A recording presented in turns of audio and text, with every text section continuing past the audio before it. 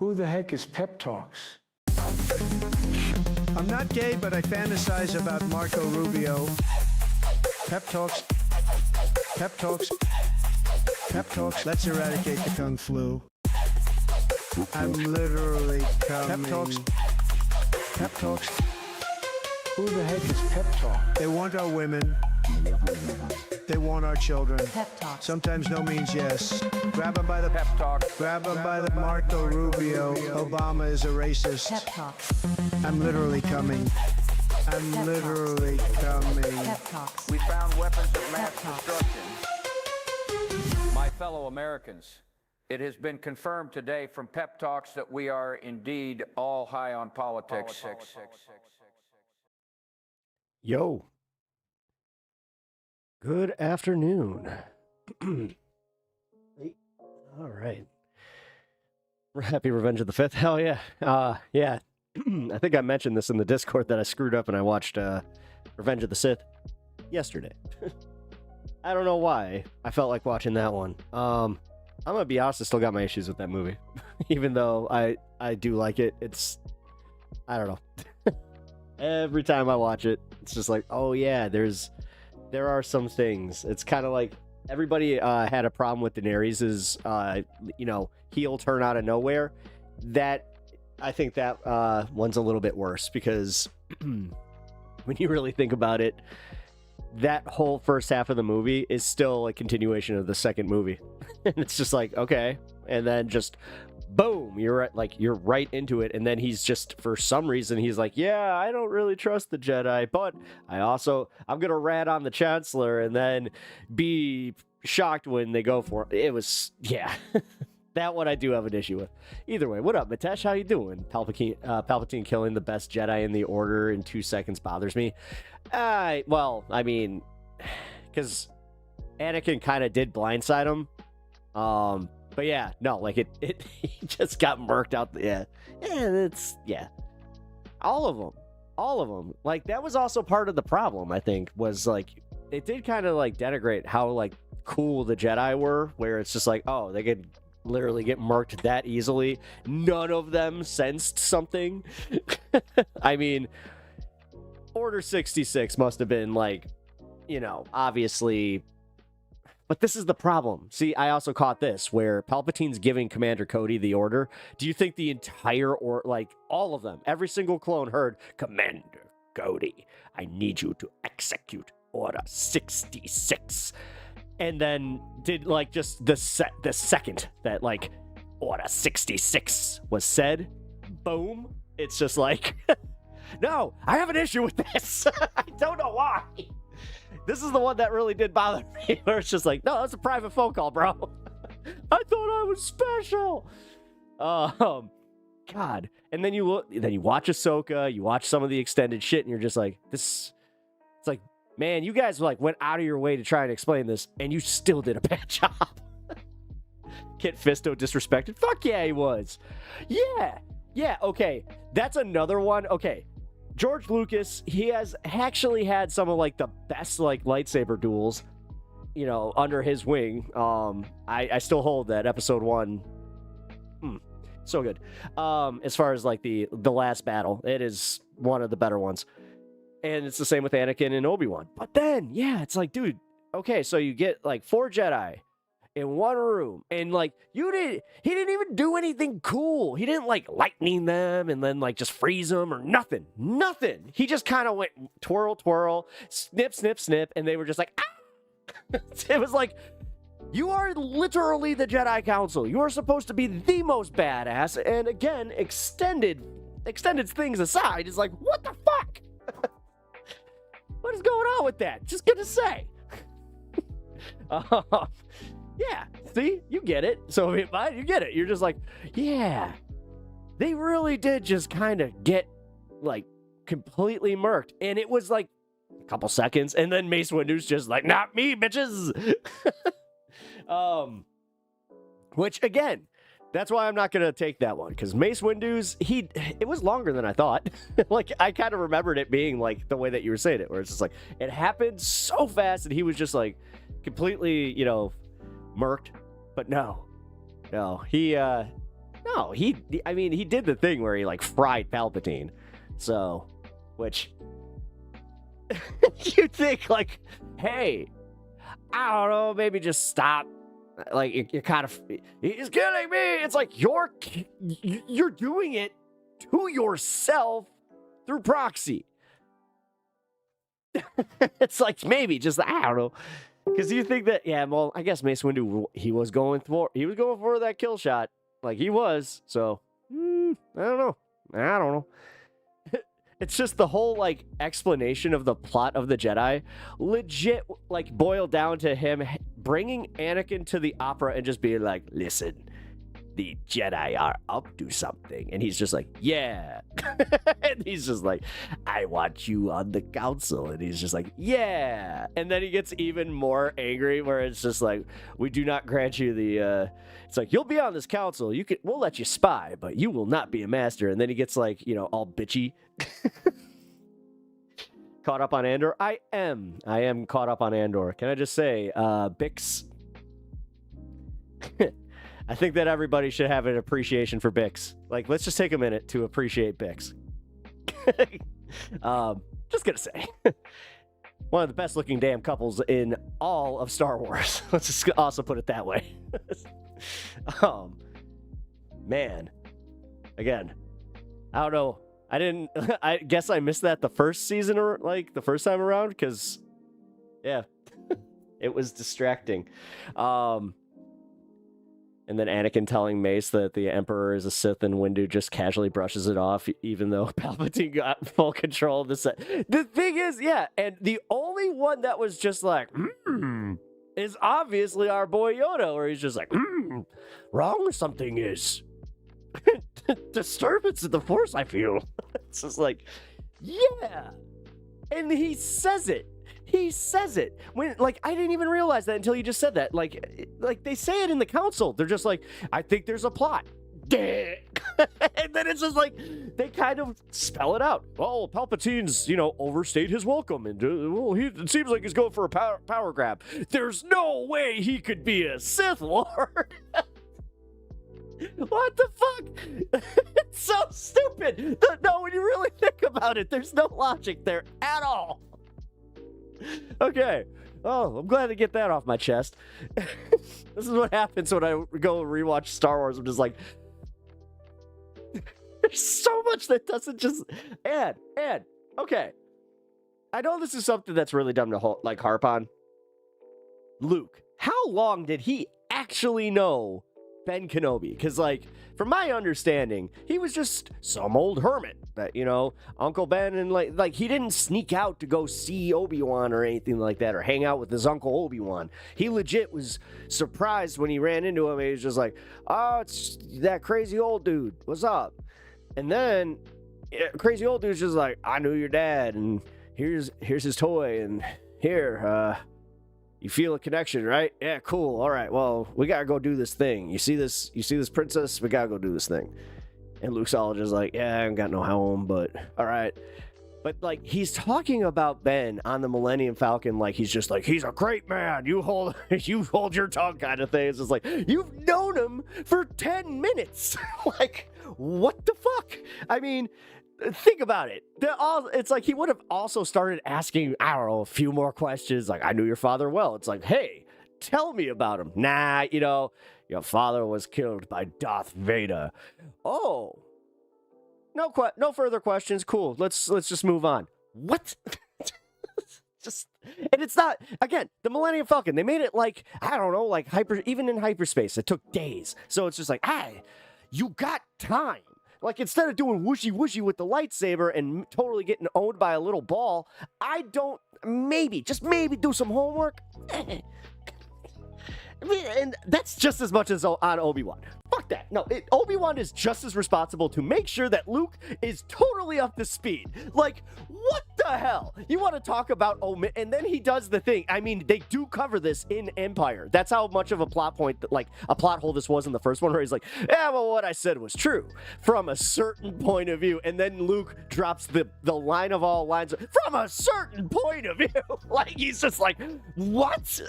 Fuck you. Like, You and Yoda doing these wordy tricks. I don't think so. This is why people didn't trust you in the first place. I'm starting, and he would maybe, just maybe, would have started asking more questions about like, hey, what happened to the Jedi Order, and how come you guys seem a little wishy-washy on it? Luke doesn't care about his deadbeat dad. I mean, it's it. I mean, yeah, he doesn't really seem to bring it up until he's just, I am your father. No! It's not true! It can't be! Sort your feelings. You know it is true. Oh my god. Yeah, he really, I mean, do you think that's why he freaked out? He's just like, no! No! The ultimate deadbeat dad is also like the bad guy in the galaxy. It's just like, this is a little different than just going out for a pack of space smokes, you know? Like, you know, Vader kind of... And how do you think... I mean, okay. We always think about how Luke found out. Luke kind of just casually drops that shit on Leia. Like, just like, hey, you got this vibe, right? It's not a sexy vibe. It's more of a ew vibe, right? Well, the reason that is because I'm your brother. It's just like, huh? Oh, and by the way, Vader's our dad. You're like, dude, she should have just gone. She should have either freaked out. Actually, that would like Leia's characterization. She would have flipped out. Let's be honest. Not this. Yeah, you know, I always sense something. It's like, no. Again, plot hole and gross plot hole. I didn't get. Yeah, Lucas make them kiss so much. Well, it's not even so much because actually that's a misconception. They only kissed the one time. But there's a lot of flirting and a lot of like, will they, won't they? Is this a love triangle? And then, like, the weird part is by the end of it, where he totally should be getting some like sympathy, like pussy, like he's not. He's just like, nah. You know, I'm gonna hold off on this one. I'm just gonna, hey, I've had a rough day. Like, I'm tired, and like that's a good thing. Because could you imagine? I don't want to imagine. Because Lucas obviously didn't, like... I still hold to this day that he wasn't planning that. Like, I know, hot take, but I don't think that was planned. I think that was kind of a last-minute addition. Just like, hey, yeah, you know what would be cool is if Leia and Luke were actually brother-sister. This also makes the whole thing with her and Han make a little bit, you know, it's just like, it's no guilt, because then everybody can just feel good that, like, Leia didn't, you know, that Luke didn't get the girl, so it's just like, yeah, because they're brother-sister. Oh, well, I guess that makes sense. Well, if it ain't Mr. Pep, it is Mr. Pep. Hey, if it ain't Miss Anna, how you doing? Hope you had a good weekend. Man, actually, this is some good news, and totally not Star Wars related, but we got some protests coming up, and I'm excited. There's like bi-weekly ones happening, and it's like not too far away from me, just far enough away where I'm like, all right, I'm gonna get my buddy to come pick me up, but it's gonna be fun. And then we're going to the, I think, June 14th. I think that's it. Here, let me check. Actually, I know this one's national, so look into your chapter when you guys are doing this. The No Kings protest, June 14th. Yeah. Didn't get the girl because it was his sister, not that it was you. Yeah, yeah, exactly. Okay, yeah, back to that real quick. I'm not done with this. Because it is Revenge of the 5th, so technically still within the May the 4th, whatever. I love how they took that like a joke, like a meme joke, and they were just like, we're making a day of this. It's like, way to beat that dead horse. Is anyone a part of what's that? Oh, the 501st? Like the, oh no, I want to be, like, I want to make my like little stormtrooper costume and all that. I would do a snowtrooper, but knowing my luck, they would have a con in the summer, and that ain't fun. I have learned my lesson. I'm not doing that shit anymore. Sweating during a like in cosplay is just it is the worst. 51. Oh. Sorry, I went right to Star Wars. Yeah, the 501st is literally the regiment. It's like the cosplay regiment. That's like, it's a national thing. They give you a little pennant and everything. It's cool, but no, no, I'm actually gonna be completely real with you, Anna. Right now, I'm a little like scared to like sign up for shit with my with my birth name. You know, I don't know. Like, this shit's getting wild out there. I was talking to like just a bunch of people that are not, you know, politically engaged is what I would say. But holy crap, they're just as like, they're actually afraid. Like, they're not just the economy, they're actually afraid of some of the shit that he's doing. They're just like, yeah, this is weird. Hey, what up, Five Alarm? How you doing? Glad to see you live. Thank you. I'm glad to see you here. I appreciate it. But yeah, sorry, I was talking about the protests coming up on June 14th. So definitely look out for your local protests. Try and join. Like, God, the oddly enough, Anna, this is really odd to say, the most organized as far as like protests and putting up not even DSA, but they mentioned that they're just like, no, we need to go farther left. So, but it's the Democrats in my area. It's really weird. Like, they finally, they're taking they're literally like, no, we're gonna do, like, they're gonna sponsor one of the Bernie rallies. I'm kind of shocked. So, gotta say, it's also, I don't know, I don't want to have false hope, but at least there is a wider engagement happening there, and it's kind of nice. Like, I have seen, like, this is, got a lot of people in my area, man, that are very vocal. In my honest opinion, my org is the most organized. Oh, okay. I mean, but I'm biased. Yes, you are. That, you have to see that. It's kind of the way where I just be like, yes, you know what? Actually, the 501st. The 501st is the very best cosplay group, but I'm biased. Except I'm not, because they didn't accept my invitation. I wanted to be a Jedi. I didn't realize that they didn't really do that. They're like, no, it's like an armored regiment, so you have to like do a stormtrooper or something like that. I was like, oh, lame. Organization is a hierarchy. Yeah, well, man, you've been talking to my therapist, because fuck. I had this situation where they're like, hey, so you have a problem with authority. I'm like, no shit. And like, it did kind of lead to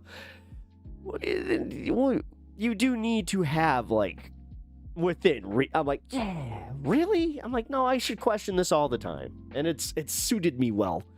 But in my career, I have watched I have to watch my ass or end up in the unemployment line, or I'd protest every chance I could. See, yeah, all right, I understand that. That sucks. I have the benefit of not having to worry about that. You know, with either of the things that I do. So it's you know, good on that one. But I'm not gonna sit here pretending that I'm not a little worried with the shit that's going on with the Trump administration and what they're doing with our data. Like, the way that they're curating our data, I think one of the most unreported stories, I covered it on Friday, is that authority, ew, no, thanks. Yeah, exactly. That's how I am, where I'm just like, ugh. I've always had a problem, man. Always. I like how I put that. I've always had a problem, man. Authority, who needs it? God damn it, I forgot where I was going with this. Oh yeah, career in protesting. I think, hold on. Shit. Right as I got distracted again because, yeah, it's I just saw that it was 420. I was like, no, and then it turned to 421. Well, okay, that was a classic pep. All right, cheers. Oh, come on. Uh-oh.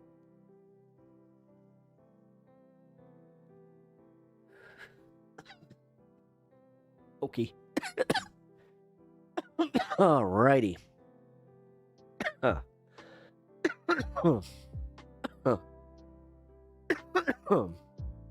No, but I'm happy to see these protests are getting organized though. That's where I was kind of shocked. And they're actually they're calling town halls. We just called another one for Jan Skakowski. I can't even say the name for her. But she did a virtual town hall, and it's just like authority is a tool. I mean, curating data. Oh, right. Yeah, they're sorry. Thank you for bringing me back. See, this is why I love you guys. So they're curating data, and they're instead of having it all spread out where you would have to have multiple warrants, that's why Trump wants it all in kind of one place, so he can just essentially just squash political dissent with one audit. And that's what scares the shit out of me. And this isn't even conspiracy shit. This is stuff that's just it's been going under the radar because of all the other bullshit. No, I appreciate that, Bloodstone. Thank you, sincerely. You get a special sticker today, because if you help Pep, when he starts trailing off, then yeah, you get yourself a special sticker. Here, you know what? I'll hold to this.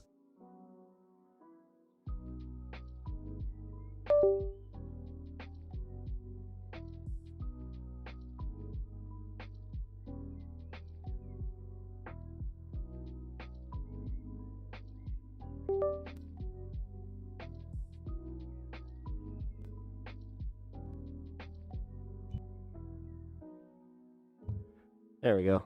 Okay. Wow, I literally just knocked my mic cord out. That sucked.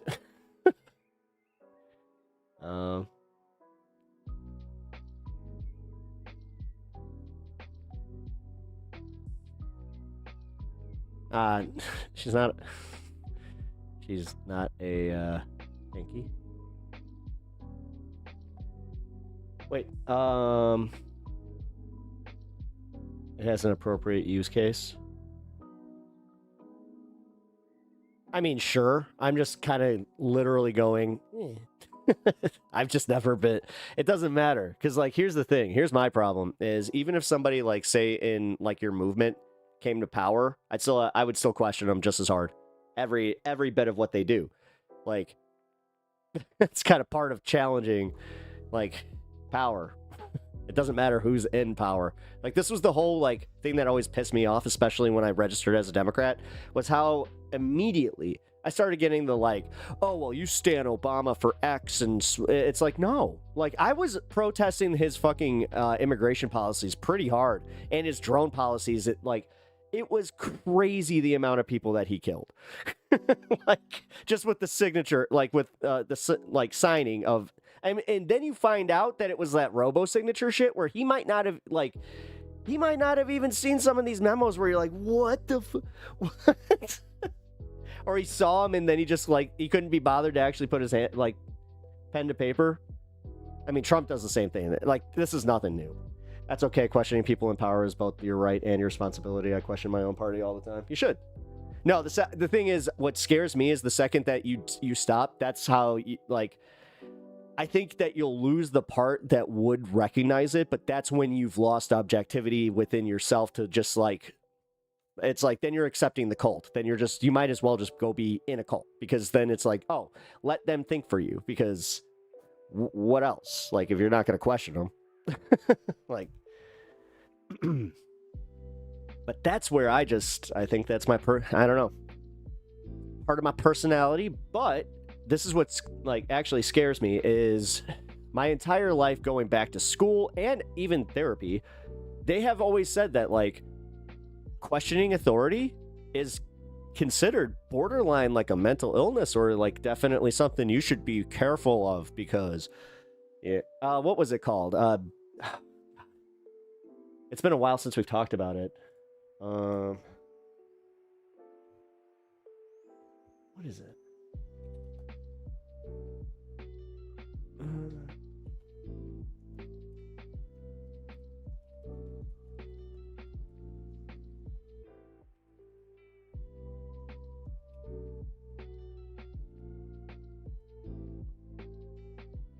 ODD, oppositional defiance disorder.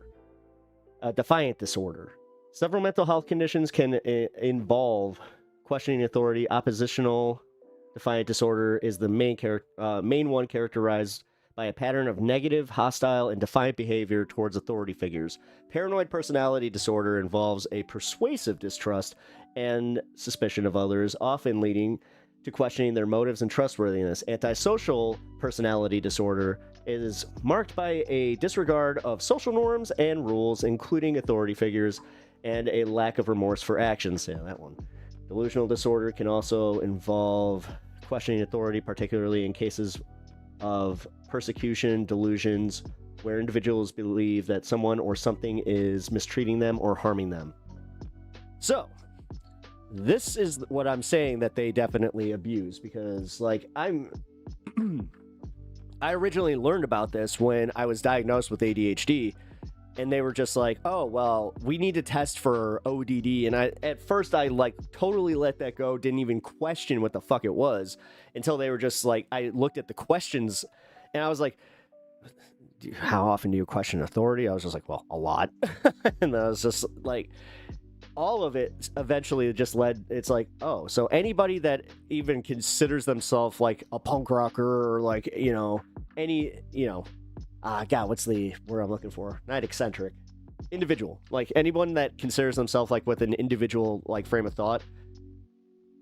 I guess you guys have ODD and you're not normal. And that's the whole thing that scares me. And then to lead to like, I know, and this is where it's like, oh no, the conspiracy mind, because it starts doing that thing where it's connecting the dots to RFK doing the fucking thing where he's just like, we need a registry. And then it's like, wait a minute. And then you start seeing these gaps where it's like, oh, wait. So like you're saying because once I saw that it wasn't even just autism, they want to go after people with ADHD or like they're looking into all of it. If you've been diagnosed with anything mental, they are going to look into like your health records, and they can apparently because, you know, FISA, like F that, like whatever that is, I guess, which I kind of was looking into this. We might be able to file a huge class action lawsuit against the government for this. So, hi, did someone have to take a personality test?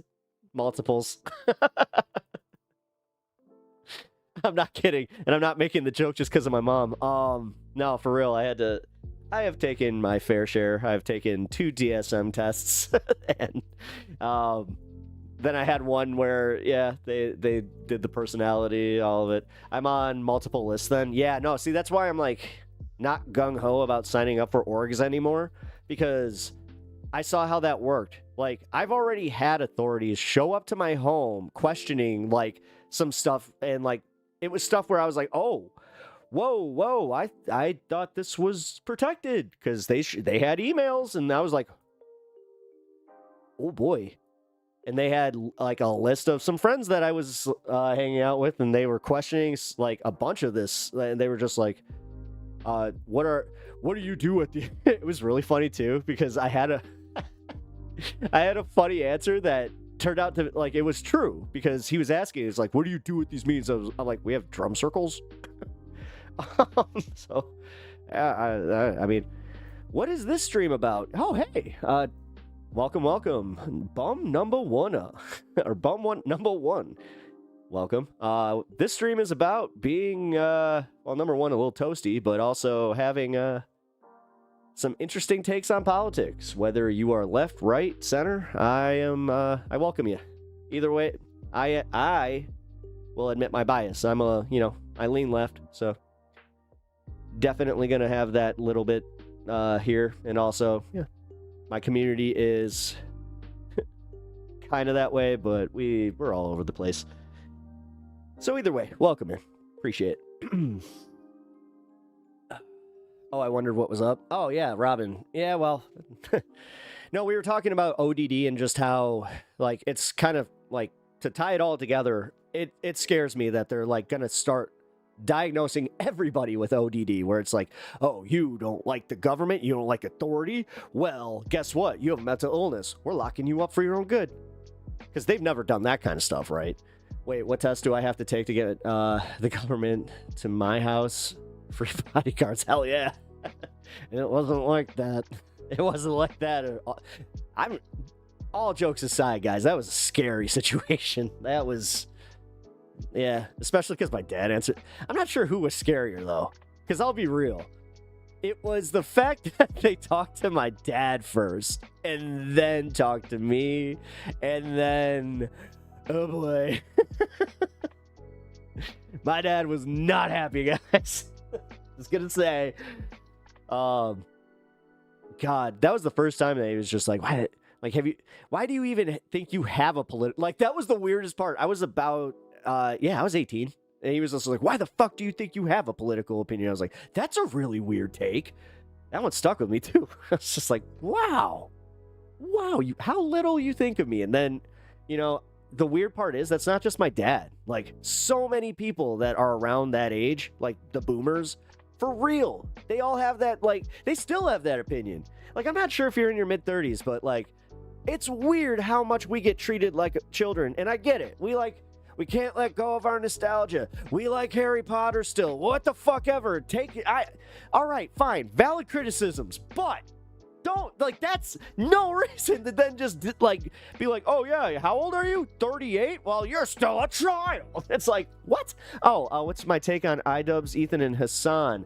Well, I watched the Content Cop. I don't know, man. After watching that whole debate, I got, like, I'm gonna go into this a little bit later. I don't want to bury the lead, and just completely ruin the segment. But I have interesting takes. I got some spicy takes on both, on Hassan, Ethan, and then IDUBBBZ. I actually I don't know what's going on as far as the content deputy. I have not watched it, so yeah, it'll and look down on us for it. Or wait,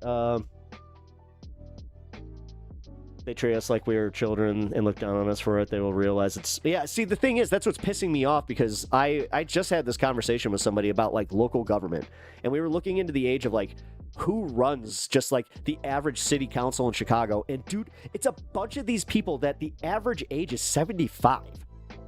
Why? Why? Why does this make any sense? And why does it continue to happen? And then I start doing that thing where I'm like, uh-oh, well, it's because we don't participate in our local elections or see the fact that it's important, and we only get sold on the general election. It's kind of weird to actually kind of know the answer. The only winner in this is Sam Hyde. Good take. Trust me. Oh, yeah, you know what? Yeah, he's got oh, my God. He doesn't have to work. Like, he doesn't have to work for a while. He's just gonna coast on this for the next, week at least? Week and a half? Because, dude, it was a 5-hour debate. This is the first time that I have had to call in an editor and just be like, hey, I kind of need you to chop this one up for me, because I did the whole thing, but, like, God, like, I can't remember shit about, like, half of my takes. So, and, man, I'm not sure how crazy I am about going through all that. But we'll see. Wait, what?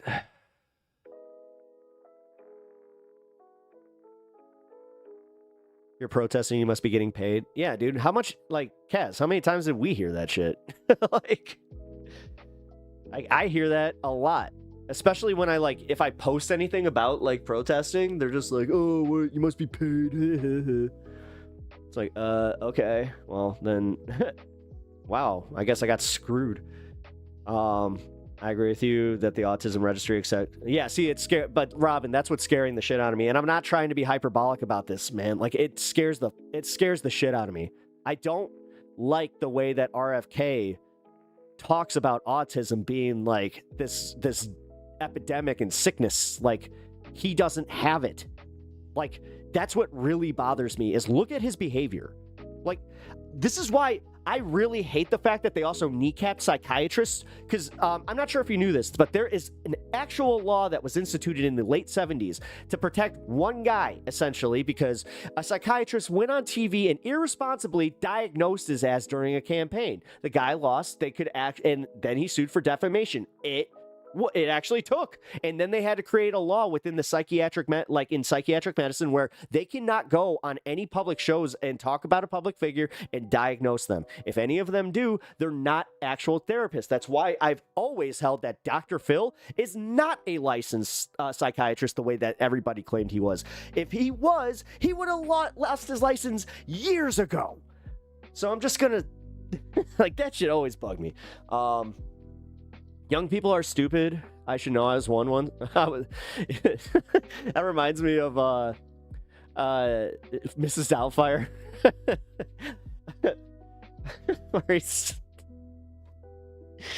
I should know I used to be one. Oh God, I just realized what that was in context to. Oh my God. Yeah, that movie's still, I don't know. I think that it handled that pretty well. I don't know. Except for the kids' reactions. Those were the ones that was like, bro. Boomers and millennials overshadow Gen Z so much. Well, yeah, well, or Gen X. Well, Gen X, yeah, I guess you're right. Damn it, you're right. Yeah. Like the 50s. Yeah, because like now I'm thinking about this. Although, I'm trying to be fair here. How much does Gen X kind of bleed into like the boomer ideals? Because like I have known some Gen X parents that are just carbon copies of their parents.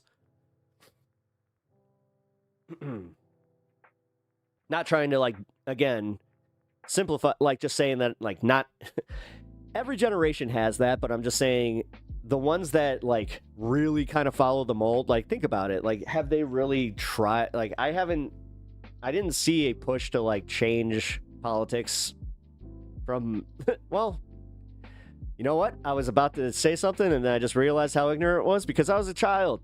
I wouldn't have noticed, you know, like I do have to acknowledge that where it's like, oh yeah, even though I was literally a child of the 90s.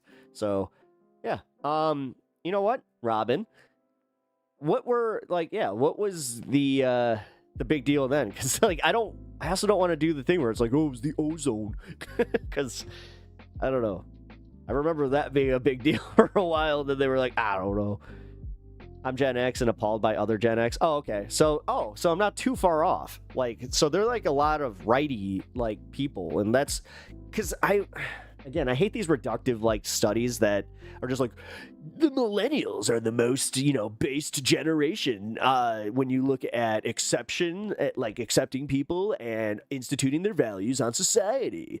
And then it's just like, well, that's a little up our own ass. Because that immediately makes me go, a millennial wrote this.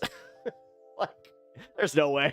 There's no way that it was a Gen Zer where they're just like, you know what? We think the millennials are the coolest. It's like, I very much doubt that is said. Again, we like this is where I kind of got like the hint that millennials are kind of seen as like they're seen as a little lame, especially like again, it's like wait, so you don't have kids and it's like oh, but the Pokemon's for you. It's like yes.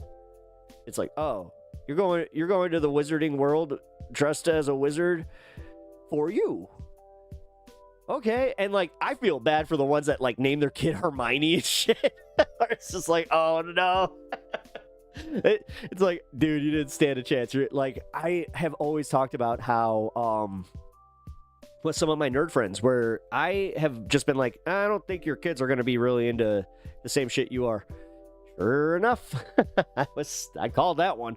Oh boy, did I call that one. Once they hit about 12, 13, they could not care less. And that's the thing. I think that like growing up with all this stuff around them, they just didn't see the value in having it. Like my brother's kind of like this. My brother's Gen Z, and he does not see the value of nostalgia. He doesn't give a shit. So boomers whimsy is still a good thing to have. Boomers killed that part of themselves, and they hate us for still having it. They were so eager to grow up. Oh yeah. And then whoever wrote the Toys R Us oath, I gotta say, like he indoctrinated an entire generation of kids because I took it to heart. It might as well have just been like the Pledge of Allegiance. I don't want to grow up. I'm a Toys R Us kid. Oh, God, what is it? I forgot. I always forget the second verse. A few names. See? Yeah. A few name their kids Khaleesi. Yeah, exactly. Well, All right, that's nothing new.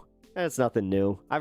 Literally met a woman named Queen. Like, I'm sorry, she was black. I was like, your name's Queen? I thought it was awesome.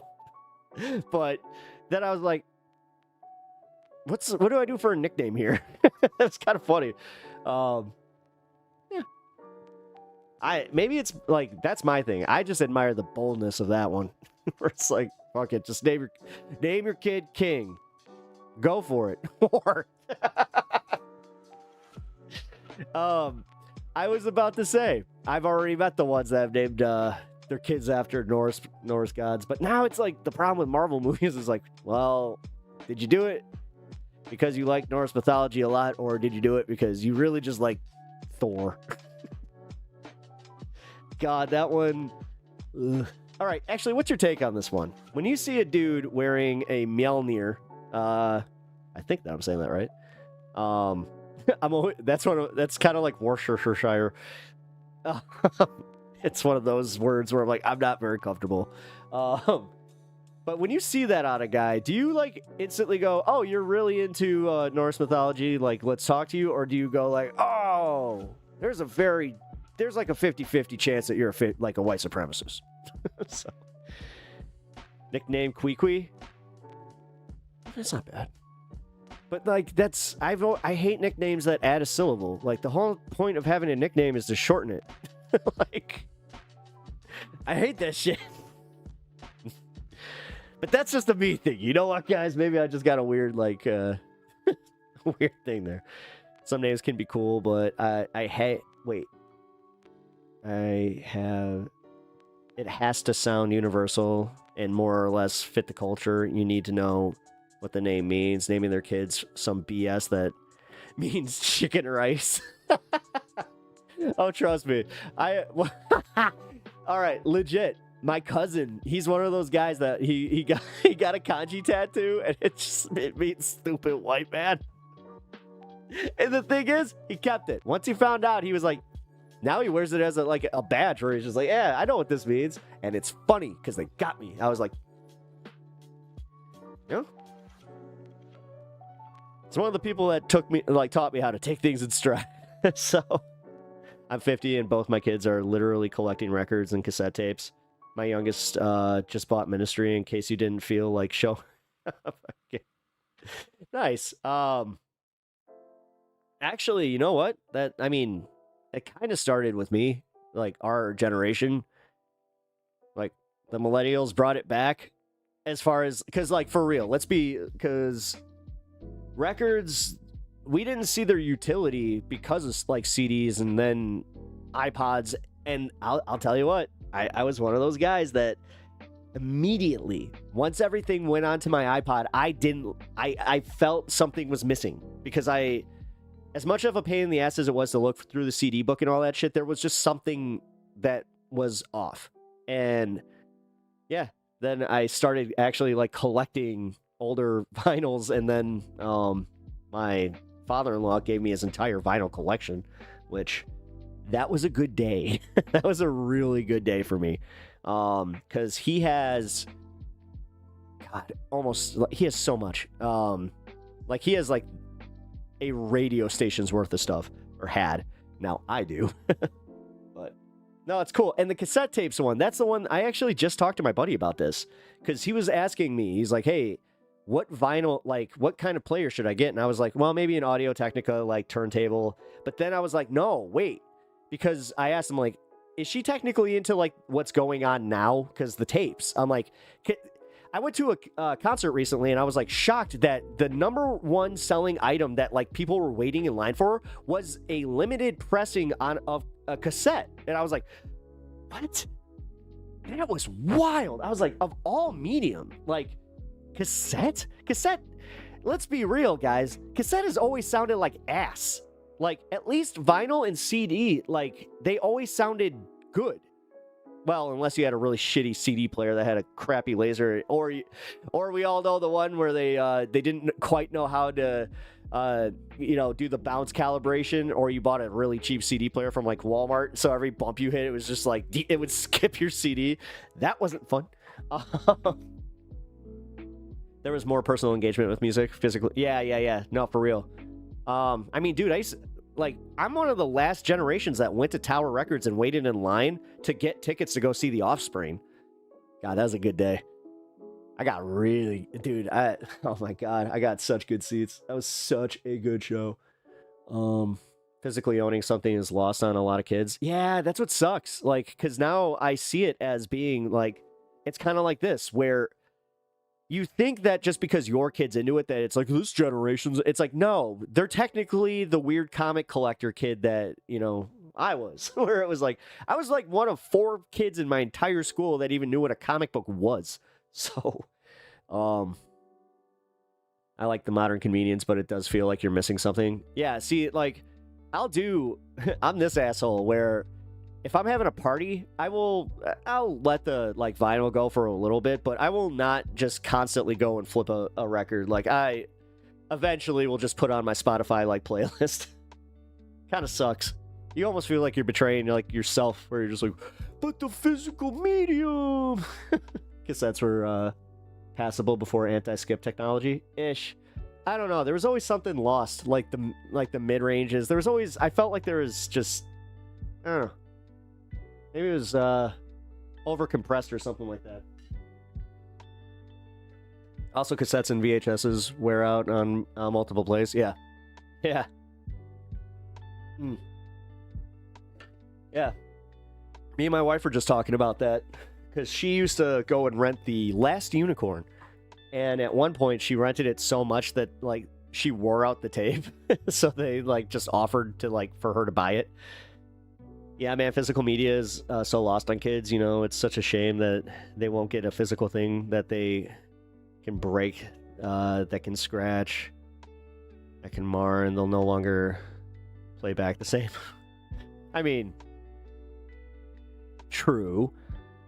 I kind of see where you're going with that. I don't know, like, I'm going to be honest, Blu-ray's still my favorite medium. Like, I have a feeling that it is really just, like, the best. Me being completely deaf in one ear, hearing audiophiles pontificate. Oh. Sorry, that sucks.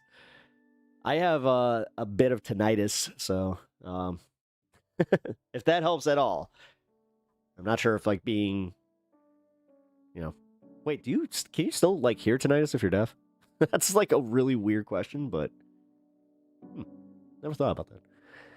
I like owning stuff through physical, but it's not lost on me how much of a blend... Oh, no. That's where I'm, like, I'm very in between here. Like, I appreciate having digital catalogs, but, like, here's the, like, how I like to do it.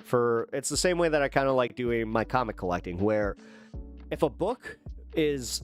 like, for instance, a #1 of a series that all of a sudden it takes off and it like the value just skyrockets, right? I'll go and just get the collected edition so I can read that, or I'll just, you know, I haven't done this in a long time, but I guess the Kindle version. The only thing I've ever done that with was Walking Dead, which I'm glad I did. Holy shit.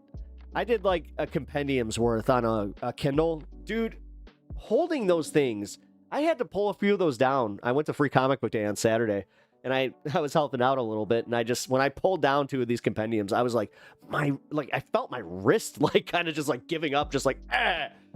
I'm like, why? Who wants to read this? It's more uncomfortable than, like, actually, because, like, that was also my big gripe as a Christian, was like, why is the Bible so big? Like, you guys couldn't just, I don't know, break it into volumes, and when they did, I always thought that was the best way to do it, where I was like, honestly... makes it more palatable. It's not as intimidating. But my friends and I like to have digital copy and physical copy. That's like me. Like, I like to have the... well, that's why comic books are awesome. Here, actually. I can just show you.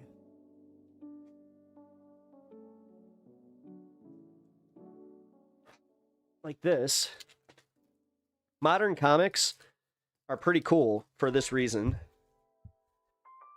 where inside the comic, they will give you the code for the digital version. Unless, did I just pull? Oh, wait, no, here.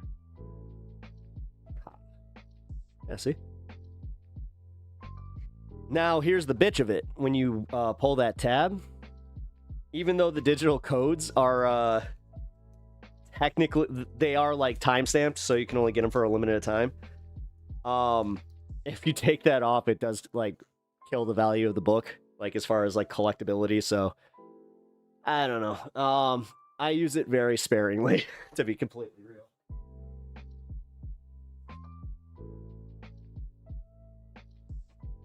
Like none of my Spider-Man books have that. That way you can keep using the digital while the yeah. See, that's what, and that's why I'm all about that. And same with like, you know, books. If you buy a book and you have like a first edition, I implore you to save that first edition and just go get a digital edition or a cheaper, like people who just, they have that thing. And I get it because I see both like sides to this where they're just like, what's the point? If I'm not going to enjoy it, what's the point of even owning it? It's like, but it's there's a point to the preservation of it. Like, and that I don't know. Not a great argument, but at the same time, I'm just like, the comic book collector in me is just like, don't question it too deeply. It's like, otherwise, you'll start questioning your entire, like, all right. I'll be real about this, though. I'll stop myself right here. I have questioned that entire hobby like a few times, especially when I'm like bagging and boarding, where I'm just like, what am I doing? What am I doing? I have so many damn boxes, just like full ass boxes of comic books. It's like, ugh. But I don't collect like crap either.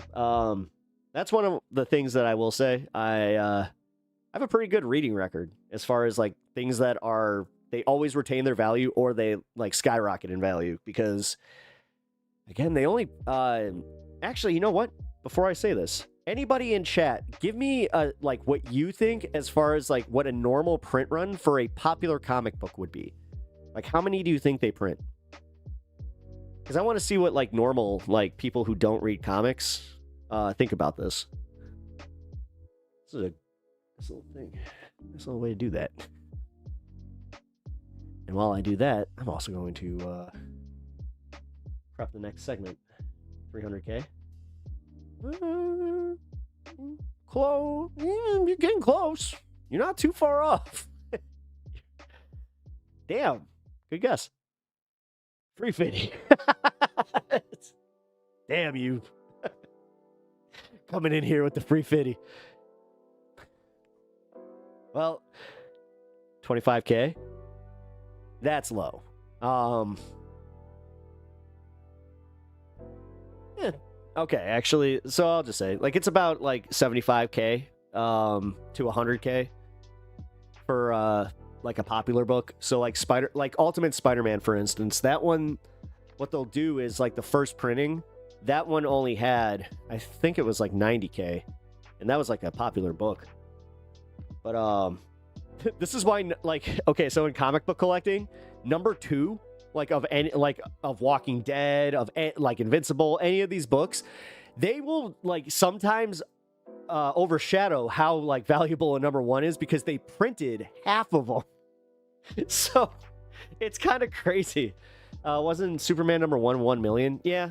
There's a few books that are over 1 million now, where it's kind of, God, I hate to say standard, but yeah, like the first Batman Detective Comics, I think 26. I always get this one mixed up. Is it 26 or 25?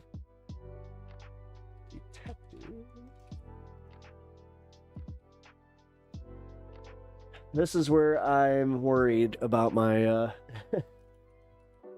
27. Wow, I think I was, yeah, 27. Way off. Okay, yeah, I guess the nerd card can definitely like have a little, you know, little punch in it. Damn, that's a big one too. Man, oh my God, I just realized that my comic book trivia is going to be like way off. Oh boy. Either way, sorry about that. But that's why, believe it or not, like modern comic books, they do retain their value. You know, because of how like limited their like the prints are. So like Spawn, for instance, Spawn, they only do about 20K. So It's not that, it's honestly, like, sometimes, like, they'll do real limited runs where it's only, like, they'll put 1,000 of one book out, where it's, like, they call them variants, for anybody that's not up to date on those. But yeah, man, like, those ones are, they skyrocket and maintain their value. The collector's market's still there as far as, the stuff goes. What sucks is, how many people tied it to Marvel movies and comic book movies where they're just like, yeah, we're going to spike the value based on like characters like making their first appearances, and it's like, let's not do that. And there was an internal discussion with collectors where we all stopped hyping books because of shit like that, and I think that we inadvertently saved the market because of that. So pats on the back for us. Just gonna say.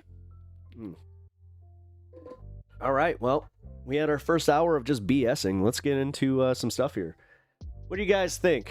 Who won the debate? Ooh, Tesla. Welcome. Neither of them? Honestly, I don't think either of them won. Nobody won because nobody came out looking great. Ethan looked horrible. But Hasan didn't do himself many favors either. And I'll be honest, man, there were a few times where I was like getting angry, where I was just like, oh, come on, Haas, what the fuck. Like, all he had to do was just shut up. That's it. All right, we should probably do the IDUBBBZ as expected. To be expected. Why, you call me a fence sitter? Is that what you're doing? No, honestly, man, I would easily admit, like, because, all right, if I was to, like, grade this like a boxing match, Hasan won. Because he technically landed more punches. But it went to the end.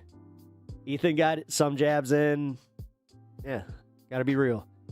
It makes sense that comics retain collector value because they are products with no practical use. They don't need to work on like old cars and typewriters.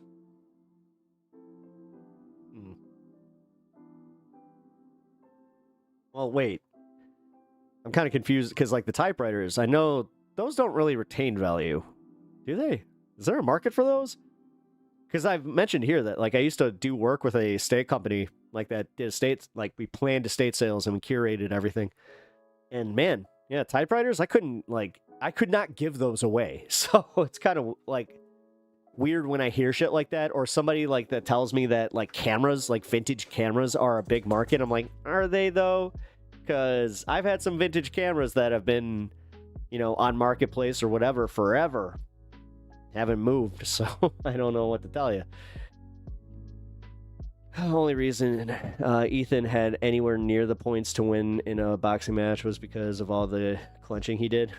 Well, I mean, yeah, he'd have. Again, I am not going to take, like, this is where I will just say this. I'm not going to just say I'm going to take one side. I don't want to do that because, not because of like I like either of them. It's literally because of how I viewed it, where I was like, oh, like again, if it was a boxing scorecard, it was, I would say, I don't know how boxing scorecards are done, so I'll just do it on a 10-point or a 20-point scale.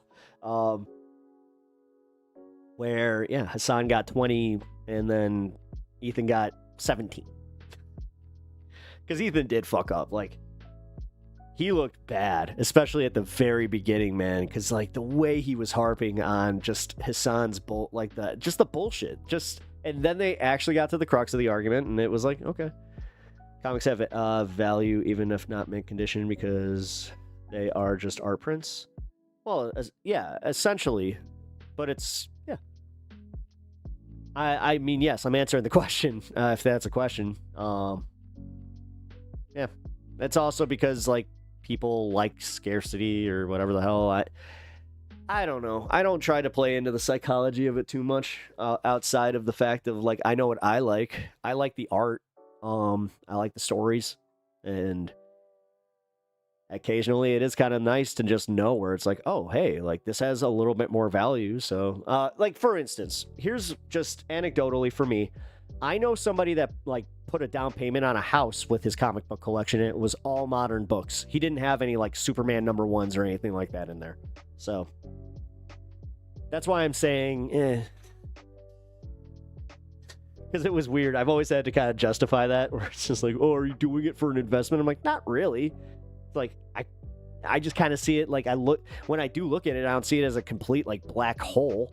There are some things that are complete black holes, like as far as just Warhammer. I'll actually say this, Warhammer is a black hole hobby where it's just, you're never going to make that money back, ever. You can't resell an army for what you paid for it, so there's just no way. So that is what I consider a black hole hobby. But yeah, sorry, I've gone on way too long with the comics to unlock, guys. So I am going to move on to the Ethan Klein and HASAN stuff, because we got the no, hold on. Before I do that, let's cover some news real quick, okay? Warhammer, you paint though? Yeah. Well, okay. So for instance, like, God, this is again not the best example, because sometimes you'll be like me where you'll just know, since it's a limited figure, that it's like, okay, I'm not gonna open this, and then you save it for long enough, and then you're just like, okay, like that justifies me selling this. Like, that's how I do things occasionally. It's like if I'm getting out of a hobby, or it's like I did it with the intention of just being like, but I'm also not a scalper. I will only buy one for me, and then if I just don't want it, I'll sell it. So I think scalping is a really shit practice, just because I'm very much I take the Christian value of do unto others, and then I'm like, oh, but it's that whole back part where I'm like, oh, I hope that people, but yeah, I also am realistic. People don't do that. Like, I've literally stood behind somebody taking the last like Pokemon set where I was just like, son of a bitch, where they had like 6 with them. I'm just like, that's insane. Anyway, this nerd stunlock is definitely, I'm done. Sorry, guys. Damn you, Talon. You got me going here. All right. Well, I want to cover the news real quick before we go into this. I got a whole bunch of segments to get to, so let's do this first. Buying 10 and selling in 10 years is not scalping. Yeah, it is. If you have buying 10, if it's a limited product, yeah, it is. And that's BS if you think otherwise. I'm sorry, man. No.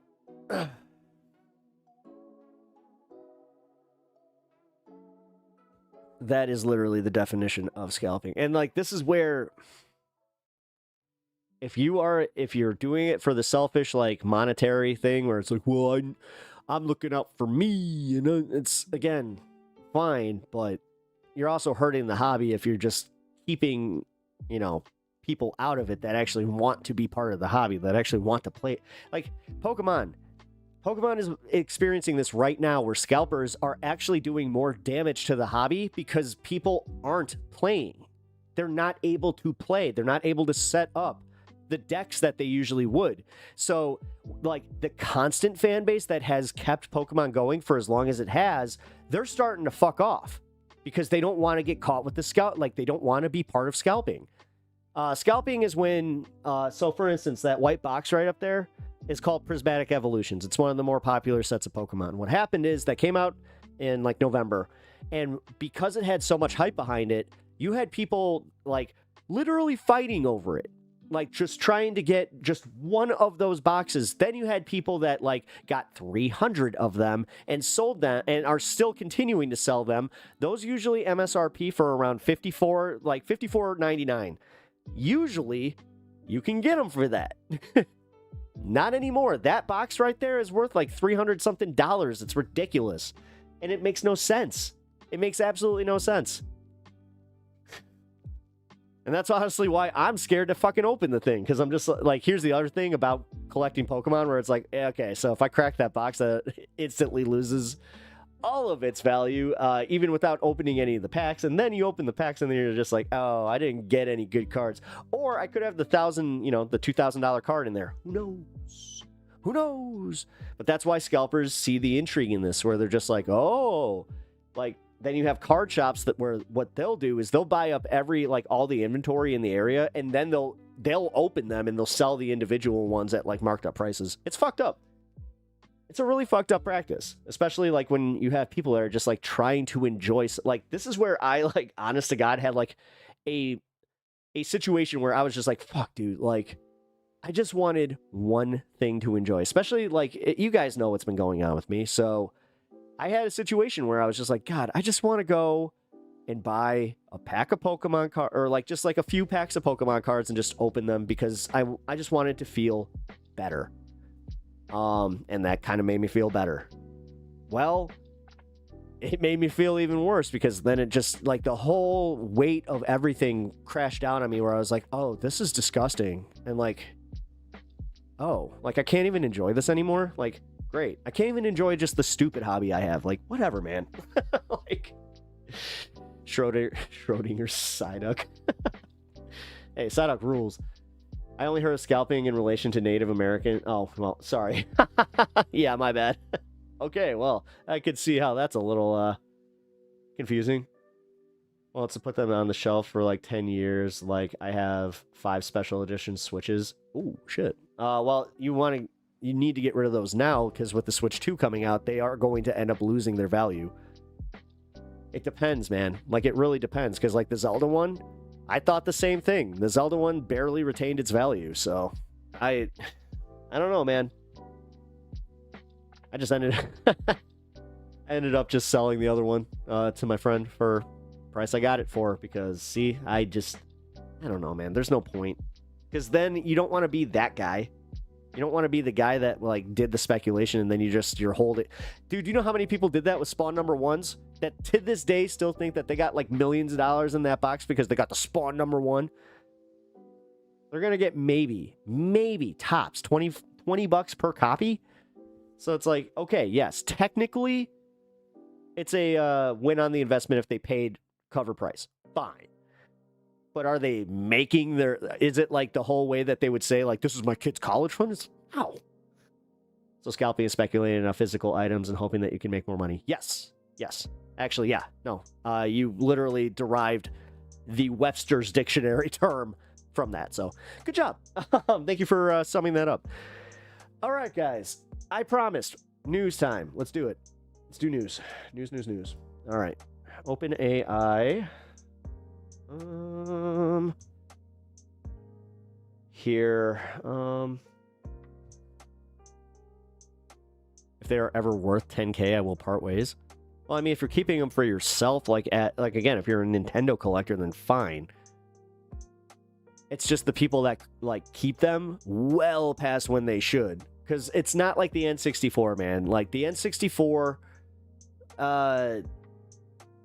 actually, I wouldn't say N64 even. Like Super Nintendo, because you could still get a Super Nintendo for, under the price that you bought one way in the past. So like, I don't know, man.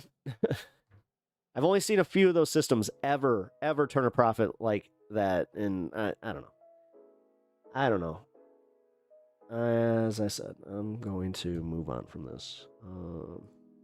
Sorry guys, just realized that I also did this. All right, news time.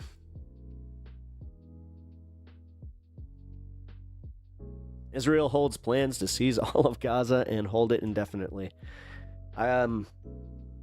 Yeah, guys, this was exactly what we were afraid of.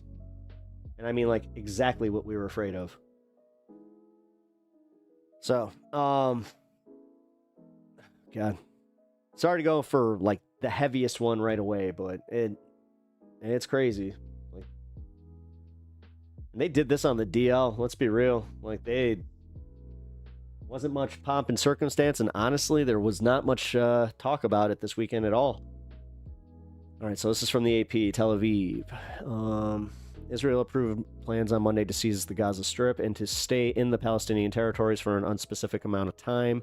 2 Israeli officials said that in a move that, if implemented, would vastly expand Israel's operations there and likely draw fierce international opposition. The new plan, which was approved in the early morning vote by Israeli cabinet ministers, also calls for hundreds of thousands of Palestinians to move to the Gaza South, or to Gaza South. Yeah, they're pushing them south. that would likely amount to their forcible displacement and exacerbate an already dire humanitarian crisis. Details of the plan were not formally announced, and its exact timing of implementation is not clear. Its approval came hours after the Israeli military chief said the army was calling up tens of thousands of reserve soldiers. The plan may be another measure by Israel to try to pressure Hamas into taking concessions in a ceasefire negotiation. A third person, a defense official, said the new plan would not begin until after U.S. President Donald Trump wraps up his expected visit to the Middle East this month, allowing for a possibility that Israel might agree to a ceasefire in the meantime. All three officials spoke on condition of anonymity because they were discussing military plans. Oh my God. The plan emerged on the same day that the Israeli military carried out airstrikes against Houthi rebels in Yemen's Red Sea city of Hodeidah. Those strikes came a day after the Iranian-backed rebels launched a missile that hit Israel's main port. Israel withdrew from Gaza in 2005 after a decades-long occupation and then imposed a blockade on territory along with Egypt. Capturing and potentially occupying the territory again for an indefinite period would not only further dash hopes of Palestinian statehood, it would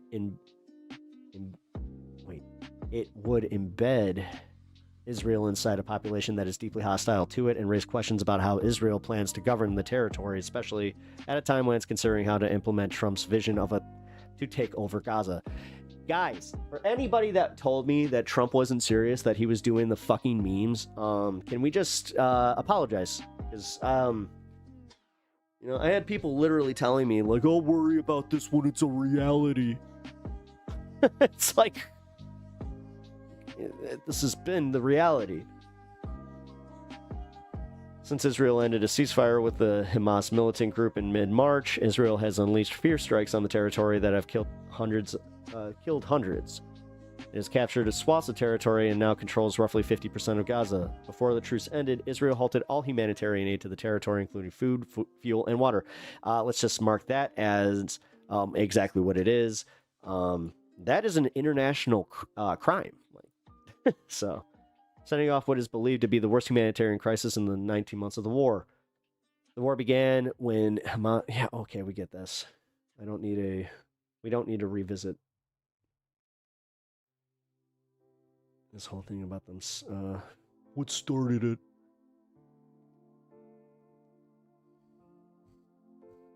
Wow, AP. Israel wants to prevent Hamas from handling aid. Here we go. I don't even need to talk about Benjamin Netanyahu's fucking, vision for this. The defense official said that a plan would separate Hamas from the aid by using private firms, really, and by using specified areas secured by the Israeli military. Okay, the only thing that could make this worse is if, literally, they put, contractors. Next year, tell me fucking BlackRock is running this shit. The officials then added that Palestinians would be screened to prevent Hamas from accessing the aid. According to a memo circulated amongst aid groups and seen by the Associated Press, Israel told the United Nations that it will use private security companies. Oh my...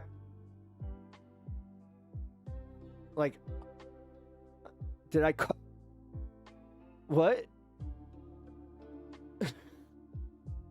No, they got to be private security companies from Israel. Okay, this is gonna sound really, really stupid on my end. Other countries have private military security companies, right? They have ex-military members that after they do their time, this is what they do, right? Don't you hate being right all the time? This is one of those times that it really fucking sucks. It really does. No, I'll be honest. Ugh. Yeah, didn't want this. Israel told the United Nations that it will use private security companies to control aid distribution in Gaza. The UN...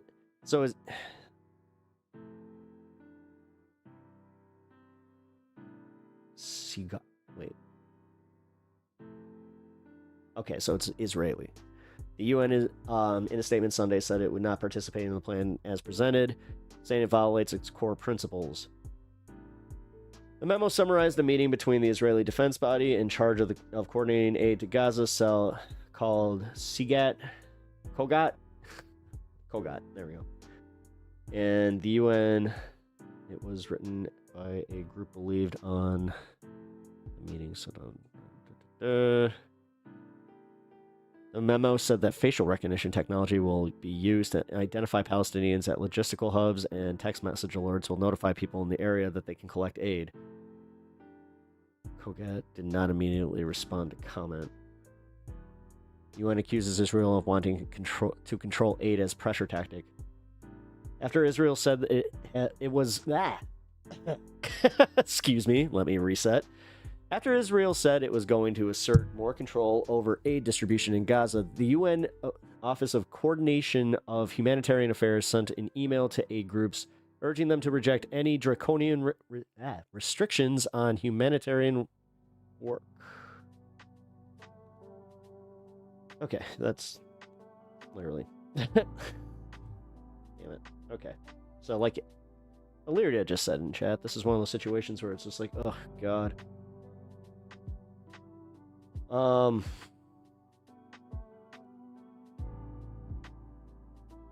This sucks. I guess that's all I can say right now. It's like, what else? What else do I say? Because there's no plan. What do we do? What do we do?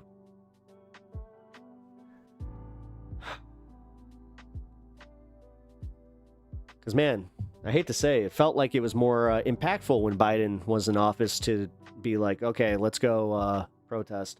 Now, like the protests, like what's happening in Palestine, like to the Trump administration, it does really feel like it's just like, what's the point? And I have had this conversation recently with somebody because I asked them just directly, I'm like, you know, because we were talking about the Bernie rally and we were talking about, you know, the response to that woman being told to take down the Free Palestinian flag, but then you find out that was from the venue, that wasn't actually AOC and Bernie, because then Bernie literally, I think it was 2 days later, was in Colorado where it was nothing but Free Palestine flags, and he didn't say to take that shit down. So, God, can I just say, for just an aside, sometimes that's the shit that gets me angry, where it's like, are you guys just looking for something to be mad at that, like, it's the safe person to be mad at? It's someone that you know isn't going to fucking hate you after you tell them how shitty they are? Because that's bullshit. Like, that's complete bullshit. Facial detection, Elmo prefers racial detection. Oh, God. Yeah, this is yeah, let's take a little breather on this one. Let's breathe in the fun.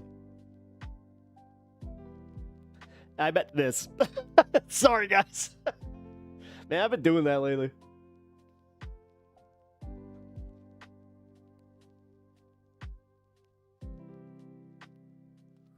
Just real quick, I just wanted to shout out whoever. It was an anonymous donation this weekend, but whoever donated the hundo, I really, really appreciate the support. But I also, I really appreciate the kind note that you attached to it. It definitely, it got to me. So, thank you. Thank you guys, especially with Mother's Day coming up. It's rough. I'm gonna be completely real as it comes up, guys. I will let you know. I will also let you know if I'll be able to actually stream on Mother's Day, because I'd like to be able to. Even though I don't really stream on Sundays, that's one of them where I'm like, ooh, I kind of want to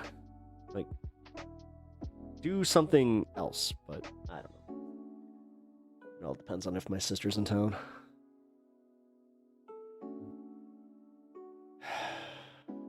Which, yeah, by the way, guys, the whole thing with my sister coming on, she is still planning on coming on. Now we're figuring out whether it'll have to be over a Zoom call or she'll be in studio, which I prefer her to actually be in studio. But she's in between jobs right now. because she absolutely hates her job. So I feel bad for her, man. There's nothing worse than like when somebody, because I watched her get this new gig and she was so excited, and just to watch her like within a few weeks, it didn't even take a full month for her to just be like, I have got to get out of here. I will eventually Pepsis. I will eventually like be able to tell you guys what she did, and we'll maybe be able to talk about it, but it'll be some time. All right. Ooh, we got one more. We got a few more news stories. This one's, you know, not as dire. So, CNN interviewed Sinaloa cartel gangster, asked him how he felt about Trump labeling him as a terrorist. Well, let's take a look. Oh, wait, really? Well, So we've just entered an area of the city that is still very dangerous. After weeks of trying, our contact here on the ground has managed to secure a meeting with a member of the cartel who's involved apparently in the production of drugs. ¿Cómo estás? This man is talking to us on the condition we hide his identity and location. Can I pull up a chair? He says he produces fentanyl for the Sinaloa cartel. How safe or dangerous is this area to be in? en estos momentos todas las áreas son peligrosas. I mean, according to the Trump administration, you are a terrorist. I mean, the cartels have been labeled a foreign terrorist organization. What do you make of that? Está fea la situación, ¿verdad? Está fea la situación, pero pues todos tenemos que comer. What's your message to Donald Trump if he's watching this? Mis respetos, él tiene que según él buscar lo mejor para los suyos. Pero el detalle que ya están los consumidores. Si no hubiera consumidores, pues uno le parara. There is a lot of violence playing out on these streets here at the moment every day, right? I mean, people are dying on a daily basis. Children are afraid to go to school. Do you have any sense of remorse over your role and your involvement in this group? Claro que sí, creo que sí. Pues está triste la cosa, pero pues está triste la cosa, pero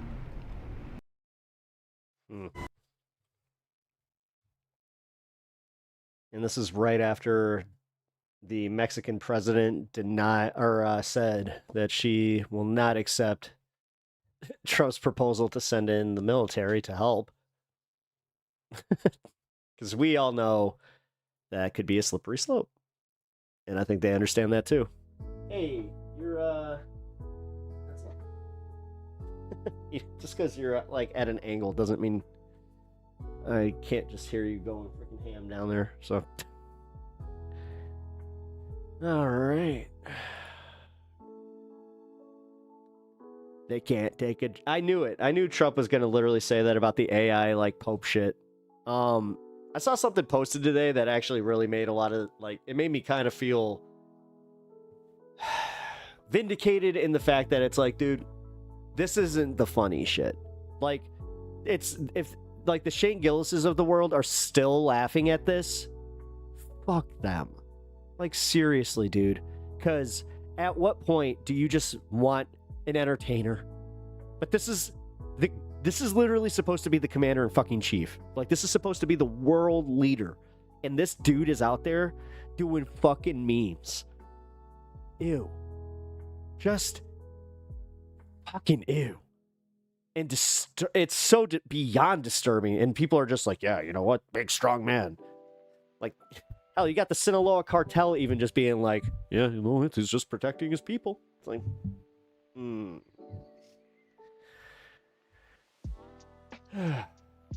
we live in an interesting time here, guys.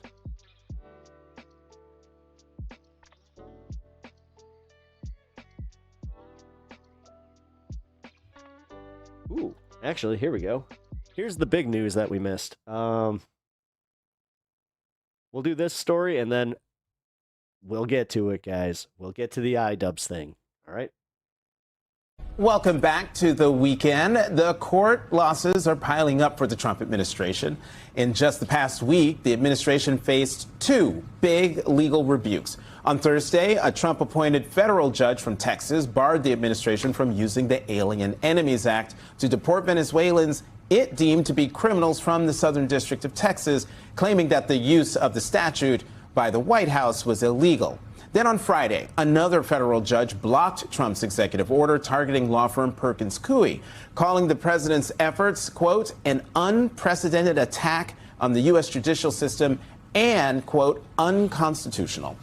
Joining me now are the co-hosts of the Main Justice podcast, Andrew Weissman, former FBI General Counsel, and Mary McCord, former acting Assistant Attorney General for National We will get to the YouTube slop. Security. Andrew, Mary, welcome to the weekend. I need to feel something else before I go there. Mary, Trump keeps losing in court, but it seems like Trump keeps defying the courts and their decisions. I'm just wondering, at what point do we get to a true constitutional crisis? And I know we keep talking about that, but I'm sitting here, the Supreme Court said facilitate the return of Kilmar Abrego Garcia, and yet he's still not back. That's right. So, you know, this is the question so many of us are debating. And I will say that a month ago, my view was we weren't at a true crisis until you had outright defiance of a clear judicial ruling. The problem is what the Trump administration is doing is everything's a little squishy, right? They're trying to introduce ambiguity into terms like facilitate. They're trying to introduce ambiguity into Judge Boasberg's order, turn the planes around, right? And say, well, we were over international airspace by that point in time. And so they're not going into the judges and saying, we think your order is unlawful and we're not going to comply. Then, we'd be at that complete loggerheads. And I think the courts, at least the Supreme Court, not so much the lower courts. The lower courts have clearly had it. They're being very clear. They feel like they're being lied to, and I think sometimes they are, not necessarily intentionally by the attorneys in front of them, but because the attorneys in front of them don't have the information they need to answer the judge's questions. But I think the Supreme Court has kind of allowed some of that squishiness by being less. Stop using the term squishy. And crystal clear in its orders, and it's time for it. And I think partly that was intentional so that they could leave some time for the push-pull and hope that the administration would sort of do the right thing. But it's hard not to say we're not already in crisis point when I'm talking about it for, several minutes to try to explain the answer to that question. Right. Andrew, building on what Mary just said, all of these cases, the judges were following the law. And is this just going to inevitably... What about Joe Rogan? What the fuck about... Yo, you clickbaited me with this. You clickbaited me with this. That's it. I'm not watching any more MSNBC bullshit until they stop clickbaiting me. Sorry, guys. If you were interested in that one, too bad. Because they're not talking about what I thought they were going to talk about. So, all right, guys, screw it. YouTube slop time. Using flimsy technical word, smiting does not mean it's not a crisis. Jesus fucking Christ, liberals. Yeah, exactly. Like that's what really does drive me nuts. Because, yeah, like you have a lot, and you know what? The liberal critique is justified in this one, where you got a lot of Democrats in the Senate even doing this, where they're just like, it's not the time to cry wolf yet. And then you're like, what? When is? And then you hear about, guys, did you hear about the big, beautiful bill? The big, beautiful bill. It's coming together just fine. And Democrats aren't pushing back against it at all. And then they wonder why they have such optical problems. Huh. Gee, I wonder. All right. Responding to the IDUBBBZ thing.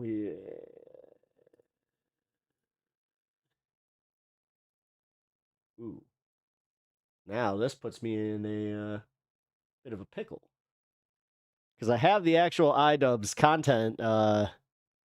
content deputy that we can watch. Or I guess Ethan is actually live reacting to this. And I have the timestamp of right where it started. So we could go for that. Do you want to be mad at Ethan, though? I mean, I don't know.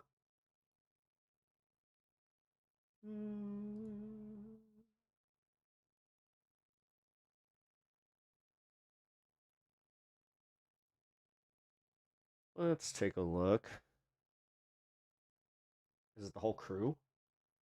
Oh, Jesus, it is the whole crew.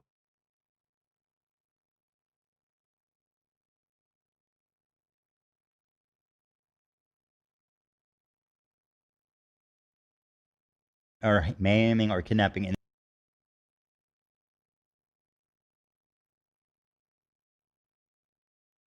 Really?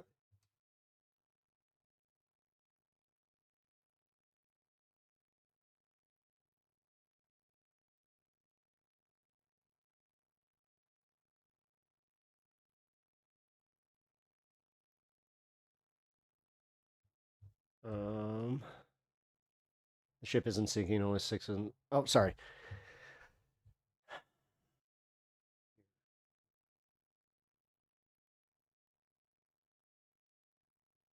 Skirt, we'll go with this. Let's watch the content deputy.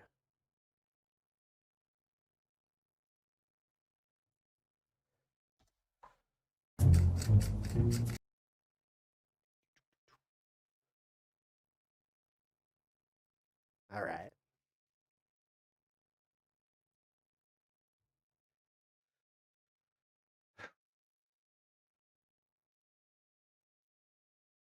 All right, let's start this. Content deputy. Part 2. Content cop.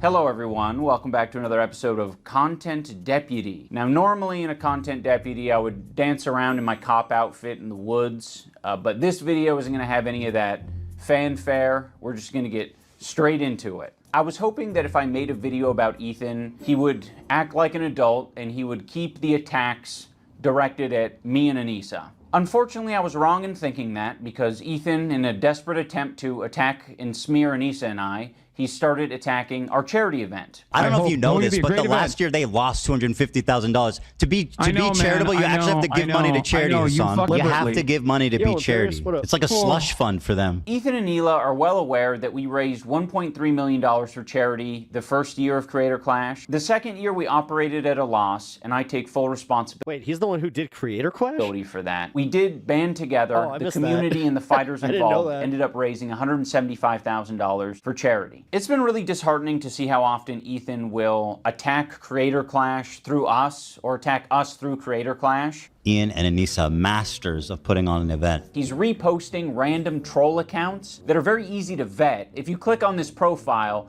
it has a bunch of Sam Hyde adjacent posts and it just hates Anissa and I. Come on, dude, you're one step away from calling me a cuck. Just take the plunge. He's highlighting this post that equates Creator Clash to a crypto rug pull. He's saying the event is gonna be worse than TanaCon. Can't wait for them to blame us for their failed event. Don't worry, Hila, I'm not gonna blame you guys for anything Creator Clash related. I know you're terrified of taking accountability for anything, so that will rest solely on my shoulders. But I can't speak for the internet. The internet might actually blame you guys for it. Now, with this recent revelation that people are... I mean, it's not a new idea. ...just going to use Creator Clash to attack Anissa and I.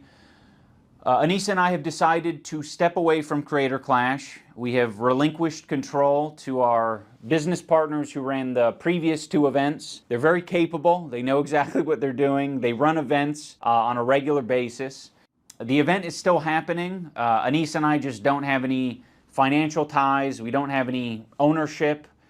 We are, I think just going to be known as the founders of the event. Okay. Yeah, I mean, I think it had to come to this eventually. I can't keep my mouth shut. I can't, why? I can't. Wait, just a broader question. Why though? Like, why is he dipping out? Like, and I just didn't want to.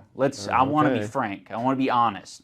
I was very quiet during the second Creator Clash because I was afraid of how that would impact other people. This year I said I'm going to do something different. I'm going to fight back if someone's trying to attack me. So that's what I did. And now I've realized, like, I can't really have my cake and eat it too. It's either you're going to talk shit like a foul beast on the internet, or you're going to have a charity event. You know, it really can't be both. I'm very proud of the event that we made with Creator Clash. It's still happening, June 28th. I'm just not going to be involved in it. Please, for the love of God, support this event. You know, I feel like in some ways I'm like cutting off an arm so that I could escape the bear trap, and so I can fight. Well, that's a bad analogy. You guys get it. We've already told all the fighters, and it seems like most people understand that this is the best move. If the previous content cop was entertaining to you, or this video is entertaining, or you like the message, the best thing that you can do, for me, is to support Creator Clash. But who's doing it? Like, I'm not gonna... Listen, I hate when shit like this is done, where it's just like, support this, just because the idea of it, just support it. It's like, no. That's how Firefest became a thing. No. Buy a ticket, buy a pay-per-view ticket, an in-person ticket, or donate to the fundraiser. I just want to see this. No, sell it. Tell me who's, like, why? Why is it an event that I need to to actually watch? This event do well. You know, I didn't try this shit because I thought I was going to be a good boxer. I didn't think I would be an awesome event organizer. No, and dude, nobody's watching it because they thought you would be. Trust me, nobody's watching the Jake Paul fights because they think Jake Paul is legit a good boxer. Maybe now, because he accidentally did fucking, like, become a good boxer, which is kind of funny when you think about it. But no, the very first one was like, no, they watched that with the intent of watching him get his ass beat. And you know, now I'm finally back to where I started. You see it? You see it? Just making fucking content cop videos. I don't want to make this too ham-fisted, but I kind of do want to make it ham-fisted because I'm like, I spent my last fucking 4 years working on this stupid boxing shit. I mean, it was worth it, absolutely, but like, it's crazy that I've just returned to content cop. Having said all that, Creator Clash ticket link down in the description. Go check it out, buy tickets, support the charity, support the fighters, and have a good-ass time. I mean, ultimately, I think it's a good thing because I think I am meant to roll around in shit. I think me and Ethan are both meant to be rolling around in pig shit all day long, and other people are meant to do boxing or debating or whatever else. Ethan and me, pig shit rolling around type of fellas. You underestimate my strength! I've got kosher strength! The will of Allah! I mean Yahweh! Yahweh! I think the worst criticisms I labeled at Ethan is that he's a bad boss, a tyrant of a boss. I just implied that he was being taken advantage of by people either in his community or outside of his community, and I called him a bitch-made coward. That was like the summary of personal insults labeled at Ethan. Before Ethan even knew what my video was about, he was already framing me as anti-Semitic. But he's like, no, actually, Ethan, the fucking Jew bag. Fuck this Jew bag Zionist baby killer, guys, right? I don't know if that's what the video is. I'm one of you. I fucking hate Jews too, guys. Let's get after it. Israelis have no right to defend themselves, actually. All Israelis are settlers, actually. What is he going to give me a history lesson now? Is he a historian? Yeah, he just discovered empathy, by the way, and only extends to the point where you're actually talking about Jewish people or Israelis. Then empathy stops, and they should all be murdered. Bro's actually out there like Timothy McVeigh. He's running to the closest fucking kindergarten to blow it up. There's a Jew. I heard there's a Jewish. That's not what Timothy McVeigh did. They want all you guys to quit, and for me to just be like alone. Little Jew boy alone. Like Ethan under a year ago was saying he doesn't use anti-Semitism in that way. He's not a guy to call anything and everything anti-Semitic. You know, in my whole life, I've never screamed foul on anti-Semitism.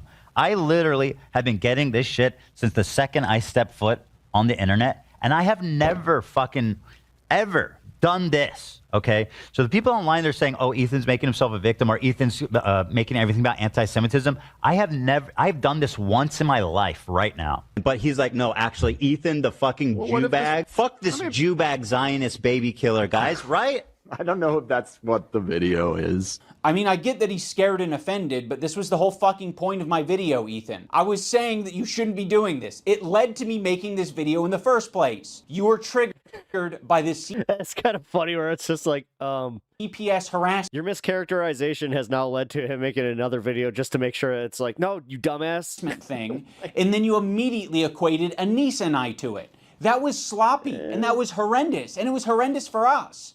and now you're doing it again. I'm gonna watch it live. Should you? Yeah, I mean, I don't care. But like, why? I just don't think. I feel like you're gonna get really emotional and say something you regret. Well, I've got the button. Like I know you don't have a problem taking it head on, but I just feel Of course not, because I know that you're whatever- understandably upset, and I feel like it might be a little. Is he talking about the content cop here, or is he talking about this one? We wait to talk about it, or you want to talk about it? You should do it off stream. Because I don't know. This escalated initially because we were live and you guys were heated about. I forget what it was. I just think it might be wise to watch it, think out your thoughts, and respond in a calm way. Because there's no chance that you don't get heated. I don't need to fucking pre-watch this. I don't need someone else to hold my hand through it. Like, I'm ready to take on anything that these people have to say about me. He's like, no, actually, Ethan, the fucking Jew bag. Fuck this Jew bag Zionist baby killer, guys. I'm one of you. I fucking hate Jews too, guys. You attacked us, so I attacked back, and now you're acting surprised and shocked, and you're doing it all on your podcast live. So naturally, you reacting live is you having an emotional reaction and seeing things that honestly are scary. I just said I vented about them not defending me. What the fuck is he like? He's actually losing his shit and I just can't believe it, dude. Should call him up. So go fuck yourself. I agree. Bullshit, dude. Come on. I don't venting to 20 to 30K viewers. It doesn't matter if it's one viewer. Like what he was doing right there was venting. Fair weather friends who are so happy to be friends as long as they're getting something out of it. Ian sucks for the same reason right now. He could say something. This isn't the dunk that IDUBBBZ thinks it is. Spineless. Our POV is like, fuck everybody, and I don't want to hear any excuses. You're not my friend, and you never were, and you never will be. You never will be. What's very insane about this content cop is I was thinking about Ethan's feelings so much in that video. I thought about the idea of how to hurt him? Like how I shouldn't be saying the term Zionist or Zionism in that video, because I was like, he has explained before that that's personally insulting to him and he doesn't like that. You know, regardless of how true it is, I was like, I'm going to think about Ethan's feelings and not mention this. Fast forward to him reacting to my video, he's just outright calling me a fucking Nazi. Is it a coincidence that Ian really shaved his head just before doing this video and he's holding a swastika one? I mean, we can free Palestine without being a Nazi. You It's kind of funny to watch them be disingenuous assholes to each other. fucking Nazis. How about that? Well, this is the way. This is the fun part about being like, I don't like truly just being on the outside looking in. It's like, nah, you both suck. Savior, Ian, who's just found empathy, unless you're Jewish, of course. Ethan, people are allowed to shave their head and not be called anti-Semitic. I mean, if you're going to critique his podcast or be pissed off that he personally insulted you, even that is enough to be called. That sword is fucking stupid. Called anti. Like the fact that HASAN even had to go like anti-Semitic is fucking crazy. Now, I don't want to talk about HASAN's sword. I don't want to talk about HASAN's sword hilt because Ethan himself basically admitted already multiple times he doesn't think any of us did that intentionally. And he would be right. Do I think any of them actually like wanted to put a swastika in the photo? No, Yeah, that's no. I don't actually think that. The chances that they did on purpose is close to zero, right? So I'm not accusing them.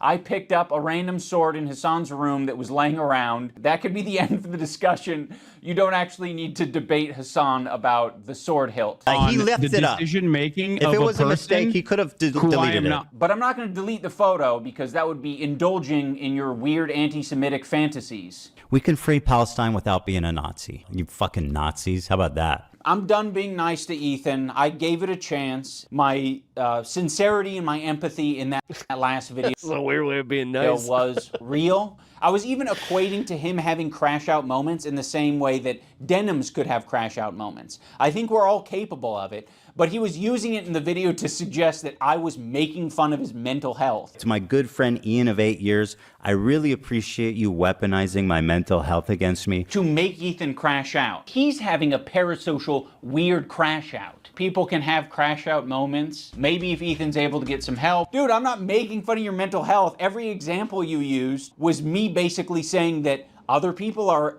trying to affect you. It's understandable that you're going through this right now, Ethan. We all go through this. To characterize anything I'm doing as crashing out, that I need help, that I need to get some kind of treatment, is cruel and pathetic on a level I didn't think he would ever be possible of doing. Every fucking example that you tried to smear me with was me actually pointing to something else that could be affecting you. He even brought up the clip of me saying, if you get help.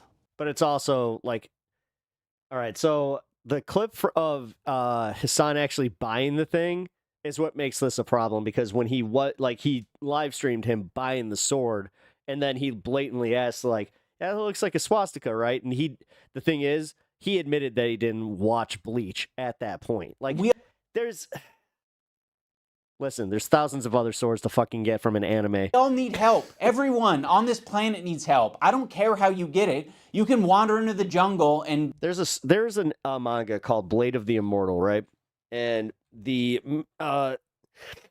main samurai in it, his symbol is the Hindu or the Shinto version of the swastika. And they, like, even in that book, they have to, like, they put in the very, like, front, like, explaining, hey, this could be triggering. We understand how this got appropriated and how historically this is now something that is viewed as very, like, bad, but in this time in feudal Japan, this was actually widely used and blah, blah, blah, blah, blah, blah, blah. So even they understand that it's like, okay, this could be taken as kind of like, eh. So my biggest point is, like, I would think of this for me. I wouldn't even buy it. Go on like, why even invite that into your life? Why invite the confusion? Ayahuasca trip. I don't care how you get your help or what you define as help, but if it helps... Especially if you're not, like, specifically attached to it. ...you, that would be good. Because right now it doesn't seem like you're getting much help. The main criticism that I was seeing online with my video from Ethan and Eli... Which the weird part is, I watch Bleach. I know exactly whose sword that is. ...is that I didn't mention the CPS call. The other thing is, he has multiple swords that don't have that hilt. So there's really just one central point that I want to make here. My good friend Ian, in his hour-long takedown, did not mention one time Child Protective Services. Not one time. There was not even one mention of CPS. And a lot of the clips he uses is us fired up from the day that CPS yes. came to us. So, like, without for a lot of without even explaining that at least that's the context, it's pretty cowardly. I wonder why I wouldn't mention the CPS call. Could it be that the CPS call happened the same day that you were shit-talking me, and I didn't have any chance to defend myself? You just immediately, in the same podcast, right next to each other, said, CPS... Does anybody know who actually called CPS on them, or is this all just, like, speculative at this point? Because I've heard multiple, like, accounts where it was a HASAN orbiter. I've heard literally that it was IDUBBBZ himself.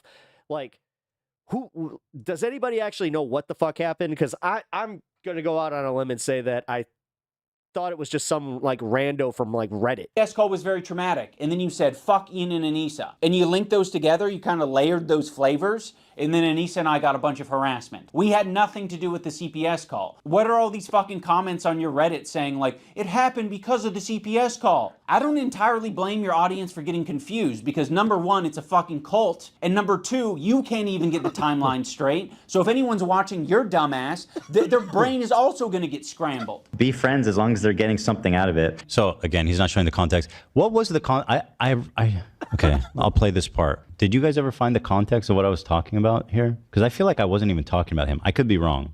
I just don't remember ever saying, like, if I did say that, I thought you were talking about them, about Anissa and Ian in that clip. That's the same clip of it's all the when part of the same CPS was clip. called. Yeah. Same clip. It's part of the same conversation. You completely wiped your brain of what happened during the CPS stream. That's not my fucking fault. No, most likely it was someone who works with them, the cleaning lady that I think they had issues with because they were a terrible boss. Oh, okay. That's no one else. Yeah, I had heard about that. His fault, but yours. All I wanted for you to do was say The weird part is that one was like, yeah, that was bare minimum Kinda of well like, known. hey, this is fucked up. This is not true about CPS, whatever. Like the bare minimum. It came up because they were talking about it on their fucking podcast. By the way, they're the ones that like started this conversation by talking about it on the podcast. Be like, hey, I'm not getting involved. I think that was their response. They need a public villain. After you guys. Well, see, that's where I'm going to be fair. He's not outright blaming IDUBBBZ. What he is doing here is he's saying, like, because of the harassment, this is why it happened. initially called them out. This is what I was talking about. You cannot have not saying he's right. I do something understand terrible like, happen. Be how like, he would do yes, that. let's make some content, and then shit talk your friends of 8 years. I'm so fired up, I don't even know what to do with myself, which is why I'm crying. On the other hand, I don't know if that's a good state to be in life. That's that. Elon kind of spitting. And a lot of the clips he uses is us fired up from the day that CPS came to us. For anyone confused about the timeline, Ethan was talking shit about us on his Instagram before any CPS shit. He was also talking shit about us on his podcast before any CPS visit. On March 7th, CPS visits Ethan and Hila, and that same day, they... Oh, I know. I've witnessed this really shitty situation. It wasn't in my family. It was in one of my friends' families where there was a stepmom situation where like the mom was jealous of the stepmom, and then she called CPS on the stepmom when she had custody of the kids and created a whole thing because she was like, oh, well, this is the way that I'll get custody. Let's do our podcast. It turned out that, yeah, that was a really bad idea. That's a dope shirt. And let's have the topic be the CPS visit and how distraught we are about that. And then right next to that, right after it, you guys talk about me and Anissa. But you don't just talk about us. You shit talk us, and you imply that we're friends with people who are...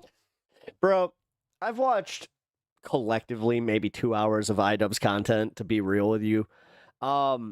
In that 2 hours, he did go after Hila too. So it's like, bro, are you doing this thing where you're just like, why are you coming after my wife? Why are you coming after us both? Huh? Who are doing this? Who are the ones who are harassing you? Do you have evidence that H3 Snark called CPS on you? Did I say that? Random anonymous Redditors? Did I say that? Wait, what's the... I said they're primary responsible for harassing me. Who called CPS? What the fuck? So, I don't know. To be honest, I'm very proud that I didn't immediately jump to Ethan and Hila's defense, because when you look into the story, it actually looks a lot shittier for Ethan and Hila.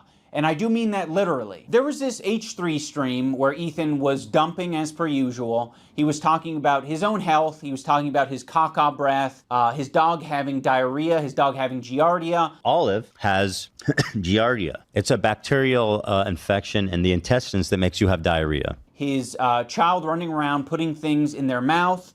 Sonny's crawling around. He's putting everything in his mouth. He's at that age. He has giardia. The whole family possibly having giardia. Oh, and now Hila has giardia. Shut. For real?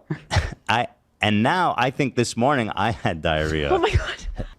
What can I do to not get it from you? I'm trying to... Because I'm not trying to get it. No, it's extremely ridiculous to get. You have to ingest my poop. Talking about the viscosity of his child's shit. And meanwhile, he is covered in... Man, this is the kind of disingenuous bullshit that I really do get sick of, where it's like they've never listened to like a Howard Stern thing. Like, are you grossed out about that? What? Viscous. And also what I'm hearing here is like, okay, so, and dude, this is a really weird place to be at, because I'm not trying to stand up for fucking Ethan. He's got his own fans to do that for him. But like, realistically, this is a ridiculous thing where it's just like, so, okay, the dog having diarrhea, right? And then you clean the floors, because like what you guys are doing here, you're insinuating that they just leave the dog shit on the floors, right? And then they let their child go and crawl through the shit.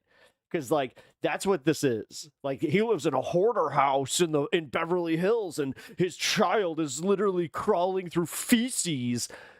Listen, as somebody who has an older dog who literally just had diarrhea in the house yesterday, unfortunately. Yeah, that sucked, by the way. I think that I've mentioned this numerous times, that my lab, she is 14 and a half, and unfortunately, it seems like I'm going to be saying goodbye soon. So that sucks. But with that being said, I know the dangers of this kind of thing, and so I, use gloves to pick up everything, right?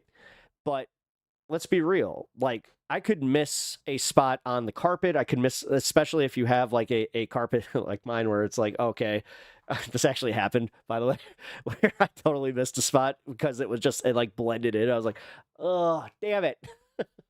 But for real, man, like, this is the kind of, I don't like disingenuous bullshit like this. And then for him to be like, oh, you're coming after me and my wife. well, let's go and talk about how you and your wife let your baby roll in shit. Low viscosity, diarrhea. He mentioned diarrhea a lot. Crazy. There was a stream where Ethan did step in Dave's old dog crap, so I don't know how well they do clean. Diarrhea is like in the middle of the night. All the time he's having. I mean, if they have the money that they do, I don't understand how they don't have like literally like maids who do this every day. So how these crazy diarrheas, you wash your hands as best you can, but these are really nasty diarrheas, and then extremely foul smelling diarrheas. So of course, Ethan, having made so many enemies over the years, other people react to his content. And when other people see that he's talking about his children getting giardia from dog poop.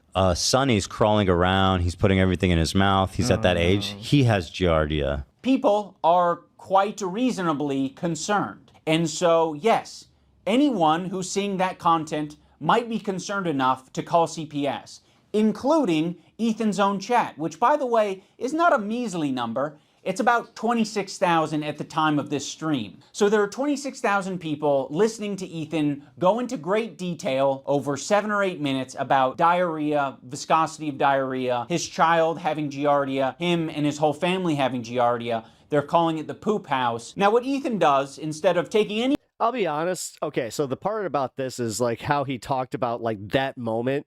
Dude, I don't make near the money that Ethan does, right? But at that point, I would have to call somebody and be like, hey, I need you to come and deep cleanse my house. Responsibility for sharing too much on his live stream is that he decides to... If someone close to the family did call CPS, then it might see things differently. Also, rich people are weird and make dumb decisions with their money. I have... attack specific... And I've worked some rich people's estate sales.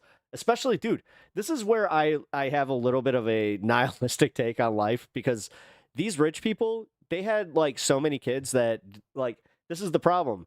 They don't give a, like, the kids don't give a fuck about anything. Like, if they have that much money where it's like, oh, they got their inheritance, they don't even care about any of the stuff, any of the memory. Dude, the saddest thing I saw was like them just not give a shit about like a trunk full of like pictures, memories, all this stuff.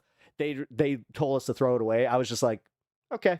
Creators like Denims and say she was the source of the CPS call because her chat was reacting to Ethan and saying, wow, this is concerning. Is on her platform right now advocating for our children to be forcibly removed from us by Child Protective Services. The problem with this CPS thing is that Ethan has proven to be a manipulative piece of shit. So when he calls on me to defend him, what the fuck am I meant to do? I don't trust you, and gotta go to D&D. I'm glad Lucky. I didn't trust you, because in your video defending yourself, you used... Actually, I need to talk to you this week about setting up a campaign. A video that takes context from like 3 different places. Need some DM pointers. And combines them to make it seem like someone is coordinating an attack on you. Love made a good point. You said, is this every comment? I believe this is a live feed of the chat. This isn't edited. What about the top right? I thought these were No, it's selected. this, I think when you full screen it, no, this is an edit. It's a cutout of the full chat. It's just enlarged there. Oh, really? Over the screen, yeah. They're different, I think. Yeah. It's not timed. It's not timed the same way. But it sounds like based on this clip, you knew that it was bullshit and you just went with it anyway. Ethan Klein uses this very deceptively edited video that is just like doing this smooth scroll to make it seem like that's all of Denim's chat. But that's not what it is. And then when he's called out on it, he hides it. He moves his window over the real chat. Also, this is not a joking matter, by the way. It can be very severe and deadly to small children. I mean, much like many other illnesses. Reading the chat, co-signing it's very, it. very, very dangerous. Now pay So I would attention assume to he doesn't her actually chat. have a housekeeper anymore, or perhaps he lost his extra housekeeper. To be fair, I get confused by this too, because this happens with Hassan's chat all the time. You know, the house is just like covered in dog shit. And he has kids, and his kids like... Why does it have to be anyone else's fault but your own? Take some fucking responsibility. It's just so... I give it. What are you talking about? I give Hassan the same amount of charitability too. So bizarre that Ethan would expect I'd say the same shit about like if Kaya and all that shit. Come Anissa on. and I to make a statement when Denims herself already made a statement about it and said that she does not condone calling CPS. So we're talking about CPS. One, I don't condone. Two, I've never condoned it, and you will not be able to find a clip of me saying, yes, we should do this, because it doesn't exist. I've literally given Ethan Klein credit on multiple times or multiple instances, and I will do it again right now, for not showing photos of his kids. Part of my criticisms of Ethan initially was the openness. I think it's a problem that you were that open, Ethan. Well, you know I'm very open about everything. It's part of how I wanted to conduct myself and how I wanted to relate to the audience, is to be open as possible about every fucking thing in my life. It is not strictly a benefit to be as open as possible on your podcast. Ethan was just sharing his thoughts. Well, Listen, as somebody who like prides himself on making content kind of like that, I'm just gonna say, yeah, it's not always easy. we were thinking, we were speculating. Sonny's crawling around. He's putting everything in his mouth. He's at that age. He has giardia. We were speculating. Oh, And now Hila has. But I'm also like not trying to be so charitable to where it's like, no, my biggest thing is like, if there were like pictures of the house in that condition, then I'm fucking, 2000% like, what the fuck is wrong with these people? Giardia. Shut. Be open as possible about every fucking thing in my life. Really? How many siblings do you have? I don't know, dude. The internet's too fucking weird to give out all that information. Oh, you don't even want to say how many because you're afraid that it will somehow by all means, compromise keep your talking. privacy. Actually, I'll be completely real. This interview, it made me think the same thing when I was starting this, but I was just like, On top of Ethan characterizing me and my wife as anti-Semitic, he also takes a dig at my tattoos. Bro, you... Yeah, see, now that's... I had a problem with this. I will say, the fact that he was even implying this, and then he did this.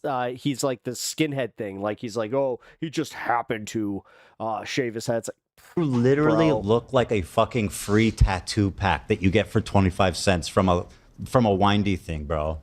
Like literally my kids have cooler fucking tattoos from Chuck E. Cheese. Bro looks like he just went to the menu and was like, I'll take that one, that one, that one, that one, that one, I and will that one. kind of say he does kind of look like an Ed Hardy cutout. I have quite a few options here. I can show your tattoos in all of their glory, or I can show that your tattoo made it to the top of awful taste but great execution subreddit. Oh my God, he actually got that? That's a tattoo. That's a tattoo. They did that. They actually did that. That can't be real. Which is not No a good way. thing. I mean, it might be a good thing What for are the you artists doing? that you work with because that means that they did a good job from a technical standpoint, but it's sort of a failure in every other aspect, Yeah. particularly the decision-making aspect. If you want to go tattoo for I'm just gonna go. I'm glad that I don't have a tattoo, Ethan, we can do that. You want to keep it to other things? We can. I'll give you that option. I'll be honest. This kind of plays into why I don't like tattoos personally, because it's the whole. Yeah, I would change my mind and also kind of like eventually go like, oh, that was a really bad decision. Ethan also talks about the potential CTE that I might have after boxing. Yeah. Ethan, your whole system is scrambled. No, your brain is scrambled from getting punched in the face too many times because you don't understand the situation. Some people are saying the CTE is starting to take effect, I guess. That would be comforting if there was some Because I know I'm actually like mad at this though. explanation like, at come on, least. bro. Any amount of CTE that I may have endured after doing 2 boxing matches, I'm going to say is preferred over having to share the load of doing 50 jumping jacks with my wife. What if we do both do them? We'll both do 25 at once. 25 each? Oh my goodness. Great form by Yeah, you. really nice. They must work out. Also, why are you talking about CTE at all? Like, you've continually illustrated that you can't keep track of anything. It came up because they were talking about it on their fucking podcast. By the way, they're the ones that like started this conversation by talking about it on the podcast. Be like, hey, I'm not getting involved. I think that was their response after you guys initially called them out. He can't even keep straight who attacked who first. He thinks that our podcast where we're expressing I'm just going out on a limb and saying this is weird. sympathy for him and Hila was the impetus for him talking shit about us. I much prefer boxing-induced CTE than harassment-induced CTE. See, and Sylvie, this is where I am trying to be fair here, and I know you're saying that I'm being too charitable, but like for real, like IDUBBBZ right. What he's doing right here is what they were complaining about Ethan doing this entire time. You know, like focusing on this little bullshit that doesn't actually pertain to what's going on. So Ethan acts like we're such great friends and that like he shared such intimate moments with Thank me. you for the follow. But it's like all you're following horseshit. He's lying. Like the whole thing is a fucking lie. He's manipulating his audience. We did not have a close relationship. You guys were buddies for a long time. He texted me like one time, like, "Hey, dude, we should talk this out." And I was like, "I don't feel like having this conversation right now." That's it. So Ian kept trying to get me on the phone or text with me, and I told him, "Dude, honestly, I don't feel like having this conversation right now." Which no. Okay. Fair, right? Have the conversation. I just didn't want to do it. Okay? Just in that particular moment, And then or like at all?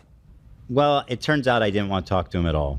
Okay. If the relationship was that close, you would have talked to me on the phone. You wouldn't have shit-talked me. You would be curious where my brain was at and where I was coming from. There's this moment in the Content Cop where I'm trying to give an example of the cycle of harassment. Have you ever been in a comment section and found someone to argue with? It doesn't stop. It can literally go on forever if you don't want to touch grass. I mean, yeah, this was kind of... Okay, what does that have to do with me? I don't know. Are you okay?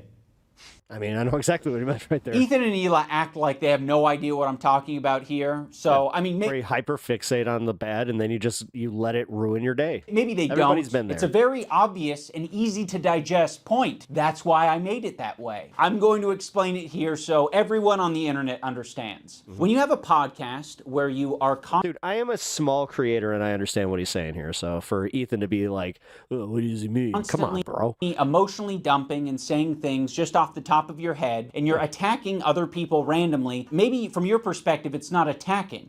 Maybe you're just commenting on someone else's situation. He's got Yeah, and I'll be honest. Again, I've literally been accused of that, where they were just like, "You're attacking me." It's like, no, it's like, and I didn't perceive it as attacking. I didn't even perceive that I was being like, mean in any way. But be one of the most visually repulsive people. FaZe Banks, like, in my opinion, he's somewhat IDUBBBZ videos were complete nothing burgers. To be honest. repulsive to look at. And be Pedophile. The first one was funny. The first one was like, honestly, it had like the wake up Ethan bit was really funny. Like, but this is kind of the thing. He does the wake up Ethan bit, and then like for him, then now he's doing the Ethan like Pirates. All he has to do is make 3-4 more of these, and then he's just as bad. Software was like weird about it. It's like, look at my old voice, it's so lame. What an obnoxious loser. She goes, I can't believe these people are Man, I watched like the the first 40 minutes of the Ethan HASAN debate, and I was effing painful. It just didn't seem like Ethan was very good faith. No, he wasn't. Maybe I should have watched more, but I couldn't. Honestly, no, it did pick up at the very back end. This is one of the ones that I'm spending some time editing and clipping to try and just get it like palatable. Because man, it was damn near 5 hours, and yeah, it didn't pick up until about hour 3. And to be fair, all of this between YouTubers are just nothing burgers for our entertainment. Exactly. This is, again, guys, this is a little bit of the drama. This is just a little drama. A little drama. But if this, it's when the drama starts taking its own fucking form in the chat. Like here's the part that really bothers me is that people that like Ethan are already kind of on the left, and then you got HASAN's chat, and you have them butting heads, and they will never admit that. Like, it's like I've seen this. I literally saw this happening live, where they're like, I could never be friends with somebody that watches Ethan content. It's like, you people are fucking insane. Looks like an idiot who's obsessed with me, dude. But what happens when other people comment on Same as your when people say the same thing about HASAN, where it's like, I could never watch HASAN content or be friends with someone who watches HASAN content. It's like, you're insane too. situation? It doesn't feel too good, does it? But the entire 5 hours are painful, and we all stayed on purpose to suffer. He's like, well, it's because we're nihilistic. No, Let's be actually, real. Ethan, the fucking Jew bag. Fuck this Jew bag Zionist baby killer, guys, right? I don't know if that's what the video We're nihilists who like to see just how much pain we can take. is. Or masochists. That is the back and forth I'm describing. Honestly, YouTube drama is getting hard for me to get into. You might have thought... Honestly, I was kind of... Dave, you're watching me do the dip my toe, and I'm realizing that it's like, okay, so this is a pond, and I'm already halfway through. I'm going to get to the other side of that pond, but I'm not going back to these waters. We were just saying that Ian and Anissa are bad friends. Well, guess what? Because eventually it turns into this where I'm not even really interested in this. Like this part, like I thought this was going to be more. Like when I saw Content Deputy, I was like, oh, he's going to do another bit. He's going to I thought that maybe he would have like some takes about like the debate. None of that. We didn't take it that way. Our POV is like, fuck everybody, and I don't want to hear any excuses. I can only watch it if there's other people there to suffer with me. It is kind of sad to watch alone. Oh, yeah. Yeah, actually, it was funny. Somebody had... Bloodstone, did you make that point already? Because I feel like you may have said that while we were watching. You're not my friend, and you never were, and you never... That I remember actually going like, yeah, you know what? That's a good point, because I kind of asked them like, oh, yeah, like...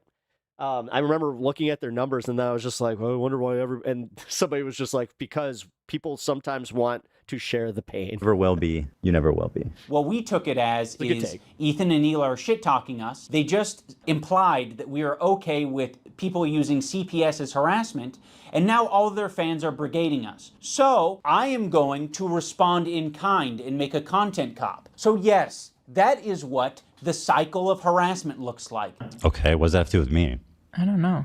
How about you fucking Nazis? How about that? You might think that all of the harassment you're getting has everything to do with your politics and your idea of Israel-Palestine, but a lot of my gripes were centered around you dragging me into your shit. You know, you knew that you were going through a lot, and you were saying, I'm hurting, I'm now going to make them hurt because they're not putting their head on the chopping block. Fuck you, you're a piece of shit. I'm sure there's anti-Semitic people that are attacking you guys, but they're not me, they're not Anissa, it's not HASAN, it's not all of these other creators that you're attacking. You're not the biggest victim on the internet, Ethan. Other people can experience a horrible fucking time. And guess what? They're not He's making an arcade table. getting this other benefit, which is 26,000 viewers. You're getting a lot of money and a lot of content, a lot of things that you care about from these beefs and from this harassment. There are a lot of people that you've just bullied and they have nothing to gain out of it. Frogan isn't making a bag from this. She's not getting content out of this. You're attacking her in relentless ways and endorsing so much worse harassment than what even you send her way. The shit he said and posted about Frogan over the past years is like insanely nasty shit. Yeah. Worse than anyone I've seen. If this is true, absolutely mind-blowing. Yeah, that's part of the problem is like it's an 8-hour react. I honestly, man, the fact that he was live reacting to this today, I'm kind of like, oh God, I don't even want to try. Hold on, it's not worse forever. than anything you've seen. I mean, I thought I was bad with pausing. Watching even half of like this whole saga, I was like, oh yeah. Anything you've seen. Literally, no. I guess he was not. very nasty. Well, I'm just saying, people like fucking want to like get lay down and fucking like. I'm talking about specifically against Frogan. But like he called her fat, right, and ugly, which is horrifically mean. I get called a fucking baby killer. I was talking specifically about That's way Frogan. worse than being called fat and ugly, in my opinion. Also, on top of Ethan and Neela constantly victimizing themselves, I did notice that as soon as we didn't immediately jump to Ethan and Neela's defense, Ethan took that to heart and he started to make that his employees' problems. Instead of just, sucking it up and taking it on himself, he decided to imply that Lena is going to have a problem with that. A lot of this has ramifications for the crew. The way that they have it set up is basically if Lena were to drop out, she would lose she would have to pay back like $25,000 or something like insane. And besides that, which I told her I would cover if she wanted to drop out, she's working really hard. And just because I'm having an issue with what's going on here. You bringing up Lena dropping out of the fight was you publicly showing to your fans like, I don't approve of this. You were saying this shit before the content cop even came out. Which I told her I would cover if she wanted to drop out. But now you are saying that you didn't have a problem with any of it until I made the video. I was totally on board until the organizer put out a video calling me a psychopath for harassing his friend. Obviously, Ethan and Neela will victimize themselves. He does every chance they get. Like, hey, do you remember what you said? Play clip. But when they have the chance to victimize someone else who's on their crew, they'll also do that. You already forced Lena into this horrible situation. And again, you forced this situation on her. Why would I do such a thing to Lena? Dude, you have as much agency as I do. You didn't have to badmouth me on your podcast. That was a choice that you made. So go fuck yourself. I agree. My good fucking friends who I stood by after all these fucking years can't find a spine to speak up. Oh, the organizers of this event are not jumping to my defense? All right, well, maybe instead of shit-talking them, maybe I should zip it. So go fuck yourself. I agree. You already forced Lena into this horrible situation. And again, you forced this situation on her. By the way, IDUBBBZ, Lena's fucking having a panic attack. So go fuck yourself. I agree. But you're just lobbing it to me and Anissa. I'm lobbing it back to you. You're the one who brought it up. If you lob it back to me and you say, well, I didn't have your back publicly. Well, fuck you. I'm going to lob it back and say, you're being irresponsible on your podcast and you're not taking any accountability for the shit you're putting out online. I think that's going to do it for this video. There's a lot more that I can share, but I'll save that for the future. And in closing, I will reiterate so that, you know, there's no ambiguity about So there's gonna be future Anissa and I content. are no longer involved in Creator Clash. We're stepping down completely. We hope that the event is a massive success this year. We hope that all the fighters IDUBBBZ back to normal. I don't know what you mean. get what they wanted out of it. Honestly, dude, I barely knew I knew of IDUBBBZ through like, you know, DGG and all that bullshit, like just kind of floating through this content sphere that we're in. But I was never like into his content, never really checked it out. Didn't know he created Creator Clash, any of this bullshit. I'm sorry that I'm such a fucking nasty person who just wants to roll around in the shit. I'll put the link to Creator Clash down in the description if you want to support them in their mission to get creators to fight and raise money for charity.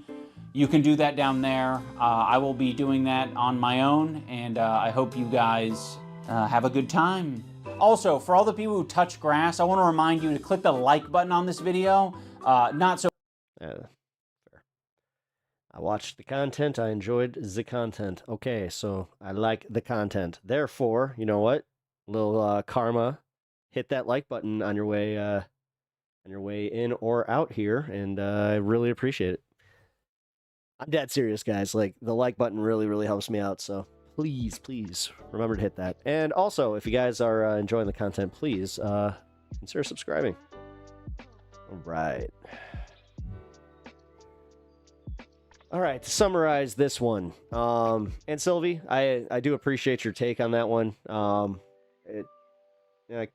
could see how, like, in the last few days, I do seem more charitable to Ethan, but the problem that I think I might have is that leading up to this, I had only really exclusively heard HASAN's takes and Denim's and pretty much everybody that was against Ethan.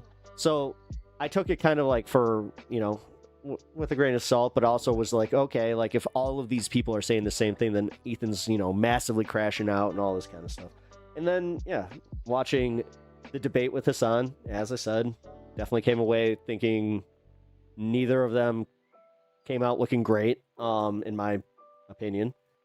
And then on top of that, it's just, yeah, the unfortunate thing where I'm like, okay, is the drama going to drag down the broader movement of the left? Because it's going to be literally splitting based on content creation. And honestly, guys, that's the... If you guys don't see that as being some of the most psyop-y bullshit, where it's like they're trying to break us up through like subleasing these communities, or like, come on, like for real, come on.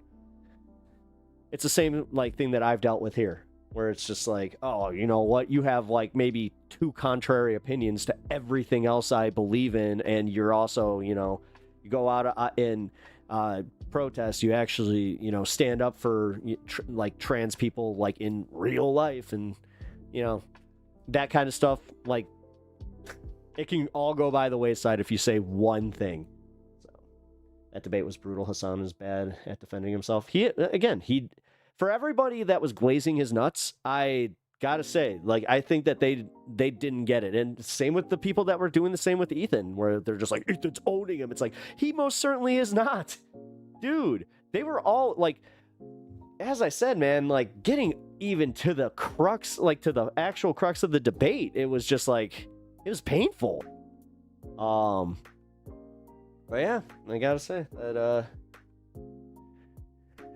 this IDUBBBZ thing was not as interesting as I thought, so I was gonna say. Double-edged sword. Important things rarely get talked about unless it is packaged in drama for, well,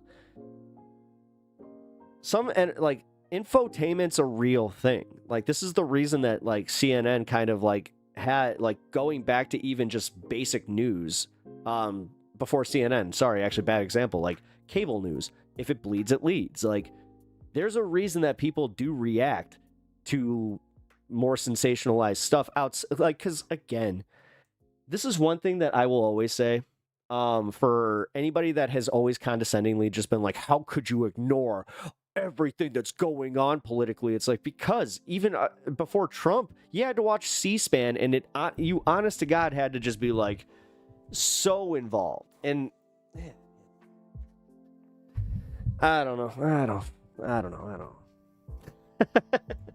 All I'll say is with the Ethan stuff, god damn.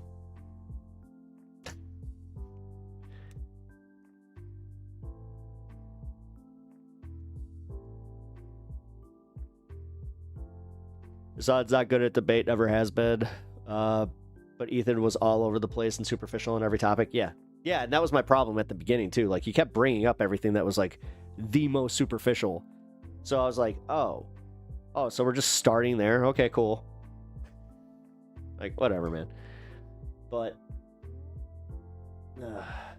responding to IDUBBBZ.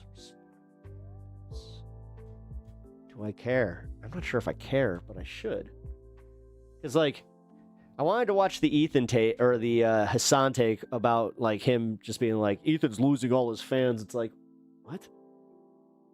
Because from my perspective, he still had plenty of people watching. I don't know, guys. And you know what? I think it's shitty of Ethan, because Ethan is... He's still on this thing where he's just like, I do think Hasan should be banned. Like, he said that today. Like, he was on Twitter, or not Twitter, I might have seen it on Twitter now that I think about it. But there was a clip of him where he literally said, he's just like, well, I'm not saying that Hasan should get banned, but I'm essentially saying that Hasan should be banned. It was like, bro, what? You're so, what? No. You're so full of shit. I don't know, I feel like Hasan used to be better at debating. He didn't do bad in the old Destiny, the old debates versus Destiny. I'm not sure if I've ever actually watched a Hasan versus Destiny debate. Not that I want to, especially now.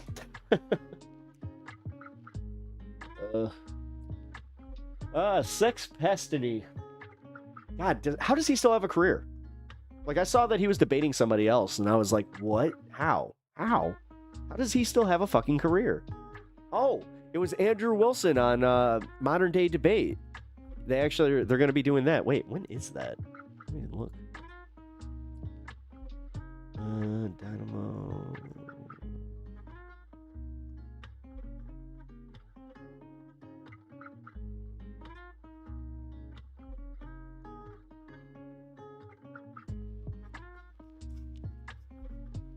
Second, when is this thing? New debate has been scheduled.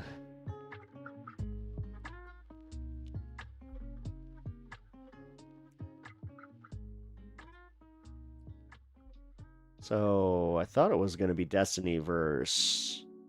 Oh no, it is. Destiny versus Andrew Wilson is taking place... it was 1 week on the 30th.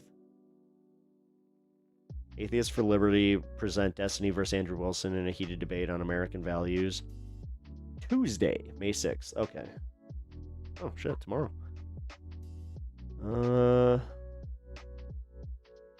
Yeah, maybe we'll do a live react to that. Either way. What? Hasan was very bad against Destiny. The Kamala is a cop arc showed how bad Hasan is at debate. I just, again, I don't want to speak too much on this one because I don't know. Like, I didn't watch him. I don't know. So I'll take what you guys have to say with a grain of salt and just kind of go based on that. Destiny is an irritating prick, and I agree. Kamala is a cop. I don't know, man. That's fucking cool.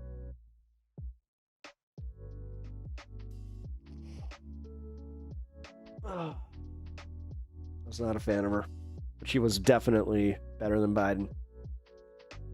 A lot of people thought that way too. Like, God, I think that's why I was so excited personally, where I was just like, oh, at least we're not like trying to weekend at Bernie's this anymore. Because even, dude, it was getting hard for me to like make concessions on that one, where I was just like, bro, I remember it was after the debate, and I remember saying that to one of my buddies who's a Trump supporter. I was like, you know what, with all due respect, it is hard for me to stand up for somebody that did that poorly, and it's like, yeah, dude, he's pretty much it's dead on arrival. What are we doing here? And then, yeah, the one thing that I thought was kind of fun to watch was just how much the Trumpers were sweating that election. Like, say what you will, they were sweating hard. Like, that whole 50-50 thing. And people forget that. Like, this is also where I don't like capitulating on the fact that, like, it was 50-50. And, yeah, they did have to worry. It wasn't this fucking landslide. The way that they keep saying it was a perceived landslide to them, because we were just like, we need to win Pennsylvania. We need to win Pennsylvania. We need to win, any of the swing states. God, I was watching Pennsylvania and Nevada, like the closest. Now, once Pennsylvania went, I was just like, oh fuck, Trump won. That sucked. That sucked hard. All right, screw it. You know what? All right. Let's watch a little bit of Ethan's reaction to this, and then I'm gonna be fair. I want to watch HASAN's react. Like, that's what I was trying to do here, but now I'm all self-conscious because Sylvie's just like, I feel like you're being too fair to Ethan. It's like, listen, I know I've admitted that I was a fan of his, but I'm trying to be as objective as possible, and I appreciate you calling me out, because now I'm gonna work harder at it. So thank you.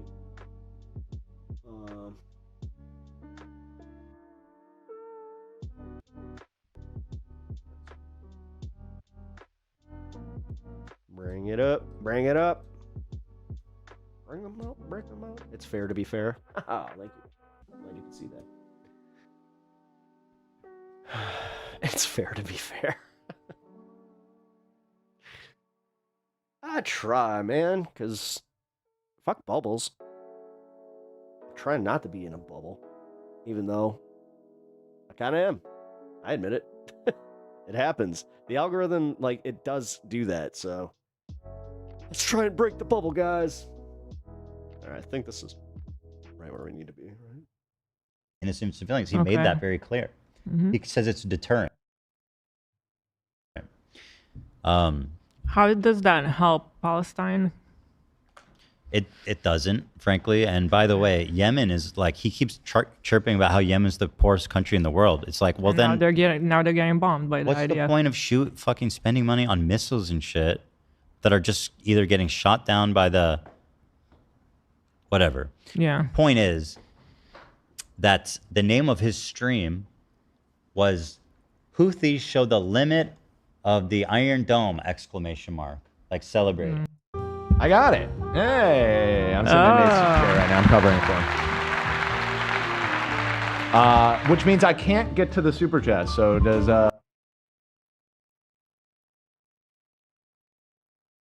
if Cedar Point or Six Flags Magic Mountain has better roller coasters? I'm trying to get there. But I don't think either of us have been to the other. I've heard park. Cedar Point is like. I've heard not as much Too Fair. Just felt like you were giving more credence to his statements over the others. Okay, that's fair. Cedar Point's amazing. Don't get me wrong. Six Flags is pretty insane.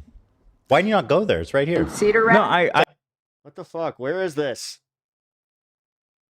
I went right to I've it. been there before. Not since I moved you out have here been. though. I think I've been to the one in Florida. No, this one in particular, I think. Okay, Yeah, we'll check it It was out. the hype one, right? It's But yeah, that's Cedar my Point had understanding like as well. the No, fastest Cedar Point's the hype one. No, in the world at one point before Ferrari World. Well, they're always going back Yeah. and forth. You know, I'm sure they're both a great time. I only think he. All right, sorry. Here's my empty chair. I am ready. It's this one for the computer. Got it. Thank you. I got it. Yeah, I got it. This is the infamous content deputy. There we go. Following the Just so you know, I am gonna be this petty. It was 224. critically acclaimed content cop. They, Thank you for the timestamp, but no, it was at 2:24. Thank you. Can you do it again? Nope. God. Let's find out. That was insufferable. Bro is literally starting off with Home Alone style music. Oh, like, God, dude, is this he's really gonna... just... Explain to me, please. I'm sorry, I'm already pausing it. Fuck! No! Play the fucking clip, Ethan. Who cares? Who cares about the Ethan? Hello, everyone. Welcome back to another He's like the TikTok music where it's like, oh, look, a mischievous kitty. What was the joke? Like, just that you're random and quirky? Like, I genuinely think he forgot what a joke is or how to be funny. I don't know. Don't do that. Don't do that. As a comedian, you know damn well not to do that. What's happening here? Come on. God. Dude, see, he got me thinking about Macaulay Culkin putting, like, spikes on the stairs or some shit. What? With that Ethan, that wasn't funny. Mischievous music? Oh, you're using a reference that's over 30 years old, bro. Honestly, no, that's ridiculous. Hello, everyone. Welcome back to another episode of Content Deputy. Now, normally in a Content Deputy, I would dance around in my cop outfit in the woods, but this video isn't going to have any of that fanfare. We're just going to get straight. So he's like, you know, usually I put effort into these videos, but this time, in comedy illegal again? In keeping with the first one, I'm actually just going to sit here and talk. I'm working with a very special person, Ethan Klein. Ethan Klein from H3H3. Have you ever heard of it? I've never heard of it. To you. Wasn't this series supposed to be like fun? Just know he hates Hasan. We all hate Hasan, don't we? We all hate Hasan. MAGA hates Hasan, therefore we like this guy. Funny and entertaining and interesting. Mm-hmm. Yeah. Mm-hmm. Does that happen? I'm actually being dead serious. Does that happen? Do MAGA people like go, you know what? But I actually think that Ethan, you know what? He may hate me, but he's pretty reasonable because he hates Hasan. Okay, well, it's good. He's getting right to the point. Straight into it. I was hoping that if I made a video about Ethan, he would act like an adult and he would keep the attacks directed at me and Anissa. Now, I don't know what on earth, first of all, would make you think I was going to act like an adult. Wasn't that, and by the way, wasn't that the whole reason he was calling me out? Fair. He's like, this guy is so immature, he's unhinged, he's psychotic, and then he's like, I expected him to act like an adult. It's like, no, you didn't. What are you talking about, you loser bitch? Just tell me, did he? Hasan, no, I know. He act like an adult Trust in me, the dude. first one. 4.5 hours, and then no, the one that got me to actually see just how like sickly obsessed he is with Hasan is the Sam Cedar one. Because like the Fortnite dance. Dan, you have the button back there? Did we already forget? You're gonna want to short-term familiarize yourself with that button, Dan. Oh, the Fortnite button? Yeah. Dan is in the restroom. Oh my God, everybody's gone. Yeah. You stuck with me. I can try to find it. Yeah, and he goes, that was my first reaction, was like, why did you think I disagree with the premise that I'm acting childish or something, which I have no problem with, but you know, of course I'm gonna act. What do you expect? Is that the whole point of your video? Unfortunately, I was wrong in thinking that because Ethan, in a desperate attempt to attack and smear Anissa and I, he started attacking our charity event. First of all, it wasn't desperate. It was very easy. Second of all, oh my God, this is the other thing. I gotta let it play This more. is I'll let it gonna play be more. difficult to Yeah, get it is. through. It is. I don't know if you know this, but last year they lost $250,000. To be charitable, you actually have to give money to charity, Hasan. You have to give money to be charity. It's like a slush fund for them. Ethan, dude is literally posting my dubs. So I guess like, why did you think that was off the table? Because like the minute you made Content Cop, well, I already everything's on the table. I agree. And by the way, I already explained when the CP. Can somebody explain to me what his problem is here? Because what I just heard there with IDUBBBZ is the fact that he's just like, it's fine if you come after me and my wife, but when you start coming after other people, it's a problem. Yes, call was made that the rules of engagement had changed for me. Yeah. So like I have no qualms, but yeah, not even besides that, everything's on the table, and even besides that, I don't even think I did attack his charity event. I mean, we're just talking about it. Like Hassan brought it up, like, oh, you're attacking a charity event. I don't even think I did do that. I had no problem with Lena continuing to do the event. I wasn't going to promote the event after you did that. Why the fuck should I do that? He's like, oh, and you're not even going to have me on the podcast to promote the event, even though I made this video saying you're hallucinating about anti-Semitism. Did he do that? He's again, I'm confused. Did divorced IDUBBBZ actually from reality. Do that? Yeah. But I feel like I was more than fair by not going after his event. Even now, I haven't really gone after his event. I don't think that hard anyway. I mean, our main conversations about it have been because Lena is a part of the event. So obviously we're going to talk about it. Yeah, and that, by the way, was a response to Hassan being like, oh, you're attacking a charity event. So once again, a lot of content. And by the way, that was from Friday, and he just posted this. Like, bro is literally throwing these videos together. Thank you, Dan. You found it. This man said to me, I thought you would act like an adult. Did you think that when you were Fortnite dancing Elling with all of the people that have been trying to ruin my life? Sorry. And Anila are well aware that we raised $1.3 million for charity. Cool. How'd it go the second time? The first year of... It wasn't really other people. It was the fact that he roped in a charity event and attacked the charity event. Like, who attacks a charity event?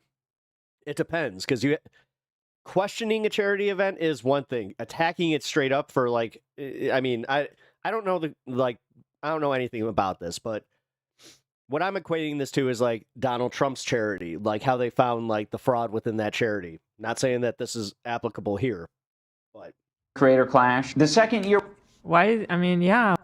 Is that what he's trying to insinuate here? Is where I'm confused. Because if Ethan's trying to do that, then that's bullshit. We're the ones that were supporting you, remember? Yeah, we're well aware because we're the ones that fucking basically made that event successful for you. We operated at a loss, and I take full responsibility for that. We did band together. The community and the fighters involved ended up raising $175,000 for charity. That's fun. You could have done that without the event. He's trying to justify this. You've had people spending money to go to your event. Mm-hmm. Okay. Their money did not go to charity. It went to lavish fucking parties. There was an anecdote, I don't know if we recovered it, of Anissa being like, we went to the lavish ball, this huge party where everyone was celebrating, and we knew we had already lost money, but we had to go there at the ball and celebrate with everyone. I'm like, wow. Yeah. They were obviously Jewish. Okay, well, that's irrelevant. If that was paid for out of those funds, that's bullshit. I don't know why that's relevant. That's a really hard question. She doesn't have any wacky thoughts about the Nazis, does she? As terrible as the Holocaust was, oh my obviously God. It was horrendous, and how disgusting the doctor was that did the experiments on people. It was gay people, handicaps, twins. Who the fuck is this talking? And obviously they were Back obviously to the content. Jewish. Wait. Stop it! Anisha, I gotta stop you. That is just horrible. And I think if people are being 100% honest, they'd give you a different answer than No, what you're stop! expecting. Enough. God, They what is found wrong with her? a couple of really groundbreaking No, they didn't. discoveries through that experiment. They didn't. Anissa, stop. Jewish. So yeah, the second time, I guess someone else was in charge of the budgeting. Oh, please. Bullshit. It's their event. He said he takes responsibility for it. Yeah, no, I was just saying that everything was handled ahead of time, and then I accept zero. It's their event. This is what it means. No, 100%. They saw the budget. They knew what they were doing. Everything went by them. To be like, oh, it's another department's budget. Like, he didn't look at the budget. He didn't understand. Please, bro. There's probably hundreds of thousands. Pizza queso. Thousands of dollars that they would have gone to charity if they weren't like hosting so many. Fly Frogan after not denims out. They flew denims out. to sit there in the audience? You used people's charity money to... Are we sure about that? Bro, I've said it before and nobody's correcting Don't say me. that shit. And he corrects things that are true.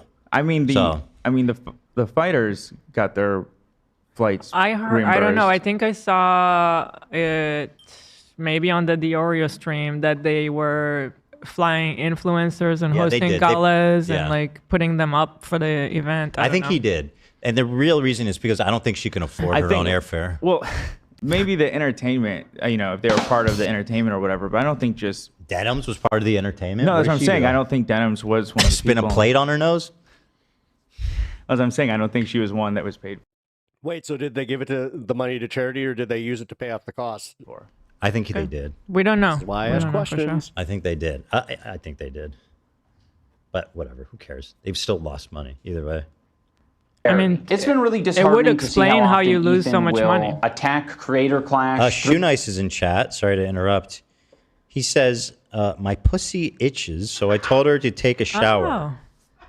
Oh. I'm not really sure what that means, but I figured. You're not? Oh, man. Here we go.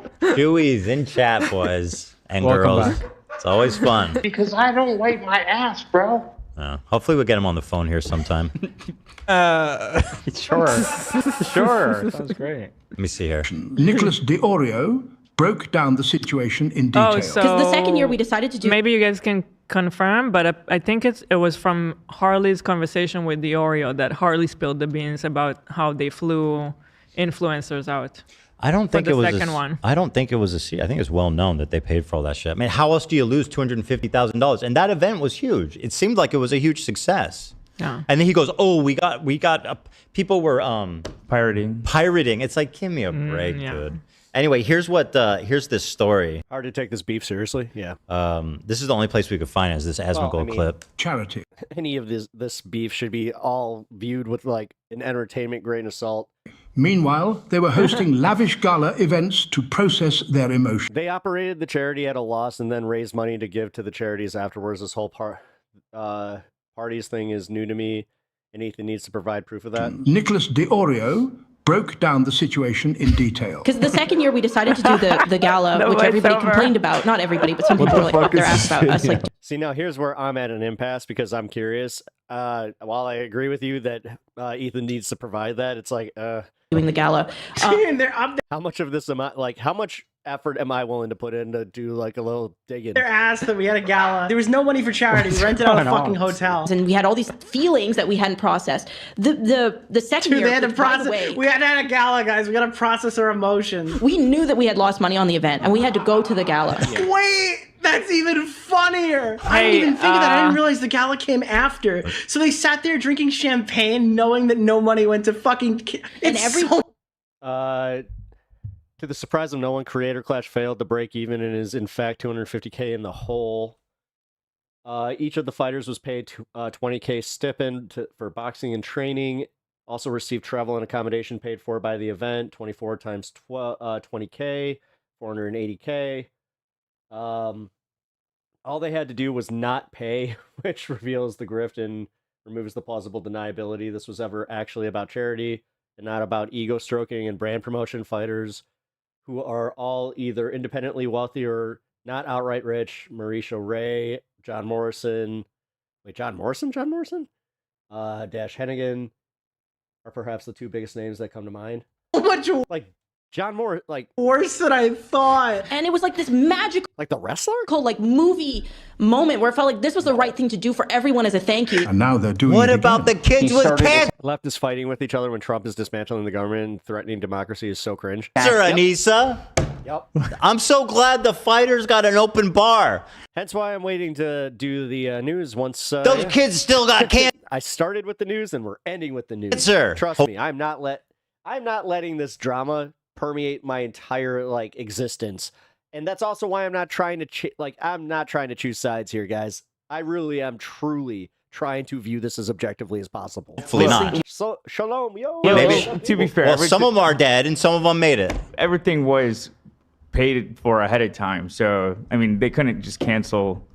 Yeah. Again, I agree with you saying that it should not be. well, according to the article, 50,000 was the paid. budget initially. Yeah, you definitely The rest can was cancel pirated. stuff. You can probably still save some money. Pirated out of 1.3 million. Jesus, you only made 50,000 on a 1.3 million view count. Yeah. But it was like right after the event. If they attended I mean, knowing I that they could be lost wrong. money, there's always things you can do. Mm-hmm. I'm telling you. That's wild because usually like things like WrestleMania, like they get on that stuff real quick. I just want to say that it appears that Anissa was just dumping right now in our podcast. Does she not know that this is not what podcasting is? I thought you're not supposed to be dumping Enough with the on a fucking bits. podcast. I think that looks like dumping. That This looks like is your dumping. emotional dumping ground. It's horrible. I can't not believe liked this this video world because where I'm not- I am now. I'm not happy. I'm watching LolCow live and celebrating Keemstar's content. I know. And I'm in a bitter death feud with IDUBBBZ. How is this world real? Keemstar sent me a tweet directly. I could not believe that. He sent me a DM of this lolcow tweet. Ban Emma Panda. This was a banger tweet. I saw this on the subreddit. Dear IDUBBBZ, it's over, brother. Time to get a show on the LolCow LCU network and have Keemstar save your career. Yeah, it's not necessarily on the LolCow main show. It might be like an Remember back in the day when H3 was absolutely hilarious? Yeah. off. Yeah, they didn't even talk about the stuff. Like, dude, honestly, when he would talk about politics, it would be maybe a 5-minute segment, and he would just like, I miss the days of Ethan just being like, I don't know anything about this. One. Yeah. It's on the network, which I agree. I don't think they're ready for the prime show. To be honest, even if he was open to it, I don't think he would be good on LolCow because Right? he's not funny. He's Which very is boring. why He's maybe very they dull. can start as a sideshow of like a couple. I think even that would get canceled. It might. I don't even think he's LolCow material. I told Keemstar Bo Black still has my vote. Me too. Absolutely. All day, every day. It's not even a question. All day, every day. Yeah, the funniest thing about this whole situation is that it's this whole beef is that it's on a political situation that they mostly agree Fast with. as fuck, boy. Yeah, and see, that's where I was actually saying this, man. I do feel like this is the psyope bullshit where this is like to keep us preoccupied from actually going out, protesting, and dealing with this shit, and also splintering the left so we don't get like coalitions built based on these audiences. Because right there, based on these two, they could have had over 200,000 people just finally going, you know what? Yeah, we need to actually coalesce like with this broader movement. Nope. Now they're literally going to do the thing where it's like, well, my guy says this and these guys don't like HASAN, so they're not going to listen. Like, fuck. Carlitos, whatever. Whatever. What up? Our charity event. Oh my God, my energy is so tied to this video right now. Can't blame Ethan for What up? coming at your business ventures when you came at his career too. Like the moment that you try to get somebody canceled, in my opinion, all bets are off. Thank you. True. Yeah. So just love the idea of them at the open bar with all these fucking influencers that they paid to be there, and they're still there. Like Anissa's. It was a beautiful, magical evening. This was the right Tribalism is a hell of a drug. thing to do. And we all did it for It's also like, it's very human. charity. This is the reason that like people get into sports so easily. And then this guy has the balls to accuse me of trying to go after If you've never been to Philly, just remember a charity event, bro. Like, they are very, very. They care a lot, like about their whole sports cult, like tribalism. These people, the 100 Isn't Asmongold trying to constantly cancel HASAN? Yeah. 180,000 that you raised, they could have just given it to charity from the start, right? We don't need you to be doing live streams. And by the way, how'd the live stream go the last time? What? You did it. I recall the biggest donator was me for $1,000. How much did you raise? Like $12,000, you loser? Jewish. It does suck. Like, think about it. It was this boxing event for charity that was presented as like this grandiose thing. Because again, just seeing the pictures, I'm like, damn, like that wasn't a small thing. What is that? Why? Why that, Anissa? But between ticket sales and pay-per-view buys, they couldn't break even. I don't know. That's weird. Through us or attack us through Creator Clash. Ian and Anissa, masters of putting on an event. He's reposted. Philly loses, trash the place up and down Broad Street. Philly win, trash the place up and down Broad Street. To be fair, that's That's most cities in America. Random troll That's accounts it. that are very that's easy your to that's your evidence that I'm trying to ruin the event. At least in Chicago, there's a good chance that everybody that did trash it the night before will show up and try to help clean up. And by taking a subtle jab at you. By the way, I'm not even attacking the event. I'm saying you're an incompetent leader. YouTube boxing is always and will always be cringe. And let's be frank. I mean, the record speaks for itself, right? Yeah, I never understood it. Creator clash through us or attack us through creator clash. Ian and Anissa, masters of putting on an event. That's it? That's not even that bad. Just a little sarcastic? I don't know, bro. Reposting random troll accounts that are very easy to vet. If you click on this profile, it has a bunch of Sam Hyde adjacent posts, and it just hates Anissa and I. Come on, dude. You're one step away from calling me a cuck. Just take the plunge. He's highlighting. Okay.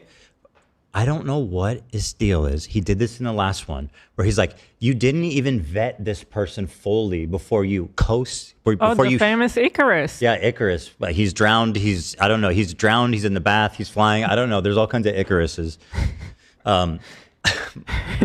What does it have to do with the fact, like, contend with what's in the statement? Yeah. It doesn't matter at all where it came from. This isn't an own. It's fucking weird. And what does Sam Hyde adjacent mean? What does that even mean? Is he a Sam Hyde fan? No. Is he Sam Hyde adjacent? What does that mean? Here's the tweets he shows. It uses a slur, but how is that? Okay, Sam Hyde adjacent. Okay. And then he says this. And I. Come on, dude. You're one step away from calling me a cuck. Just take the plunge. First of all, again, I never called you a cuck. I'm not doing those low blows, right? And by the way, if I were to call you a cuck, it's not because you enjoy watching your wife get railed, which maybe, I don't know. It's probably because you have a humiliation phallus. You like watching yourself get railed by me. I think that makes Anissa the cuck. I think digging is definitely needed as once you talk to the event organizers for giant conventions, it's pretty easy to spend a lot and only be able to break even. I think technically, right, she would be the cuck. But like, no, I'm... Yeah, but like, again, with the whole thing for charity, and then knowing that it's like you did, like, because they would know that they were kind of in the hole by this point. Like... I've never taken that cheap shot at you, no matter how bad you want me to, so that you can just say I did. And not only did we not take it, we were... I see his criticism, but also... The fact is, if they got the money, like if they, like you said, if IDUBBBZ did another stream and he made this money, like to actually give to the charity, and they gave their goal, we're the ones defending you when people were doing that. We were right there with you defending you. Actually, you know what? No, because if that is the case, then yeah, they shouldn't be putting on another event. And HASAN did the same thing. He goes, HASAN Piker. He was like, was talking about HASAN. Minaj, or no, not Minaj, the guy who's on CNN and he's a political Mehdi Hasan, or yeah, no. Mehdi Hasan. Oh yeah, or no, sorry, he was talking about Hassan Nasrallah. And he's like Ethan. Sorry, very different Hasan. He was talking. He was talking about my take about his standing Hassan Nasrallah. Okay. The former leader of Hezbollah. He's dead as fuck now. War again. Rest in piss, by the way. War. And he's like, oh, really? Ethan's like, oh, Hassan, what's the difference? They're all the same. And I'm like, I did not say that. I see, for the record. Yeah. You guys want me to be that They fucking want you pathetic. to be that, yeah. And somehow it works, where he's like, yeah, no, he called me a cuck. Anissa and I. Come on, dude. You're one step away from calling me a cuck. Just take the plunge. Because I shared something from a Sam Hyde adjacent account. But also, like, what was the claim in those comments? That people were waiting for refunds? Yeah, it was just the guy So maybe actually address that. Maybe actually say something of substance. Like, no, people were appropriately refunded, or, you know, I don't know. Tell us what's happening.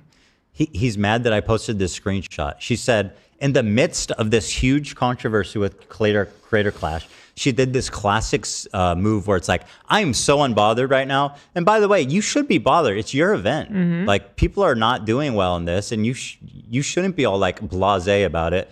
I'm going on a girls trip to Austin next week. I'm so excited. And then someone jokingly said, I need a refund. Please stop ignoring my emails. Just because he's Sam Hyde Jason, whatever the fuck that means, doesn't mean it's not funny. Okay.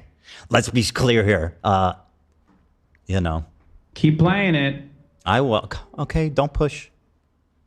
If you click on this profile, it has a bunch of Sam Hyde adjacent posts, and it just hates Anissa and I. Come on, dude, you're one step away from calling me a cuck. Just take the plunge. He's highlighting this post that equates Creator Clash to a crypto rug pull. That's good shit, bro. You're posting my dubs. Harley dropped out 48 hours ago. Lena dropped out 24 hours ago. Website is unchanged. No announcements on social. And Anissa is active on socials talking about going on vacation. Now, what do you think is more important to address here, buddy? The context of the accusation or the fact that I posted it? Mm-hmm. Grow up. Get your head out of your ass, bro. This is real shit you need to be talking about. Yep. And this is part of the block. Again, this is why, from my perspective, why even do the headache? Why even try to do this? Like, this Creator Clash thing seems like it's a massive pain in the ass. Appealing too is like, and it also does seem like it's like to appeal to like, I hate to say this, but to guys like IDUBBBZ, where it's like proving that they can be boxers. This is the. I mean, the Jake Paul syndrome. Snark brain. I don't know. Fuck. Like, what is happening? This is IDUBBBZ. Yeah. What is happening? I don't think anyone deserves that level of cruelty or hate. Okay. It depends who you're talking about. He needs a good fucking ass whooping is what he needs. Oh, that's the same guy. You and Mike need to square up. Bunch of tough guys. That might save the event. IDUBBBZ It does seem like to fill pockets and stroke egos. fighting Mike from PA. I think Mike from PA is like 5'3". Like, actually, I think he's actually like 5'3". I haven't thought about Mike. They might be in the a same weight while. class though. Play the fucking clip, Ethan. Play the fucking He's saying clip. the event is going to be worse than TanaCon? That's a joke, bro. That's That was like a good joke. And by the way, that's a good, funny, ironic joke considering you're Mr. So it's basically just a very expensive party. Am I the only one struggling to care? And a content cop. N-word. Hey, N-word, dude. Remember that one? Anissa is a terrible person, a wretched friend, and an even worse. The nice part is, guys, like, take it for what it is. Like, this is, for me, this is just a nice break to, like, I have to find this perfect balance for my content right now, where I need to keep sane. Because every day with Donald Trump is just another clusterfuck of just, like, what the hell is this world coming to? And then this. Now, because this is, like, what it is on the internet and how big it is in our space especially, it would be ridiculous for me not to even comment on it. So I'm going to just be real with y'all. But I'm not going to harp on this. This isn't going to be like a multi-week arc. No, this is just going to be covered here, wrap it up, and then we're going to go and talk about the disparity that is the Trump administration and just how serious what they're doing is. Worst organizer. I just don't like the people that are like, oh, Donald Trump is out here wrecking our country, the drama. Well, like, come on. I said, and by the way, I said Creator Clash 3 is about. If your take is how it's splitting the left, fine. I will engage with that 2,000%. But I hate when people, like, whether it be with political content or whatever, like, I hate when people are like, oh, the world's in chaos and we're playing video games, just watching it all burn. About to make TanaCon look like the Golden Globes. That's a funny joke. I know you don't remember what that. Nah, yeah, this is kind of like an oasis in a desert. That is. Yeah. But the fact that you're bitching and crying about this post, just. Holy shit. Yeah, it's actually nice to actually struggle to care about something like this because everything else is so existential where it's like we care like immediately because we're just like, oh my God, this is impacting my life right now. Bro. Exactly. That's all this is. Watching this video, it's the other creators that like they're either so parasocial with these guys or they're like involved in the Denims community or HASAN's community or whatever or IDUBBBZ community. That's where I get to play this game of not playing because I'm not part of either of their community. I'm not really I don't care like if I win any of their community. Again, this is probably why I will be 1,000 viewer Andy for so long because I'm not trying to fucking grift to win people over. I don't know how to live in this world because it's like I live in a world where there's a point there are amount of lefty channels who just make content about how TYT are grifters is exhausting. Like, yes, we all have known for years. Next, enough people at least. I have a feeling I know who you're talking about, and I don't want to call them out because I have very similar numbers to them, but I have actually had a similar critique. Like, obviously, the vast majority of people downvoted this before I even talked about it. Another TYT video? But it has 140,000 likes. How do we live in a world where a substantial amount of people are watching this and saying yes? Because that's how fan bases work. Some people are like, what's really scary is how people will cultivate fan bases, and then those fans, they do get culty. They do start doing this parasocial thing where it's like they're so part of the community that anything against the community is now an affront to them. Mm-hmm. I don't know how to process that. Like, I don't. And it's the same thing with the HASAN debate. It's connected. The glasses keep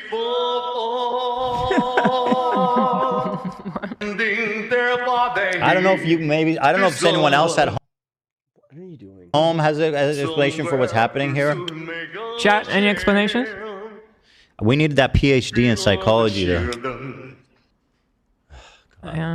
You're right. I'm not getting through this video today. No shot. Although, Dan, hold on. People love it. I mean, why not? Wednesday is a half hour. We got through it in 45 minutes with me pausing. I mean, you know what I mean? Let's milk this thing. Why not? Just keep playing it. Shut up, Hassan. You're not the boss of me. You're not the boss of me. Hassan. I mean, apparently he is because he lives rent free in your brain, and that apparently like makes you do whatever the fuck you're doing. So yes, he is. Guys, by the way, I have Tourette's syndrome. Zing. Ethan. I have an idea, Dan. Every time I tick, can you just throw up? He has Tourette's syndrome. Yeah, the problem is, I mean, you could say the same thing about me, dude. I call my show High on Politics.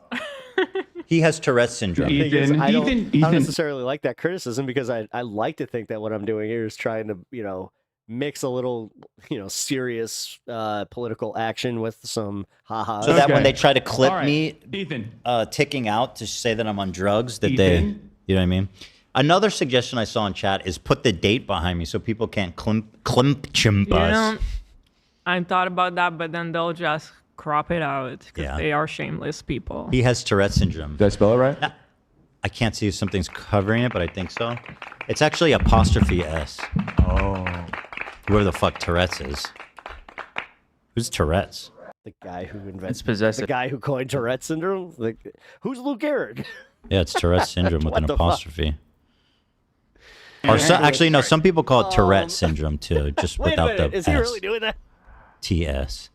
A neurodevelopmental disorder. You know what it is. Hold on, we're learning about Tourette's. We don't need to.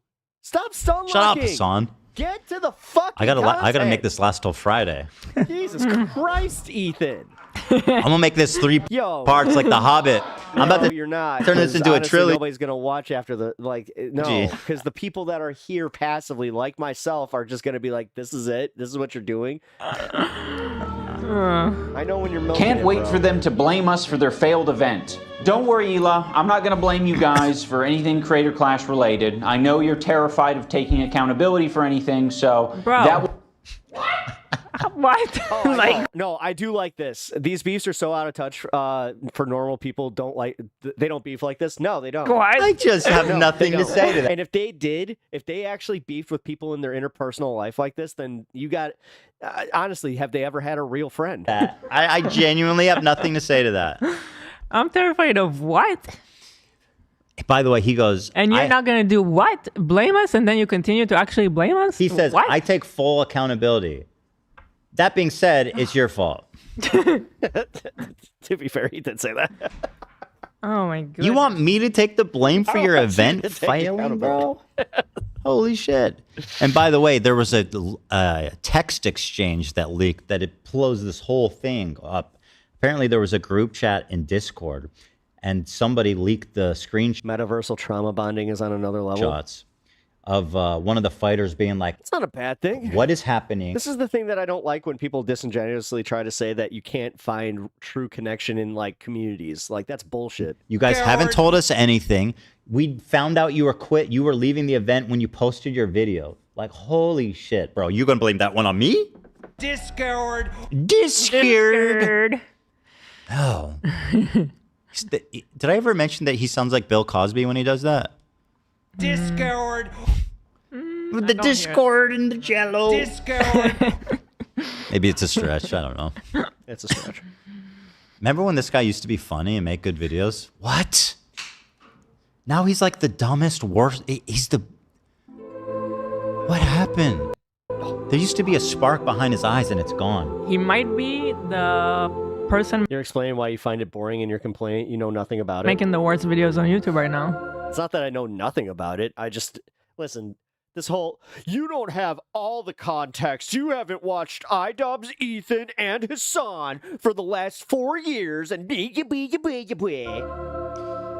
thinks that people care. People are watching because he's part of this industry. Ethan... What's your broader, like, take on that? Like... industrial what? complex. What, is that a critique of me? I don't understand. The minute he starts talking about something else, bro, it's going to be over for him. Because let's face it, you're just not good at this anymore. I don't know what happened. People have said, and I don't know if it's fair. Again, no. The content, dude, this is where if he was actually being fair, he would just be like, all right, so the content cop was well produced. Just say it. People started calling him CTE. Like, Jesus, fuck. Which, as far as nickname, You got 6 point something million on that one video, and you're gonna sit here just being like, "Oh, the content cop is so just passe and just guys, is it even relevant? Is it even relevant?" I just don't think it's fair to speculate about his whatever happened in that. It's like someone with my view counts and my fucking like, my subs just being like, "Oh, this guy, talking about Destiny even, like, is Destiny even relevant when, dude's still rocking, 75K? But it does seem like something changed in him. I don't know what. Is this what empathy does to a motherfucker? Count me out. A lot of people said they're starting to be suspicious of him finding empathy.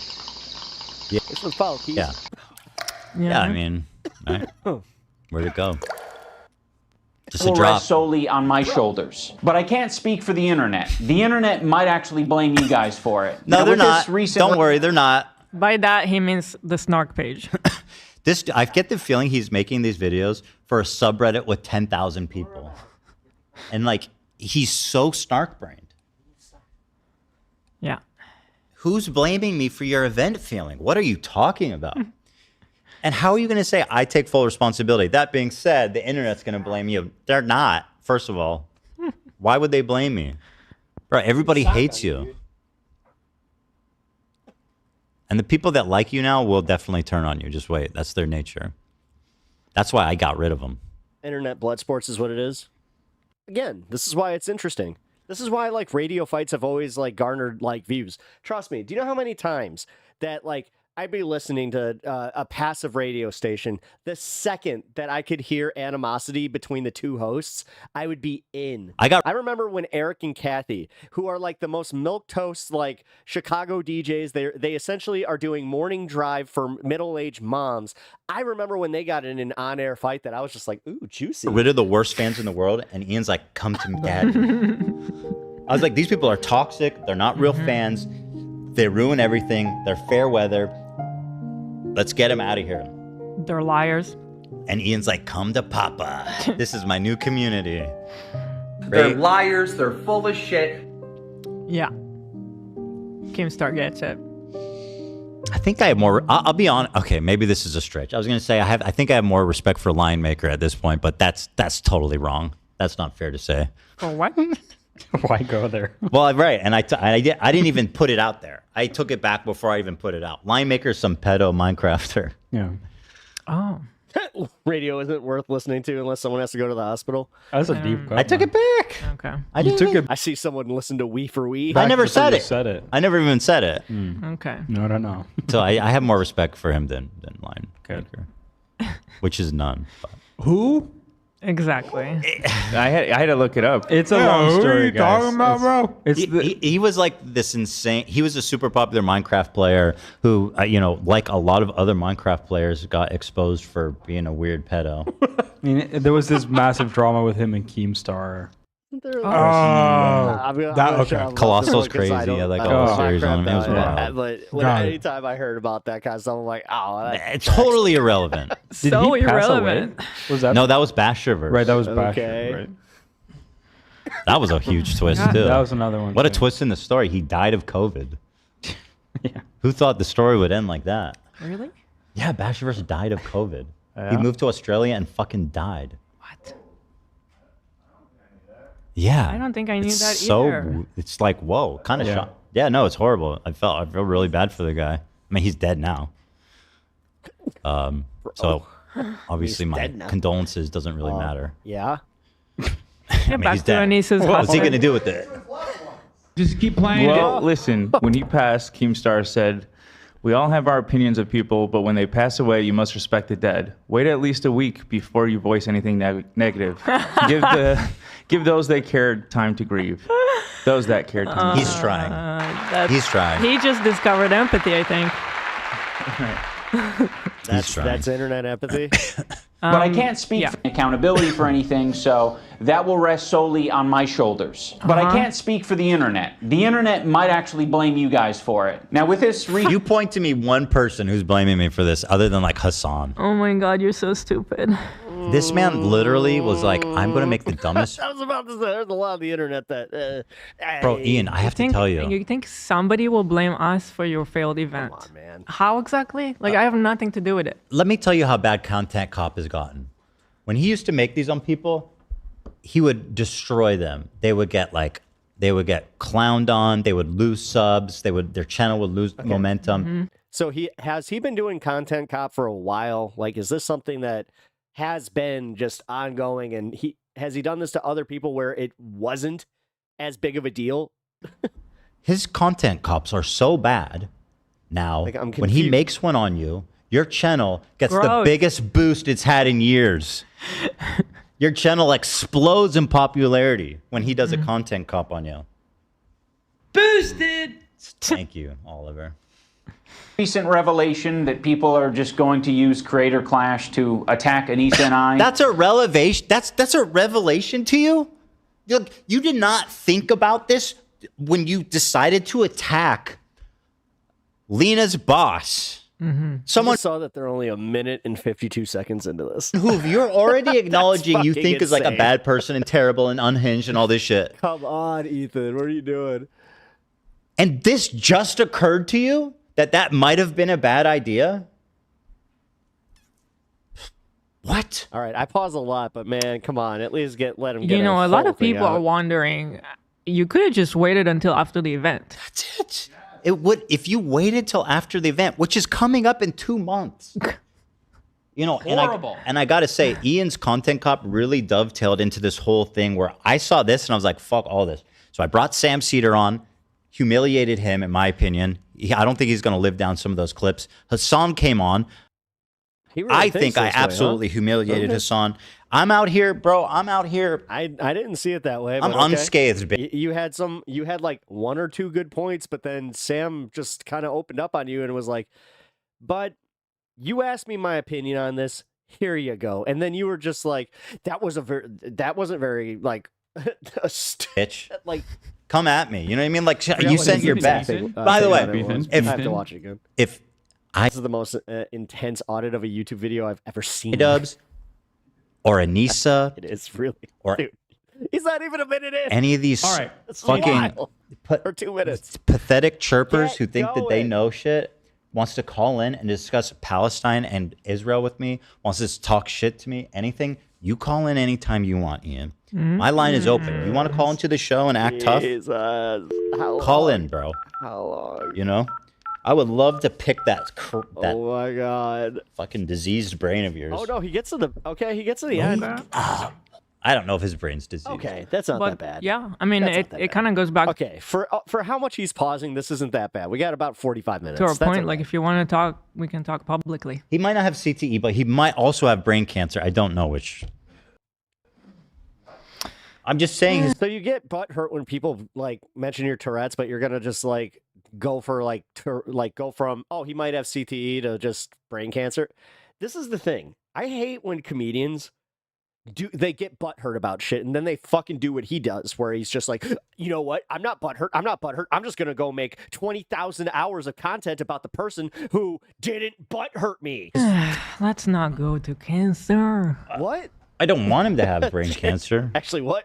That would be horrible. A brain tumor? Sometimes it just Let's just not speculate what goes on with him. Abort. What did I do? I didn't give him.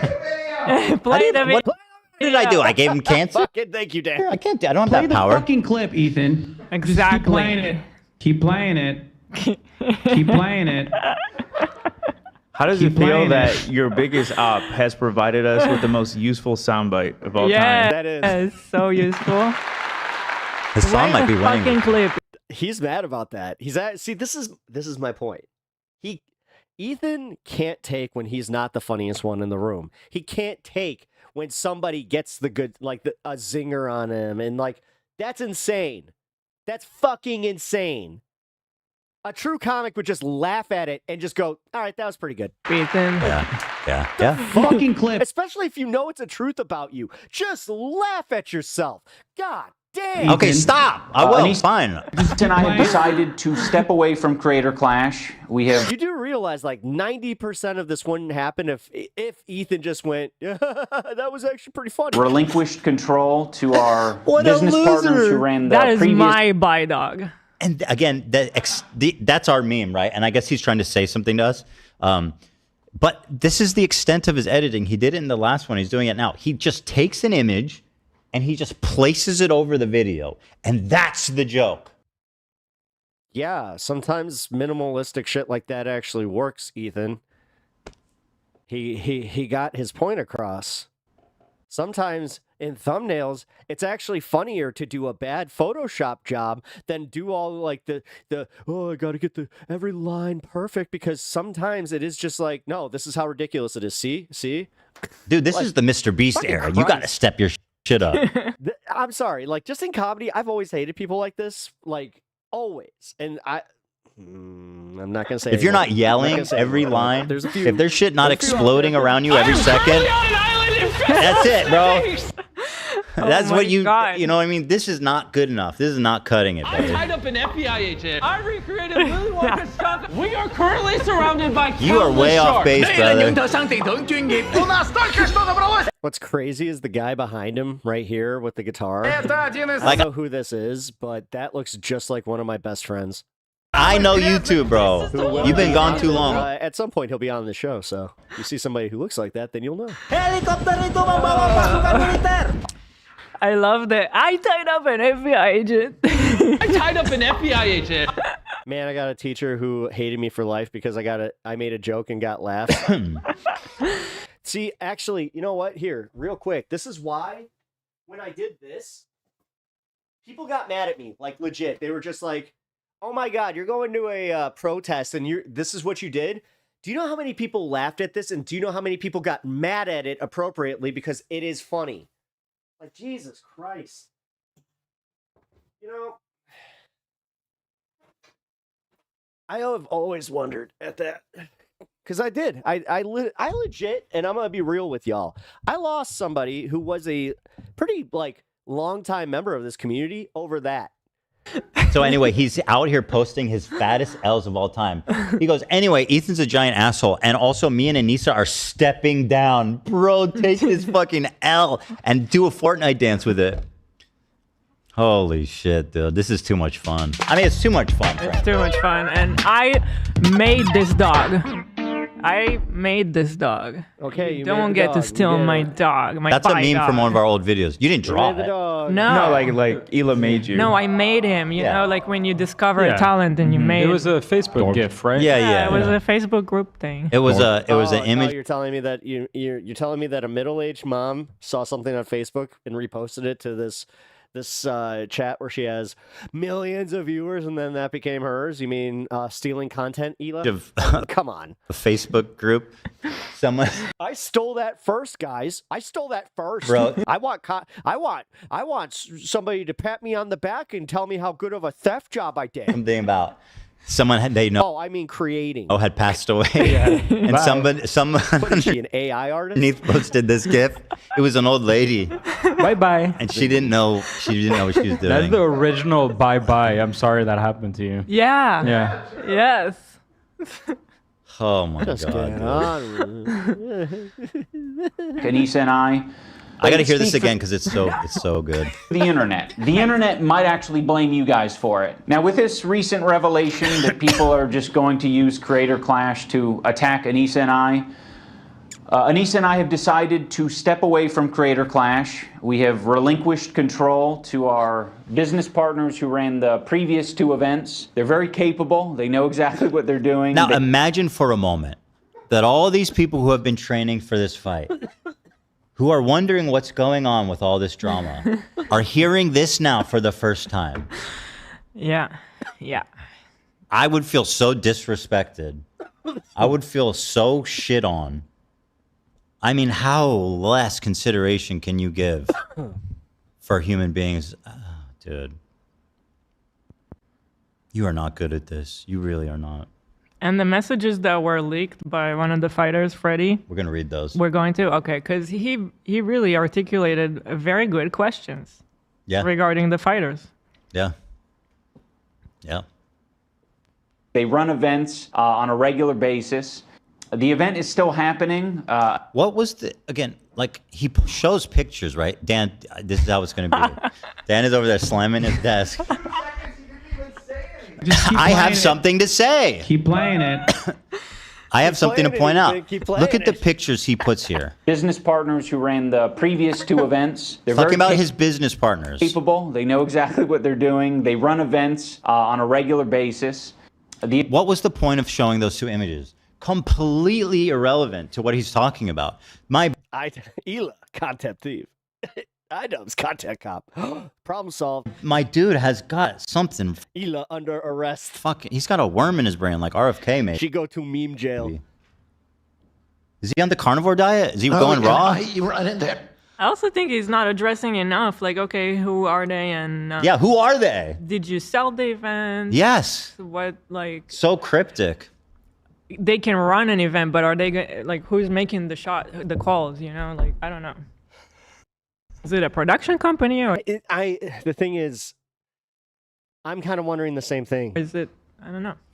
I think, for what I understand, but I'm not really sure. This is all just speculation that it's Aaron Hansen's production. Well, they're a production company. They're the production company, but I think they're the ones taking over. Okay. They had usually production companies are, they make it happen, but there's somebody. I think they own part of the event. Decisions. Mm-hmm. But they're called Real Good Touring or something, and so I think now he dumped this mess in their lap.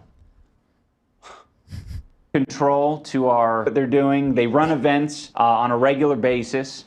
The event is still happening. We'll see about. Are they the ones that did the Jake Paul? And I just don't have any financial ties. We don't have any ownership. We are, I think just going to Dad wagon? Be known as the founders. The founders, the flounders, the failures. They just spelled it with an E. The Genesis and the Apocalypse of Creator Clash. It was funny.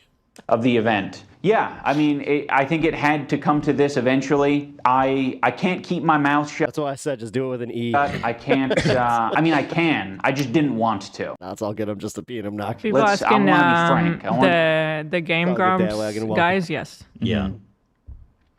Which it seems like they did a good job putting it on. So I mean, I have nothing bad to say about them. Yeah, I honestly I feel bad for them. I think they've created a legit touring company that does, producing events. Mm-hmm. I mean, if anyone gets fucked, it's going to be them, because they're going to spend a shitload of money putting this event on, and if there's not enough money to pay them back, they're going to get screwed big time. We're on their I don't know if you call it PR lit or oh, nice. what it is, Hey, but welcome. we get Appreciate like free stuff in the mail. Like sometimes, like we got a full jumpsuit. Me and Lena. Welcome to the community. Real good touring. I hope we don't get taken off for that. Jumpsuit? Yeah, like a sweatsuit. Oh, that's yeah. They this send us is Christmas nice. cards. Oh, yeah. That's nice. Keep playing it. Sorry. Can you send me? There was a screenshot of Anissa being like, "Hey, baby girl," when she addressed me like that. I'm gonna show that one. Just get to the fucking content. To be honest, Shut up. I was very quiet during the second creator clash because I was afraid of how that would impact other people. This year, I said I'm going to do something different. I'm going to fight back if someone. This year, I'm gonna do something a little different. I'm gonna crash the event into the side of the mountain and see how that works out. Yeah, I was about to say, just sell it. What's? That's a bold new strategy. Yeah. Okay. By the way, Anissa, Oh. she is responding to, I'm doing a stupid joke. I'm calling her out. She goes, inbred. She's talking about the debate. When I'm like, The fact that this is now two couples arguing like about and with each other. you shouldn't call Jewish people inbred. Is there anything more annoying? And she's like, actually, you should. I don't even know how to interpret that. So she said inbred. I said inbred is where you'll find your next meal because you guys will soon not be able to afford food as you inch towards bankruptcy. Stupid, petty joke. But she got serious about it. She goes, hey, baby girl, I know you're so desperate for any crumbs from me. So here's a really big piece of fuck you. First of all, do not flatter yourself. I don't need any crumbs. I have plenty. I have more than enough. You know what I mean? Good for you. You'll be lucky if you have any crumbs left after this whole thing is over. We are not financially tied to this event. And even when we Again, guys. we had it structured to protect us first and the charity. You have What no is it about this when you make it like to a certain point in streaming or like on YouTube that it does just become like I'm going to be I'm just going to purposefully become unrelatable. power over us. You're just an What the asshole. fuck? I don't. Why do? This isn't just YouTube though. It's stand up. You have too. no power I don't over us? care. Who, What is who that? cares? I don't know what you're talking about. Anyway, I responded. Yeah, I said, hey, baby girl. I totally understand why you guys decided to try a third time. With no risk to you guys financially, you only fuck over everyone else, including the fighters. For example, Lena is out $12,000, which you refused to reimburse her. Yeah. So I'm reimbursing her out of my own pocket. We all wondered what kind of psychopath would do a third creator craft after the monumental failure of the second one. Now we know. Crumbs, I got loaves. We different. I'm poor. Ones with absolutely nothing to lose personally, while everyone else you work with gets fucked. Classy as always, Anissa. She's too dumb to realize how they don't even know what they're saying. No. Yeah. It's really something. I mean, golly. Gee, fucking willikers, bro. That's a really hard question. Considering she hasn't said much, like to say inbred, that's what you choose. She continued to say dumb snide shit like that. Wah. But I think again, dish but can't take. Like, dude, the fact that he has receipts for like every bad thing that's been said about him is annoying as fuck. I mean, Anissa's making. And then he does his bullshit where I'm just making jokes. Mika look like, Albert Einstein. I've also vouched for Jewish people. I mean, Mika's about to send us to Mars. That's Hi, Ron. It's honestly me again. very brave. Okay, all right. I'm just keep playing it. Shut up! I'm trying. I love that new drop. Oh wait, Boblocks in chat. Thank you, Hassan. It's actually comical the level of incompetence they had with Creator Clash, and then Ian tried to Will blame. that actually dictate how the content is now produced when Dan can just be like, "Hey, get to it." You when you I mean, it's already worked. promoted it the most for both events. Yeah, and even the third one is so far gone. It's insane. Even the third one, Bobby, you're not wrong. I was the only one talking about it, even in the context of it being negative. But at least I was like, Lena's fighting, so people would have at least a reason to watch it. Now there's no reason to watch it at all. Get to the content. Bobby, listen, stop dicking around. You're in the wrong chat right now. Are you going to be involved in lolcow or not? Get involved, bro. Be who you were meant to become. Don the cape. Become the man. trying I to attack. I guess they're non-binary, so I don't mean anything by that. Keep playing it. Live your best identity, Bubs. Me. So that's what I did. And now I've realized, like, I can't really have my cake and eat it too. It's Only either now? you're going to talk shit like a foul beast on the internet, or you're going to have a charity event. You know, it really can't be both. I'm very proud of the event that we made with Creator Clash. It's still happening, No, June it's not. 28th. This event is not happening. I would obviously, I'm making a prediction. I don't think this event is happening. I think this is going to go down as one of the most monumental failures in YouTube history by a creator. And I was joking, but now I think it's actually true that this is going to make TanaCon look like the fucking Tony Awards. Yeah, I mean, I don't know. What's more glamorous than the Golden Globes? The Oscars? The Oscars, yeah. I don't know. You get the idea. The Steamies? Exactly. Yeah. Exactly. Oh, man, this is so good. And by the way, I'm loving every minute of it, Ian. I want you to know that. I take so much pleasure, right, in watching you guys crash and burn. And not even purely from your own incompetency, right? Like, that's the best part to me, is that this failure of your making, it's all on you. It's all on you guys.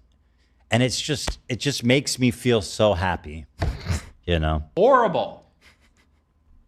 Yeah, and I think it's better to... I mean, I'm getting desperation vibes from the fact that, like, the way he's backing out of it, the way he's already talking about the finances of the last event. Like, guys, I mean, I've been part of, like going to tons of, like, you know, indie wrestling events and shit like this.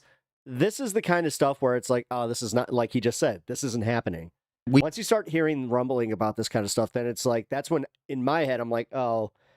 I wouldn't buy tickets for this, or I wouldn't buy tickets until the last minute. And that's because of the way that he is admitting, where he's just like, yeah, this is operating at a net loss. And then we do have to do a little bit of research, and I'm going to do some deep diving tonight off stream, where we're going to find out just how much, like, what the parties were about, and how much, like, if we can get some tallies on, like, about how much they spent on this thing. We cancel the event now before people try. Like, if people want to support charity, just give the money to charity. You know what I mean? Because, like, it's not. No, I agree with that. The chance that it gets to a charity, if you give it to them, low. You have the clip of the last time they were on the podcast when Anissa was like, though. That's very, very true. Like, actually, that's why charity fraud is actually, like, very, surprisingly, when you talk about, like, these larger organizations, like sporting organizations. Unfortunately, yeah, guys, I know that this might be some big news, but I don't think that all that money is going to that charity. Paying the charity is not our biggest concern. Yeah, there's another great one of her. She's great, by the way. Very smart. Has great foresight. Jewish. I saw a really funny comment that was like, the captain of the Titanic is like, oh, yeah. Now that I've hit the iceberg, I'm giving the ship over to you, or something. I don't know. Yes. Here's Anissa. That was kind of funny. Ordinary Gamers in here. What's up, Muda? Oh, hello. To me, it's hard. And we kind of want it to be like a Super Bowl, like every year. Listen to how they talk about this event. This is the second one, right? They're plugging the second one. Oh my God, I just realized this is the same guy. Oh my God, that's IDUBBBZ, right? Oh. Yeah. I feel like it is. So they're plugging the second one. I am the one promoting this godforsaken event. Yeah, I just had that moment where I'm like, oh, I know who that guy. Listen to how they talk about it, knowing that they lost 250,000. Yeah. You are training, putting on this event. Is there like a payday in the future you guys are working towards? And by the way, as a friend, I'm like, I'm like worried about you. Like, you guys know you have to make money, right? Was this before the event or after? This is hyping up the second event, I believe. Yeah. Okay, so they don't know they lost the money yet. By the way, this chapter is called Anissa Explains How Ethan and Hila Inspired Them. Listen, if I inspired you... Oh, he's... no, it's epic. I'm going to disavow. Usually when I inspire people, it goes way better than this. No, not really. I think we always want to have, if we keep doing this type of event, and we kind of want it to be like a Super Bowl, like every year. You want to do it again? Yeah. Yeah. I see. If it works out, then we can do that. It's not. And there could always be a charity aspect to it. You know, but I think he has Tourette's. This is the the first main one. goal is just to get the people paid who are involved in making it happen, rather than like making exorbitant amounts of money. So this fucking guy who's hiding behind the charity when he gets criticized, oh, you're trying to take down a charity event, is on record being like, the charity is not that big of a deal. Like, come on, bro. Holy Toledo, dude. Jiminy motherfucking cricket. Yeah. Dude. I need more And it's not just like, you know, one of those excuse type situations either. Split It's it. like, no, he's been very open about his Tourette's. Shazam. Actually, like, again, I've been watching his stuff on and off for a few years, and I can tell you, like, he's gotten a lot better with it. Holy Toledo, I think. Because he used to do this one. Like, he Okay, would have Holy to, like, Toledo. tighten his jaw, and he I don't would know. kinda I think it's the old Batman one. like shake. No, I mean, I've heard it, but yeah. It's new to the first show. You've thrown that out, yeah. I gotta look on. I gotta Hooray for Zepic, I guess. do a search For the online bits. for some good ones. Maybe could you ask ChatGPT for me? Oh, so I don't. I can keep watching. Keep playing it. Shut up, Hassan. Just not going to be involved in it. Please, for the love of God, support this event. You know, I Bro feel is desperate, dude. He's That's again, guys. I'm not trying to be mean, but again, been to enough indie events that got canceled that this gives me canceled indie event vibes. desperate. He's begging, please support the event. proud of the event that we To made. be fair, also, Ethan, that's how that goes. Creator Shut up. Clash. It's still happening, June 28th. I'm just not going to be involved in it. Please, for the love of God, support this event. You know. That is kind of a weird way to promote an event where it's like, guys, I took my name off it. It should be more popular. Go like it. Why would you say even if you hate for the love Please. of God? Please, It's just a little desperate. I am begging you, please, for the love of God. We need all the help we can get. I got more from ChatGPT. Go ahead. Jumping Jehoshaphat? Jumping Jehoshaphat. Okay, that's pretty good. Great Scott.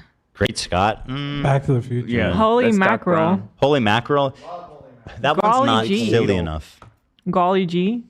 Not Jeepers silly enough. Creepers. Well, I'll be a monkey's uncle would be funny to say, seriously. Good gravy. Holy Oh, cow. boy. Great Caesar's ghost. Great googly moogly. Good fucking gravy. Okay. Heavens to Betsy. By golly. I like Heavens to Betsy. I like Betsy. You could always just do the classic Oy vey, you know? But you see that none of those are as good as Jiminy Cricket. That's too politically charged now. The Oy vey. Yeah, it sounds like Zionism to me, Zach. Sounds like a Zionist talking points. You hit him with the Oy vey. Why don't you just move to Israel? Yeah, right. Now, I feel like in some ways I'm like cutting off an arm so that I could escape the bear trap, and so I can fight. Well, that's a bad them off. analogy. You guys. So here's the thing about shooting videos, Ian. You can reshoot. Right, especially That's considering this is actually supposed to be like true. one of these high I did think effort, about like that. fully I thought did out think videos. about that. No, I this did think fucking about guy that. goes, This is cringe. It I is feel cringe. like I'm gonna cut my arm off to escape the bear, or I don't know, maybe that's a bad analogy. Kept it in. Didn't think to reshoot it. Didn't think to re-articulate it. If he doesn't actually get to it, I'm gonna call it. Just kept it in. He's like, come the fuck on. Play the goddamn video. Why is he fighting the bear? He could just fight in. Play the goddamn video. There are situations where it's like your commentary is too much. Like, what are we doing? Play the goddamn video. Just react to the video. Just react. Yeah, he's doing cake and eat it too. Whatever. Like, what is this? What is this? What is this? You're gonna go on a stun lock here, Ethan. You're gonna go on another stun lock here, Ethan. Since IDUBBBZ put his video out, and Harley was like, "Well, we're not feeling great about it," and they. He's from He's PA, content cop was so's Rocky. I'm just saying. True. Good point. And it seems like most people understand that this is the best move. If the This man just looked in the. He didn't play anything up until that. camera and said, our fighters understand this is the best I'm mood so and glad we've that I told them skipped everything. Crash cut to Freddie Wong being like, you haven't told us anything. We're super stressed about this. The way you're acting is inappropriate. I have no confidence in this event. That's crazy that he would say that. Pretty amazing stuff here, Ian. What didn't you say? I can't wait for your next video, man. Previous content cop was entertaining to you, or this video is entertaining, or What you is like entertaining about it? You're not even doing jokes or edits or anything. Or sketches. Like, what's entertaining? the message. The best thing that you can do for me is to support Creator Class. Buy a ticket, buy a pay-per-view ticket, an in-person ticket, or donate to the fundraiser. Donate. I just want to see this event do well. I didn't try this shit because I thought I was going to be a good boxer. I didn't think I would be an awesome event organizer. And now I'm finally. I mean, it kind of sounds like you did, though, because it's like, dude, you were like, this could be the Super Bowl for creators. Back to where I started. You were a bit ambitious. Making fucking content cop videos. Does that sound like a good thing, Ian? Does that sound like a path that was good for you? He's like, wow, I spent all this time into this event, which completely collapsed, and I have nothing to show for it, and now I'm back to square one, which I've explicitly stated on the record how much I hated doing that and how bad it was. Bravo, man. You've done it. You've done it. Ian, you've done it again. Wow. This is not what podcasts are. Wow, this is premium content, my horrible. friend. No. This is great stuff. Trust me. Holy shit, bro. I'm not even going to make an H3 video in response to this. It's pointless. Yeah. I frankly don't even have to respond to it at all. It's just so stupid. So dumb. But it's good content. It really is. That's arguable. Man.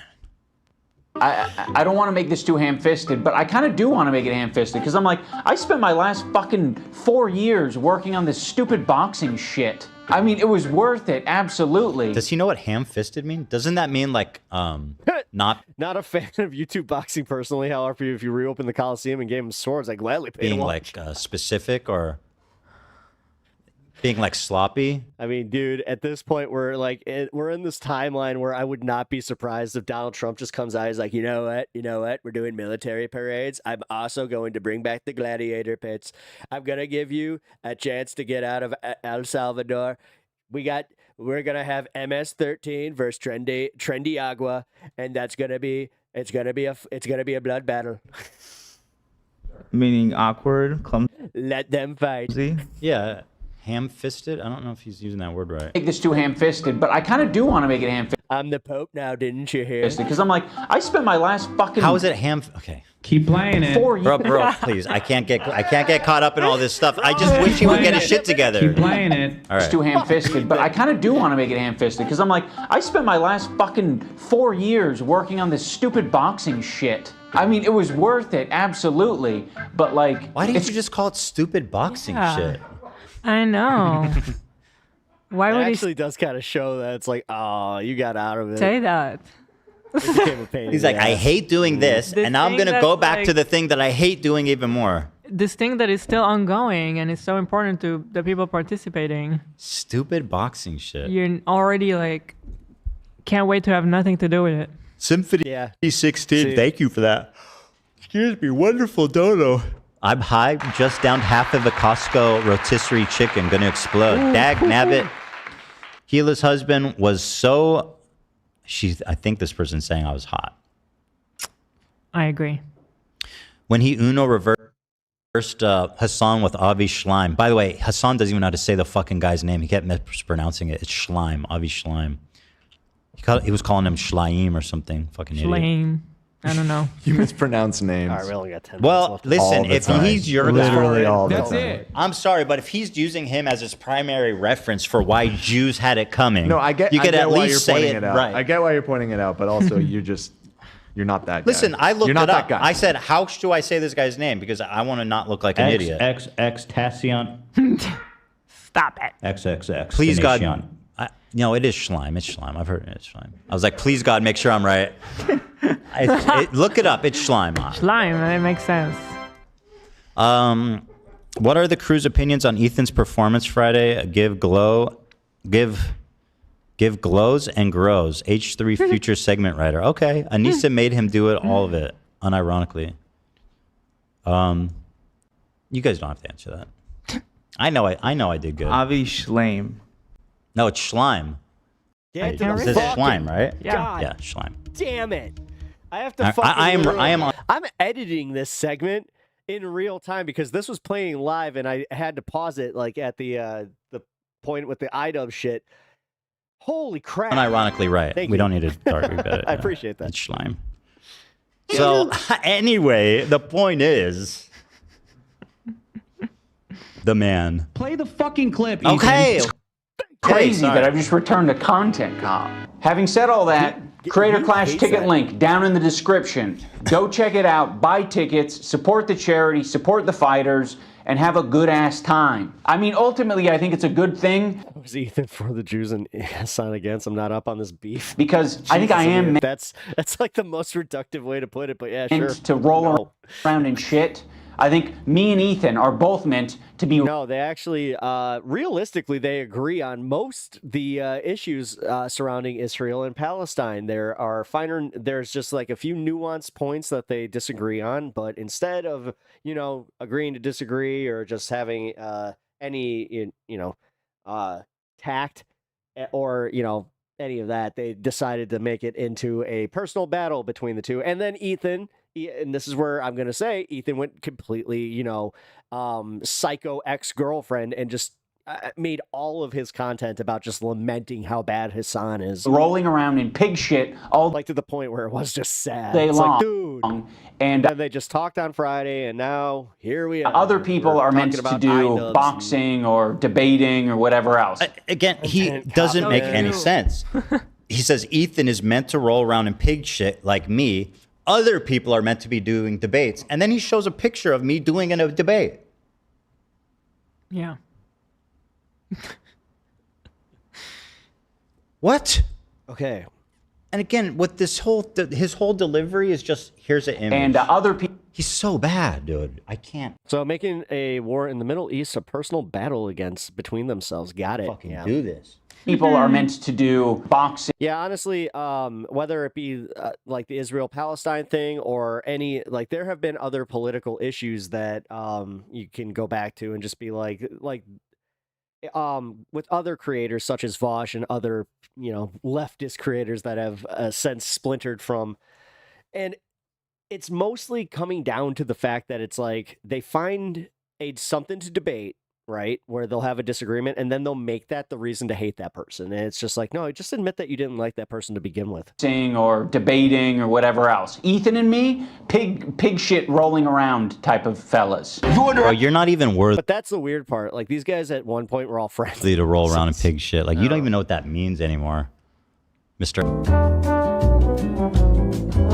Hey, button!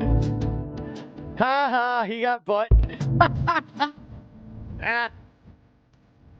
Okay, that's funny.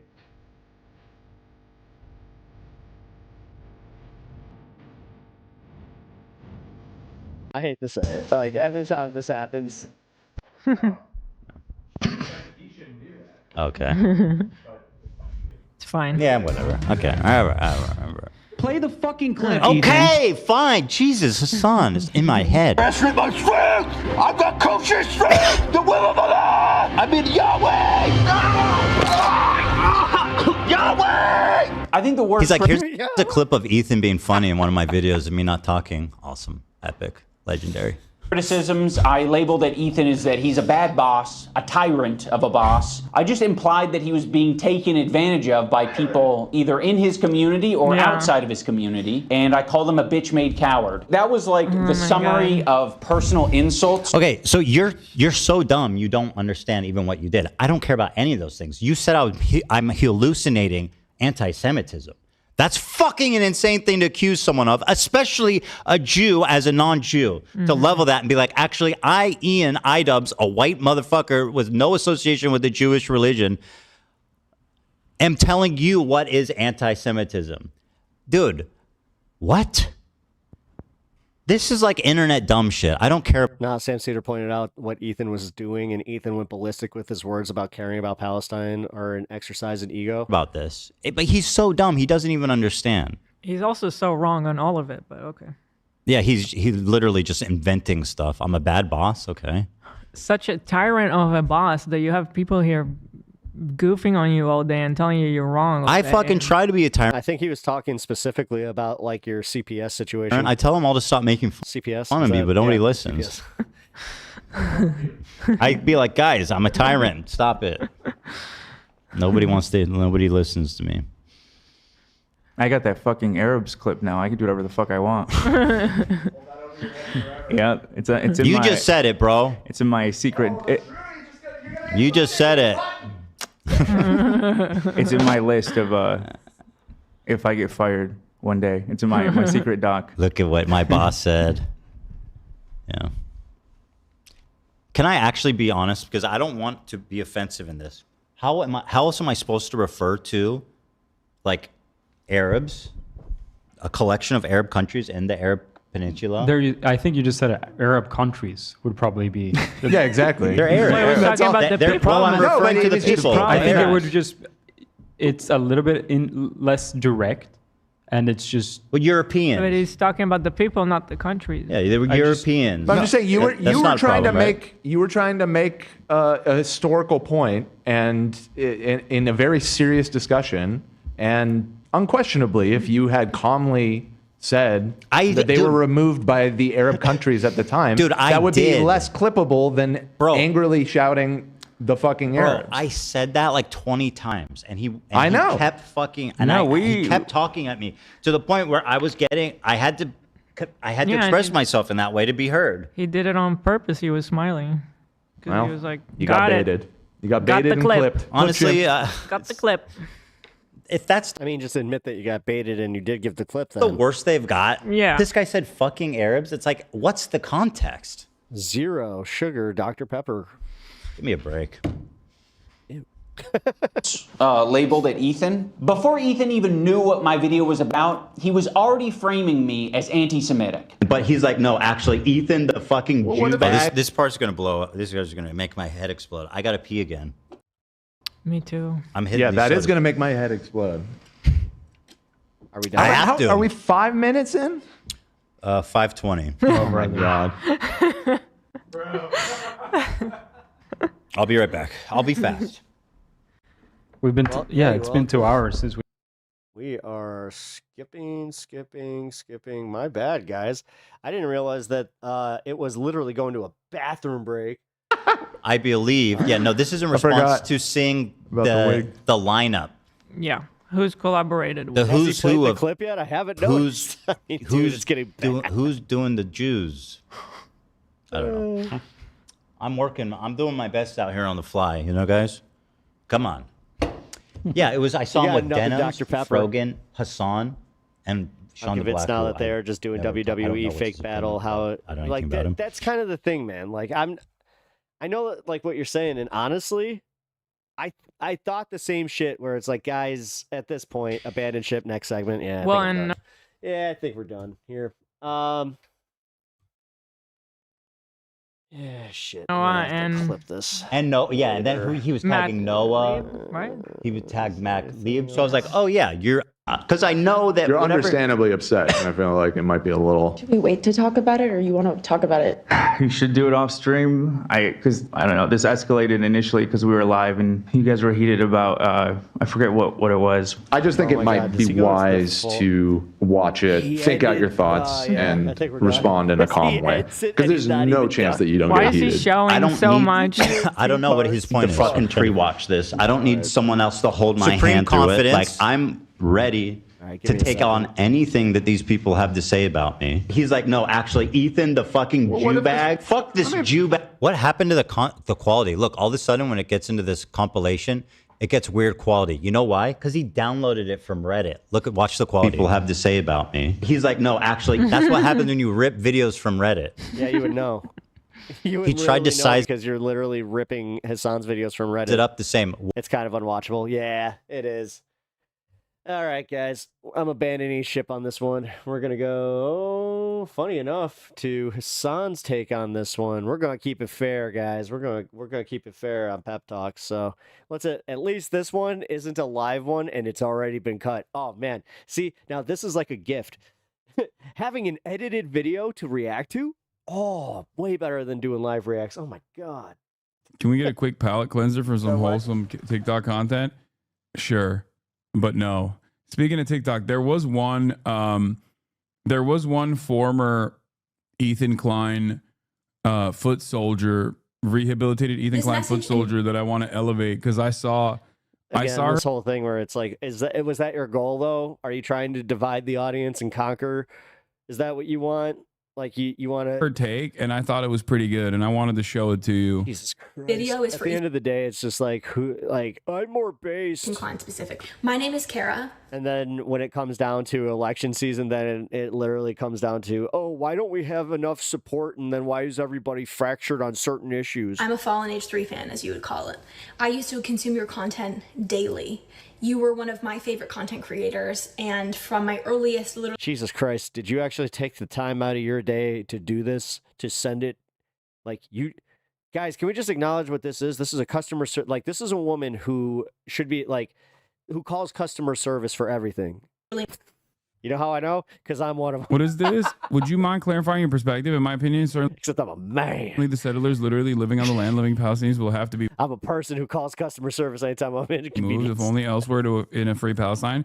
Except from creators. God. Or do you believe in some land attribution system for the right of return? I believe in some land attribution system and reparations alongside the right of return for all Palestinians.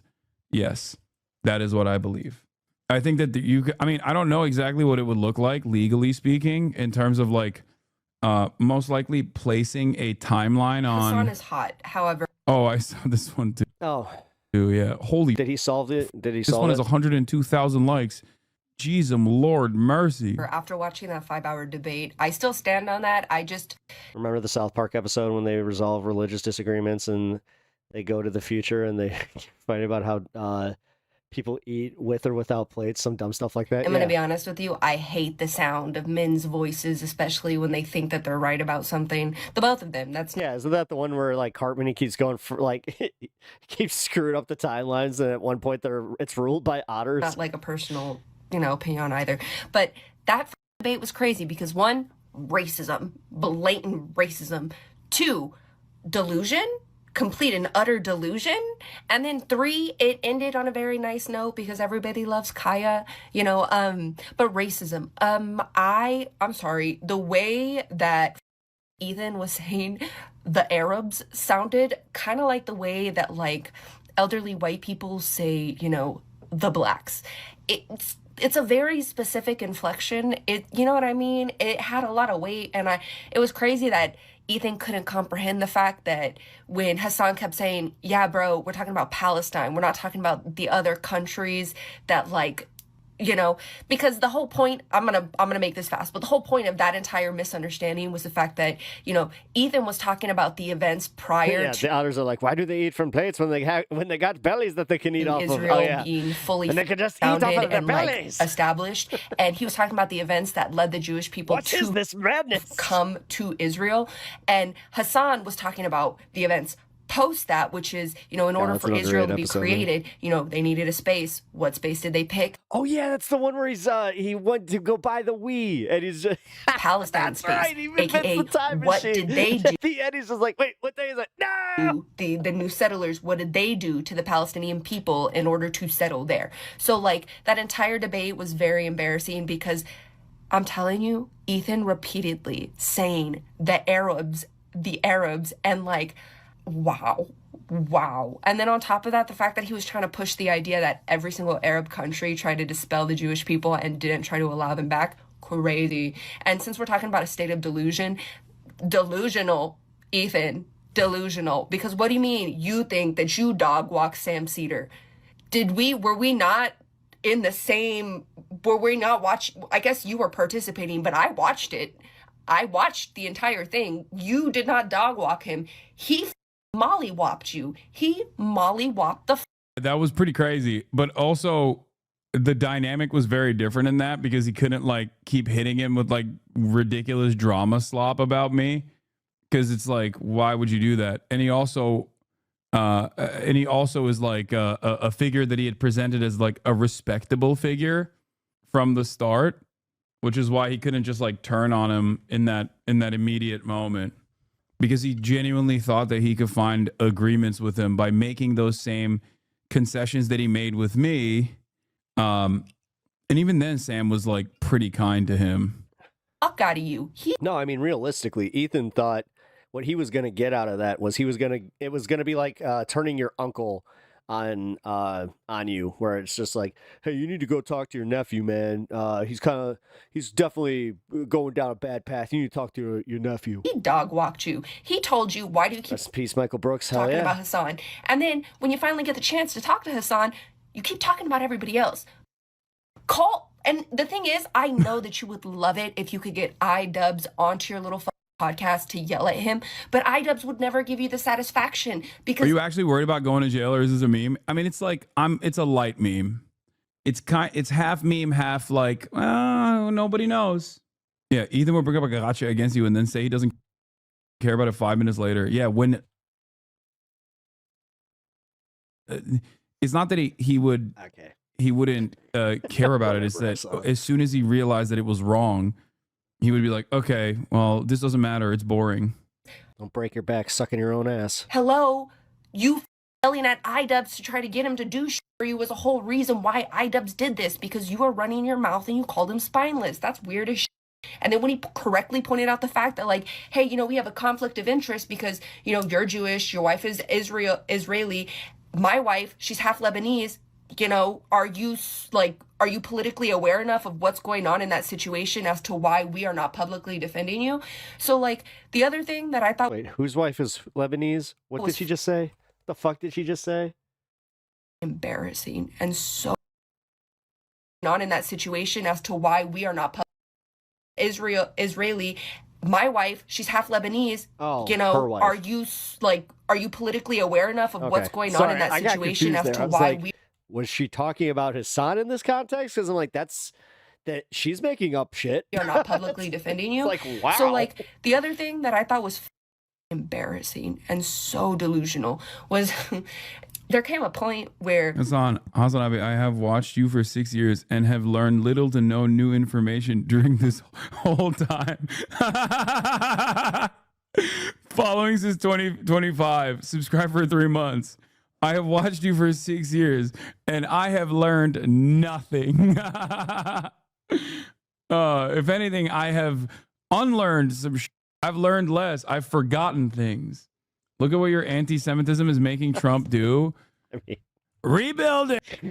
Statistically, that's actually probably something he has done. An open Alcatraz for too long. America's been plagued by vicious, violent, and repeating criminal offenders. Rebuild an open Alcatraz. Some of them stay in your lane, Hasan. Even have the You can't even do a good impression. Listen to him. He sounds like he's constipated or something. I don't know. That's it to say mean things. He doesn't even do a good impression. About Israel. We will put you in the jail. But he's dead serious. I was dead serious. I just watched The Rock. Sean Connery, best James Bond, next to Hannibal Lecter. I don't know. Hannibal Lecter, one of my favorites. We'll put you in the island jail, and I'm calling for sharks.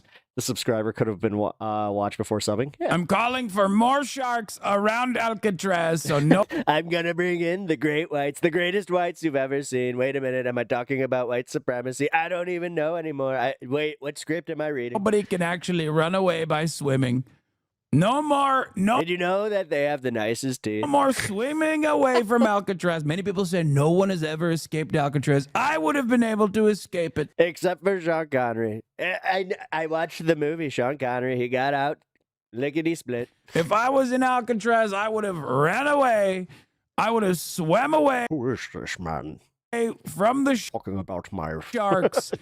And then I would have got my escapades on a boat, but not if the little did he know boat has an electric motor, because I was sleeping with his wife. Everybody knows I gave it a good slap. In the boat, God forbid it sinks, between the boat and getting electrocuted.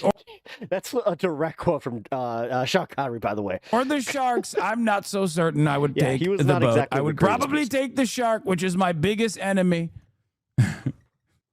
I would take the shark. You're the man now, dog. Shark. Only if the shark is not electric. If the shark was electric, then electric sharks.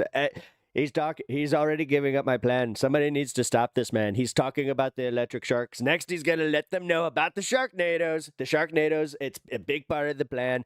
Somebody needs to silence him. I don't know. Maybe I would take the boat. I would die with the electricity zapping me. He doesn't know. No, see, that's part of the. See, you've already lost in this joke, Hasan. He doesn't know that's how electricity works. So he would literally be like, "I'm gonna go on this big, beautiful boat. It's completely made of metal. Metal boats are the ones that don't sink. I'm gonna put it in the water with the electric sharks. Nothing can go wrong." The battery. Everything's computer. You know, Ethan thought that the conversation was going to come to a close. He thought he was going to get like the final say, so he started doing that little broadcaster voice. And I'm not going to hold you. When he kept trying to repeat this point of like, I watched my... I'm going to call bullshit on the fact that she was an H3 fan. I don't know, man. She seems too critical. Like, H3 fans are, trust me, they're going to level some criticism against Ethan. They usually do. But this seems like she was a Hasan fan who simultaneously watched Ethan up until this point and finally went, yo, but it's really like, it sounds like you were kind of just saving this. Like, again, I had this in my community where somebody like kind of threatened me. They were just like, "Whoa, you know, you've kind of said some things. It's like, yeah, you're on the lit like it's Chris Jericho. Like they're fucking Chris Jericho, and you just made the list." And they're checking me off. It's just like, okay. And you don't, because you're a coward. Oh, yeah, that was so lame. The cringiest... I'm British. I've never even heard of these two people until I clicked your stream. Oh, boy. ...part of this entire debacle comes. This has to feel like the first time you walked in on a Dragon Ball episode and you're just like, what the hell is this? Dude.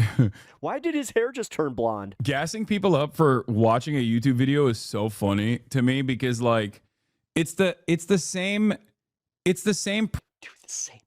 You do the same principle thing. behind like people maintaining this position that like Ben Shapiro is actually a macho man because they are like Ben Shapiro. Like a lot of Ben Shapiro fans are nerdy little just like him. So they have to, in their minds, they have to be like, no, he is masculine because he's saying those things because I am just like him. And it reminds me of that. There's a parallel there because like, in the minds of a lot of these like YouTube slop tubers, it's like, what a brave and courageous act to watch a YouTube video that rehashes all. It is kind of weird that he doesn't acknowledge that he's blatantly part of the slop tube, even though he listen, Hasan does good things. He does teach people. So like, I enjoy some of his content, but he contributes to the slop tube shit. So like for him to talk disingenuously like he's not part of it. All of the same out of context clips that I have literally addressed a million times over. I'm actually legitimately scared of watching it, except I'm not scared of actually debating the person. Meanwhile, at the same time, I'm getting beamed. I'm getting beamed from Fox News at a time when they're literally packing up pro-Palestinian student activists and shit. Like, yeah, oh my God. I was so terrified. Watch the vid that you debunked many points on and he conceded to. Yeah. I mean, I will, by the way. I'm going to watch it because I feel like a lot of people, I'm going to watch it because I'm going to show the world that I'm not afraid. That I'm not afraid, okay? I'm not afraid. I'm terrified. I'm petrified. I'm pissing and in my diapers. But I'm going to watch it to fundraise. I'm going to watch it to fundraise for the charity of IDUBBBZ's choosing, considering all of the relentless attacks that Ethan has engaged in for the Creator Clash 3, which is supposed to be a charity event.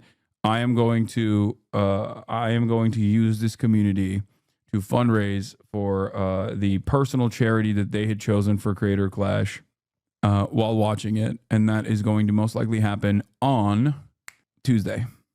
I just peed too. Yeah, we both peed. We peed. Have you considered that this is you? No, I'm getting destroyed. What Hasan just said shows how petty and myopic Ethan is. Pro-Palestine are being rounded up, and Ethan acts like he's being the most persecuted or persecuted. Destroyed. Oh no. Alcatraz. When Ethan goes, and I watch my criticism because I'm a legend. I would say things to you that would get me banned on the internet. My teeth are itching. And like girly pop. And what's crazy is the debate went on for another 45 minutes because they don't know how to stop arguing. And, you know, HASAN, props to you, because it took HASAN like 2.5 hours to finally swing a personal jab. Me, within the first second of Ethan calling me a liar, Ethan called HASAN a liar like over 100 times. Someone do an official counter, please. Count how many times he called him a liar. It was crazy. It was crazy. Me personally, within the first 1, maybe 2 times if you call me a liar, I'm coming for you. I am coming for you. So like, you know, good on HASAN. You're better than me. If you debate him again, Christ. Oh, I feel my brain literally pulsating. God, that was literally a waste of 5 hours of my time. Yeah. Also, This is. I'll be completely real with you guys. This is why I didn't release any clipped videos of it, because I couldn't bring myself to sit there and listen to any more of it while editing. I was just like, oh my god. So yeah. Also, I literally have just put out the feelers where it's like, yeah, if you guys are good at editing, let me know. a liar on the heels of like admitting to lying and smearing me multiple times, and also Don't mind after listening to some of this bullshit content again. lying and smearing me for 15 months, almost not 15 months, but like what, 5-6 months? There's some gems in there though. On the 16th month of a genocide that I was actively focusing on covering, that he wanted to that he wanted to spend every waking moment on me over, and then trying to actively deplatform me over. Ethan was scaring the normies for sure. Text exchange with my cousin. I don't know why this made me so sad. Also, I know I need to explain the situation to her. Super random, but you are a fan of Ethan Klein, right? I watched him and Trisha Paytas podcast. Yes, is he okay mentally? Lamau, I'm asking as if you know personally. Haha, yeah. How do you know about that? She's a HASAN groupie. Come on, Because I watched to be honest, that's why like when he framed it as like, look, it's Ethan's own audience is turning on him. It's like clip of him absolutely crashing out, having a debate with that HASAN guy. That's wild. Do you not follow him anymore? No, I do. I think it's wild. That's weird, because if she was actually from Ethan's audience, it's almost like she would have some, I don't know, like critiques for HASAN on that too. Like, I think you saw again, like the way that she framed that whole getting up to the second hour, that was part of HASAN's problem. Like, he wasn't good at the debate and he kept flailing. Like, honestly, let's be real. A clip. To be honest, it's getting big. To be honest, I love him. I think he's right to be so upset. I don't know. He seemed pretty childish and horrible. Even his argument has any validity. He seemed like so out of line. No, not out of line, but it was just like, yikes, bro. I'm just curious what he has, what he was even arguing at some points. I'll respond when I can. With his fam soon. No worries, lol. Like, it's crazy. 133 likes. Oh, 1,000 likes. Yeah, I reposted this one. What? You don't know what These are the clips normies see. The comments show your reception on TikTok is overwhelmingly positive. Talking about? What is? Yeah. I got a free Rolex hat from a friend of mine. I still wear it every now and then. Yeah, and you're so, oh wow, who knew? The thing I don't like about HASAN personally is the fact that he can never be wrong. What? Destiny? What? Ethan, I don't think I didn't bring up Destiny. You did. By your authority, I will decide who's. And it comes off as like holier than thou with that bullshit. Hallucinating. HASAN. Want to do propaganda? This is why This is why I didn't really respond. This is why I didn't really respond when he did this stuff, because I was like, I'll just let this sit on his own. Because this is so ridiculous. like how dude.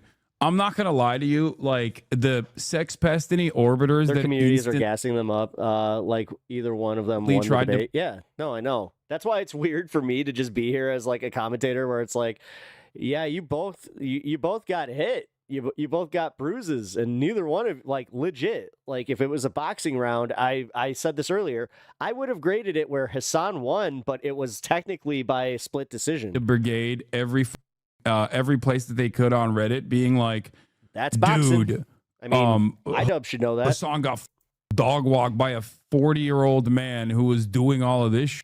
Is like, you have to be so. You're damn near 40 doing the same shit. Stop. So unimaginably. Actually, I'm going to call you out on one more thing.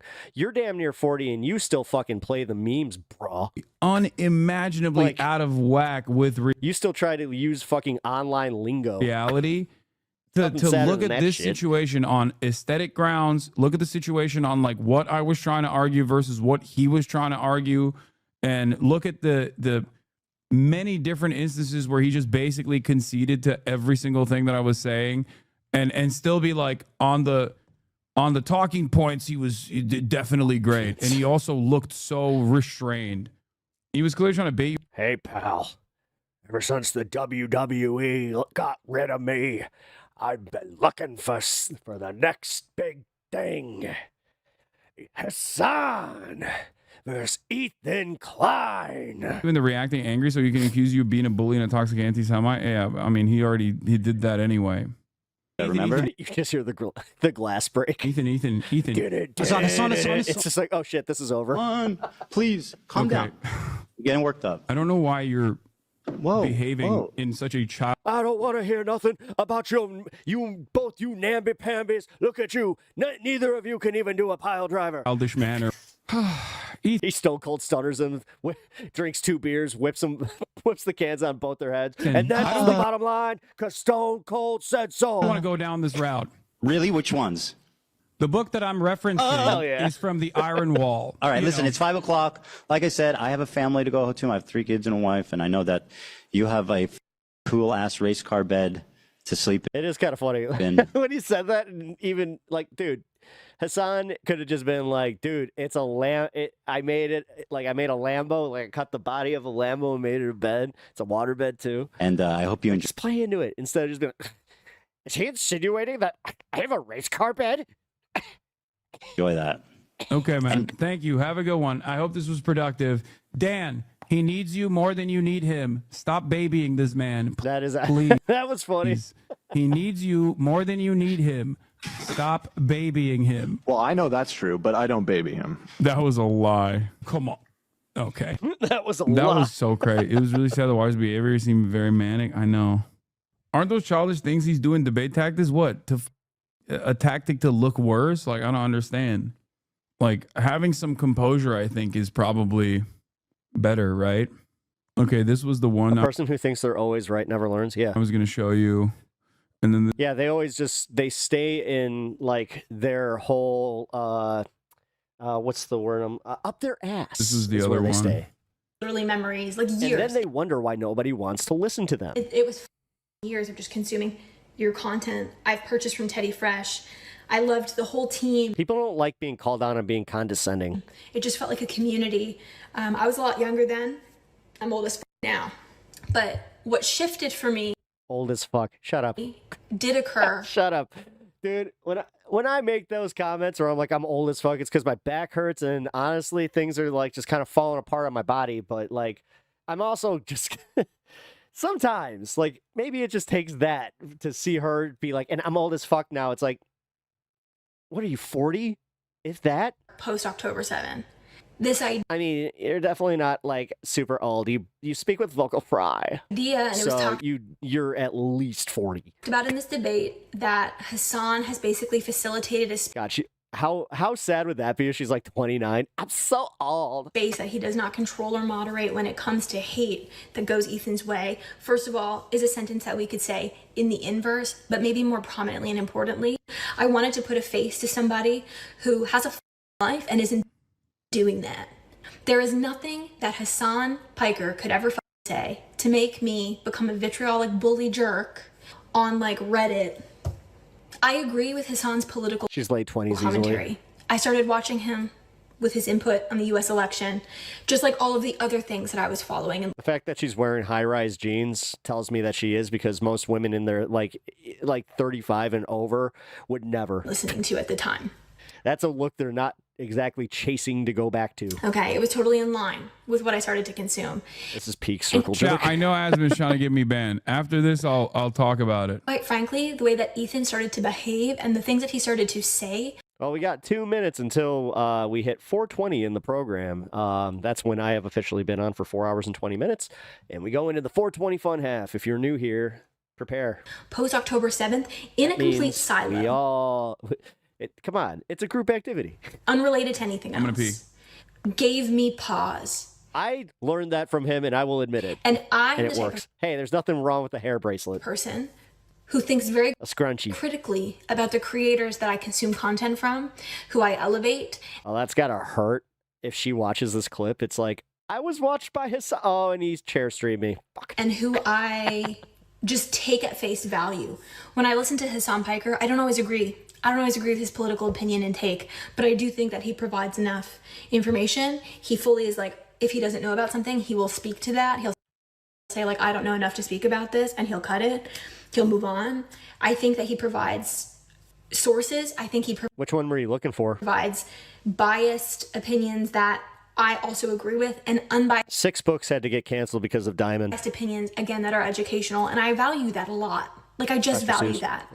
Ethan, you have spent... I think that one was actually part of it. Dr. Seuss, Gundam, I know was part of that one. Any of them that were to be distributed from Diamond. Spent the past 14 to 16 months on a hate train, oftentimes attacking creators. I got the Godzilla one. That's all I wanted. That are much smaller than you, and that has been your entire MO. You donated one time to the Palestinian cause, okay? And ever since then, you've literally spent all of your time 420 crashing out. Let's go.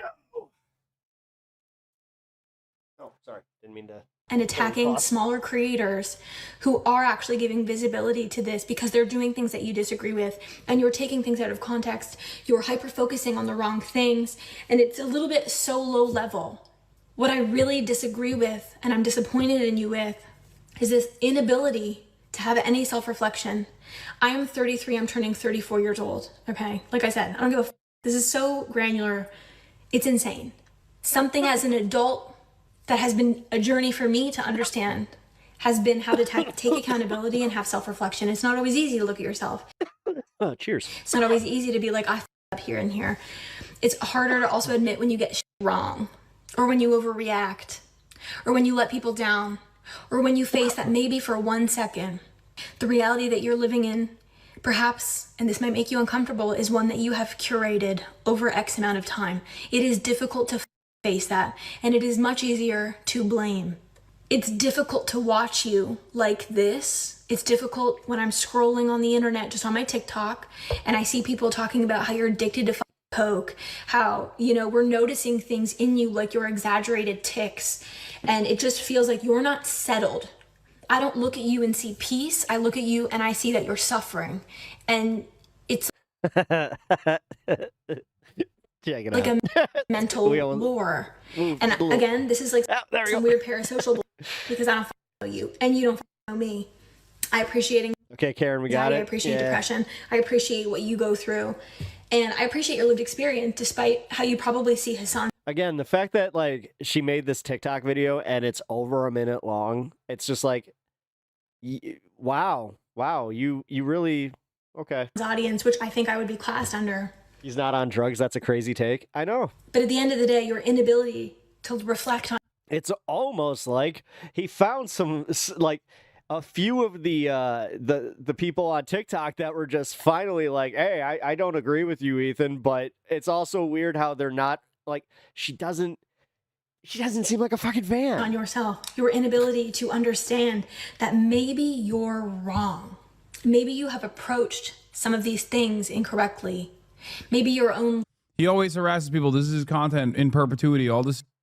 I think in spite of all of that, like his capacity to reflect throughout that process was what made him so interesting to watch for his audience, and grew his audience in general. A frame and a lens at which you are approaching everything first from, and it's an incredible ego. That's honestly the most annoying part. Is like it is literally it's literally they're like EH3's audience versus HASAN's audience. That has created a blind. God, I mean, I experienced that online, like here.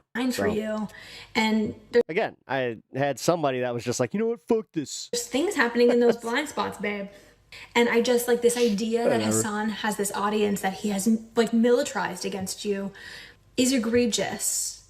I wanted to put a face to somebody The weirdest part is for me to not agree with either of them and just kind of be like, you're both assholes. Intelligent, educated, passionate person who thinks for themselves.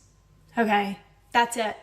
There is nothing that Hasan Piker could ever say to make me hate any creator. I like to make my own decisions and my own assessments of things. And to be honest, that first year plus Hasan was covering the US election, I was just totally tuning in for that. And every single time you were brought up in chat, he would say, I'm not talking about that. Ethan is not the person you should be like going against. Absolutely, you need to reframe what you're thinking about and who you're fighting against and resisting. That was the take that he had. And I need you to understand that and appreciate that, because you refused to even acknowledge it. And that's reality. I was watching when that was happening. Yeah, but he wasn't. That's kind of part of it. And then on top of it, nobody was really saying that. Like, you finally just said it, but nobody was actually saying like, hey, Hasan was standing up for you for the longest time. And you know what? This is one of those situations where Hasan like could have had clips ready of him standing up for him. Like, realistically, that was my biggest critique, was on Hasan's part, where it's like he didn't have anything prepared to just be like, bro, like, chill. I was standing up for you at this point. Like, you made this turn. It was all about their egos getting their points heard instead of coming back, like coming around and just being like, all right, man, this is where I might have misunderstood you. Maybe we can bury the hatchet. None of that. Trust me, both of them were guilty of that shit. I don't know. Like, that's just been my personal experience. And the idea. But this is where my WWE mentality comes in, where it's just like they had over 300,000 people watching that live between the two of them. That you don't think that they both recognize that? So thoughtless and mindless as someone that consumes Hasan's content, that I'm this flexible to just be completely persuaded out of nowhere on nothing is egregious. Then quit watching. Just because you don't want to. What is this? What is the self-importance of them needing to fucking earn your viewership? See yourself, that's how you think. What the fuck?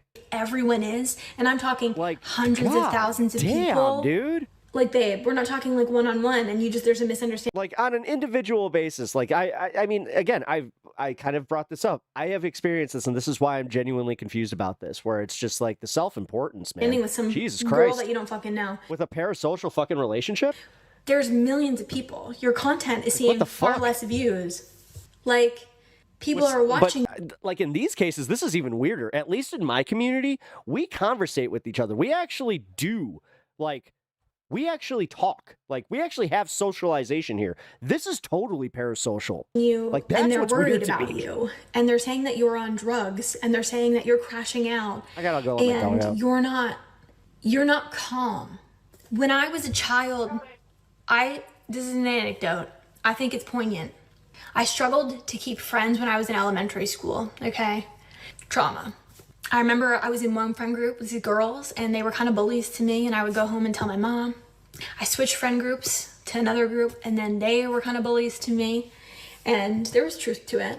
But when I came home and I said, the second group is doing this, my mom sat me down, and you know what she said to me? She said, Kara, we need to ask ourselves, like, are we doing something? And it wasn't victim blaming. It wasn't that. It was like, are we having self-reflection? Is there something that you're doing to make people have this response to you? I learned that when I was very young. And now, as I have gone into adulthood, oftentimes, God rest her soul, I think about that moment and I think about reflecting on my output. And when you're a content creator, you have a community and you have an obligation. You have a moral obligation.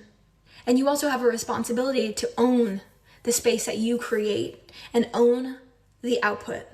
I am part of Hasan's community, I would say. And this is what it looks like. There's no hate for you. There's disappointment. I'm fucking disappointed in you. I'm disappointed in the content you create. I think it lacks innovation. It lacks excitement. I think when he sees stuff like that, though, it just probably pisses him off even further. I'm not gonna lie, because he's like, oh, like in his perspective. By the way, she's a fucking incredible speaker. Going on for 9 minutes and 35 seconds out of nowhere is crazy. But I think when he sees this, he's like, oh, Hasan brainwashed you into hating me. Like, that's what he thinks.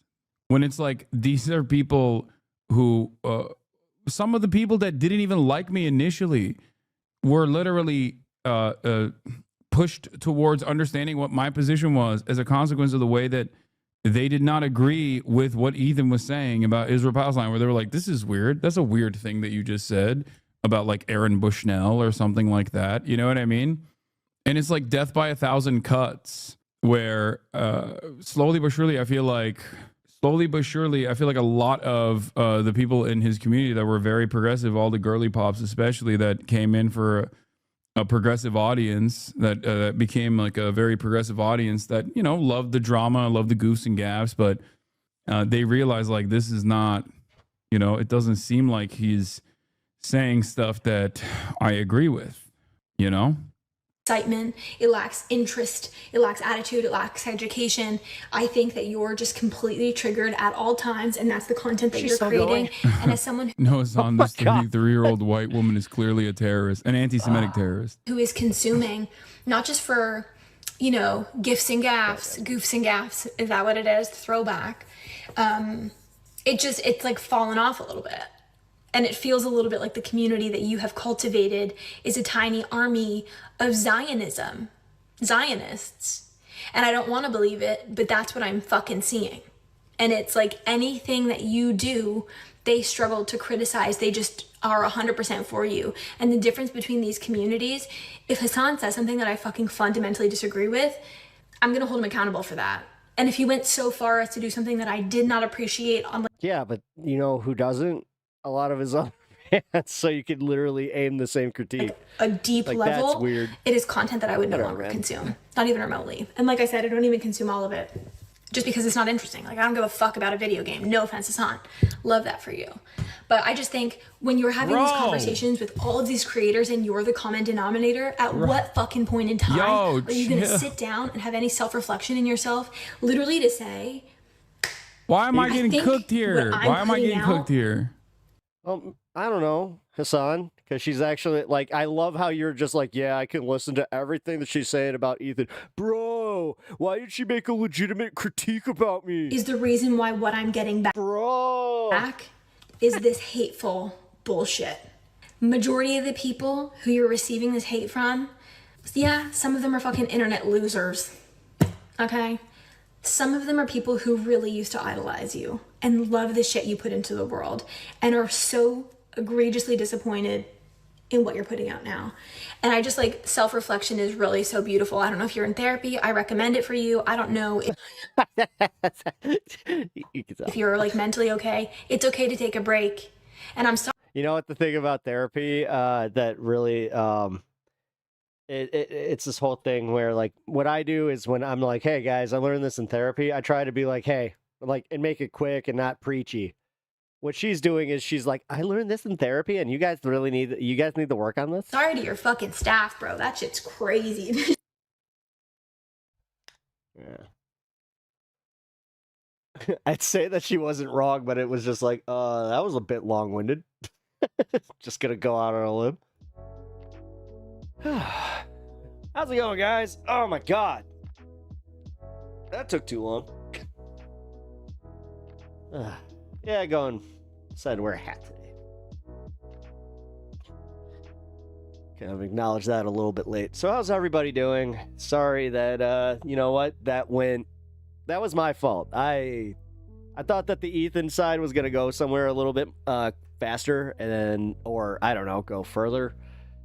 I should have learned by now that no, he was only going to watch about 10 minutes of that, and he would, like, dude, oh my god. He literally hears 2 words from him, and then it's just like, he just said that and is. How dare he use that? It is together like that. Like, he wants to make a point? The fuck? Sorry, I mean, that was exaggerated, but come on. Oh, yeah. Oh, it's crazy how self-awareness is astonishing. Yeah.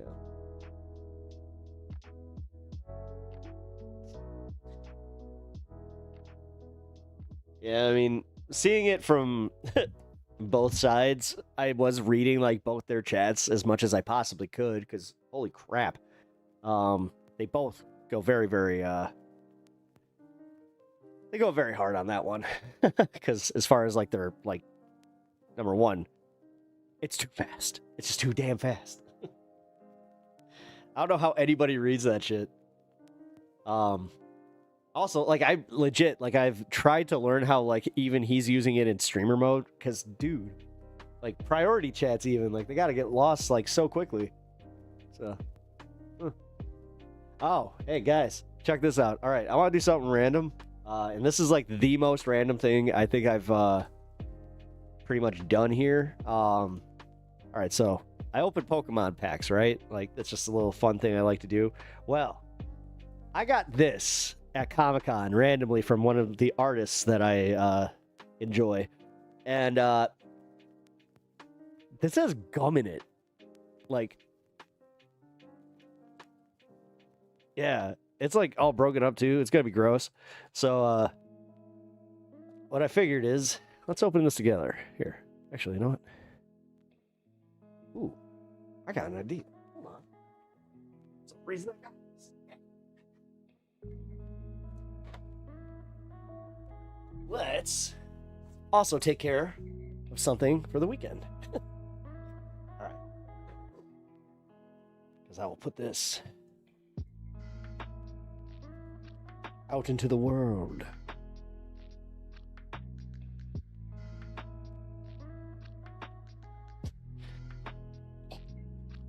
All right.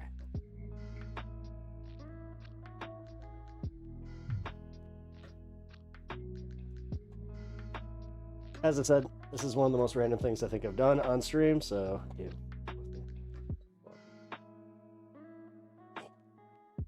There we go.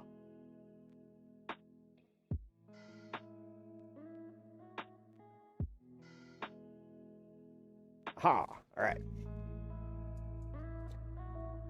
Let's take a look.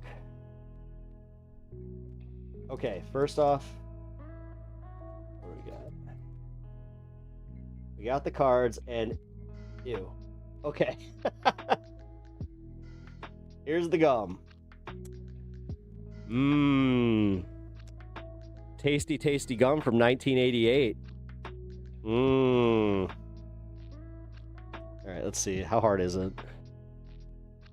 Oh my god. Dude. Wow. Not even like pink anymore? Ew. I'm not even gonna throw that in there because I don't want him getting that, because like that seems like poison. All right, so let's see. We got a pterodon. Check it out. Ooh, what's this? All right, so that's like grody. Dude, this was like Jurassic Park before Jurassic Park. Cool. Prometheus explodes. All right, what's this? Past comes alive. Wrapped in the basement. Wait a minute. Damn, dude, that's like straight out of Jurassic Park, for real. Like, did they just like create their storyboard? Whoa, that's gruesome. Holy shit. Ripped out of time. Holy crap. But yeah, it came with a pterodon sticker. Cool. Check it out. I like stickers. Well, yeah, I mean, this, we got that gum. I'm not eating it. But, hey, look at that.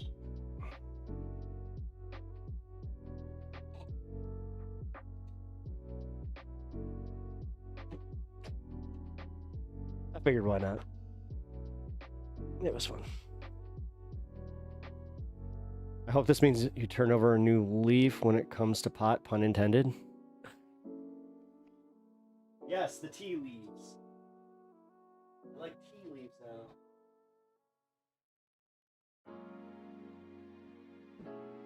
Just kidding, still like marijuana. Ha ha! Gotcha. Ah, repentant man. One of these days you'll save my soul. Not today, not today. Can't you tell? Either way. Repent man. Actually, you know what? Screw it. We'll do one more. I got a Pokemon pack. We might as well open one. Let's see. Let's see if we get anything good. This is some of the random stuff that I do here. As I said, 420 fun half. We're 18 minutes in, so to repentant man's chagrin. He's cute. Little pet.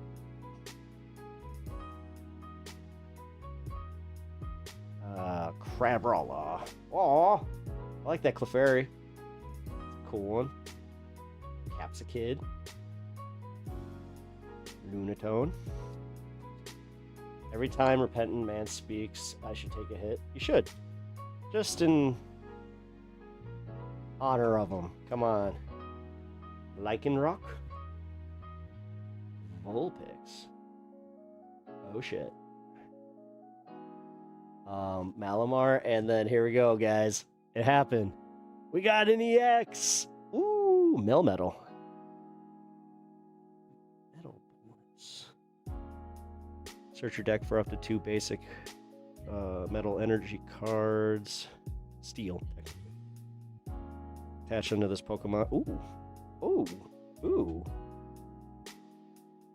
So you could do a final move in 2.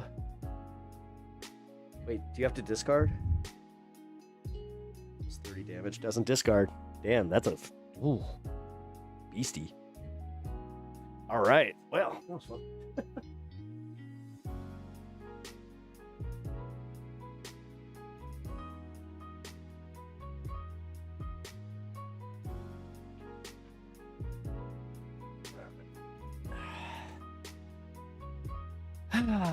Back to news. Let's do some news and stuff that isn't the Hassan and Ethan drama, because ew, I'm done. You get my, like, it's not even the look, it's the fact that it's not sitting on my head right, and I'm just like, I need this to sit comfortably. There we go. Here we go. No, done with Ethan. I'm done with Ethan. I'm done with IDUBBBZ. All right, let's get some news from the weekend here. The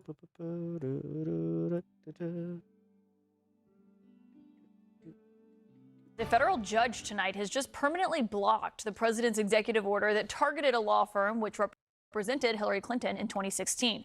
The judge is ruling tonight that the president's order was an unconstitutional effort to amass power.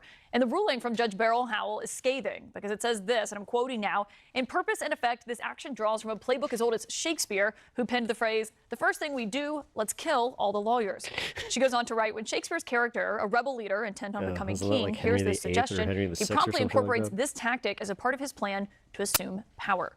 My legal source tonight is former federal prosecutor and a friend of the show, Ellie Honig. I'm pretty sure you have also quoted this on the show before. Am I right? Yeah, no, I like that quote. I dug into the Cliff's Notes. It's from Henry VI, the character that says... Do you like that quote? Yeah, I think it's interesting because it doesn't mean... You're a lawyer. Right, but it doesn't mean, hey, let's throw Ellie Honig in the river and all his friends. It means if you want to take over, if you want to be autocratic, if you want a lawless society, get those pesky lawyers out of the way. So I think it's applicable here. Some people might say that anyway. Could be.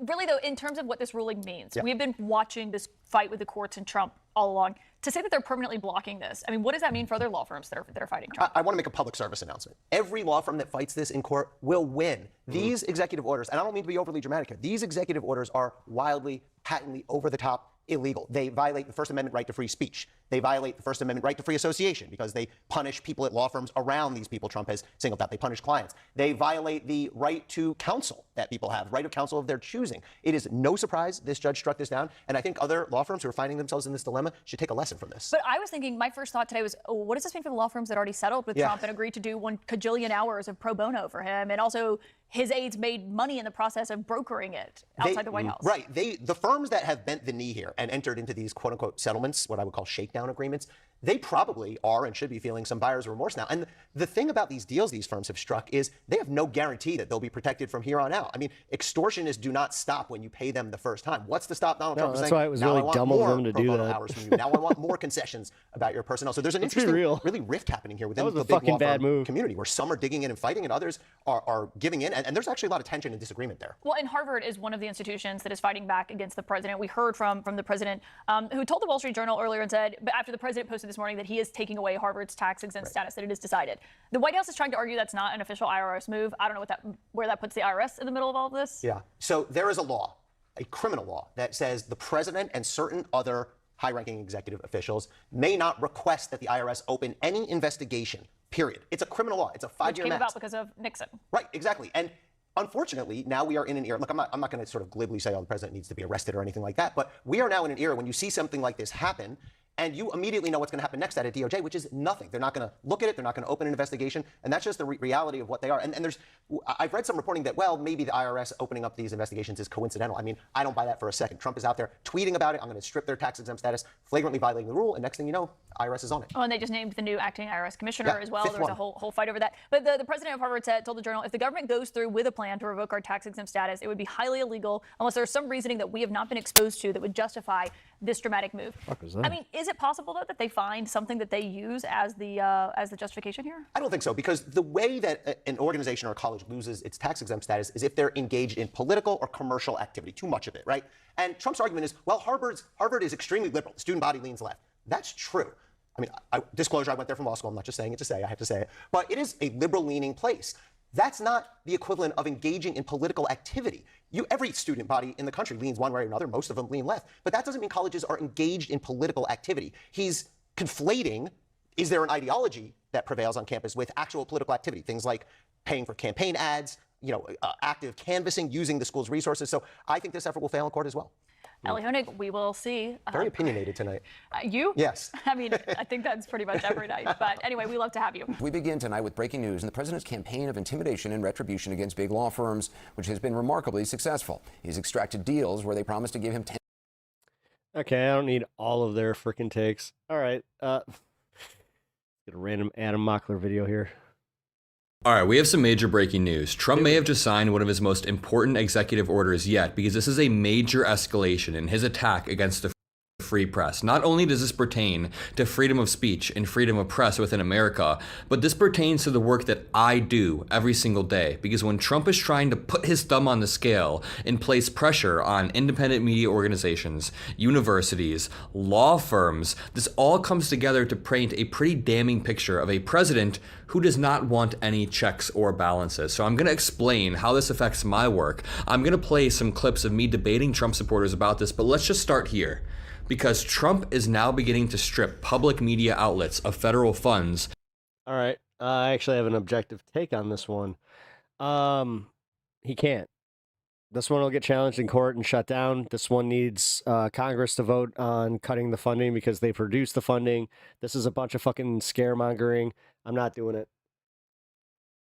Yes, he's going after public funding. Yes, we should be aware of it. Like, we should be, like, yes, do not think that he's going to try, and continue to try. But this, again, cannot be done through an executive order. See, this is part of what is really starting to bug me with this executive order shit and the way that people report on it. And then the way that people react to it is nobody knows what the fuck they're talking about unless they're a constitutional fucking lawyer. And then when these people come out and say the sky's not falling, everybody's already got this common conception that the sky's falling, therefore we just have to accept it.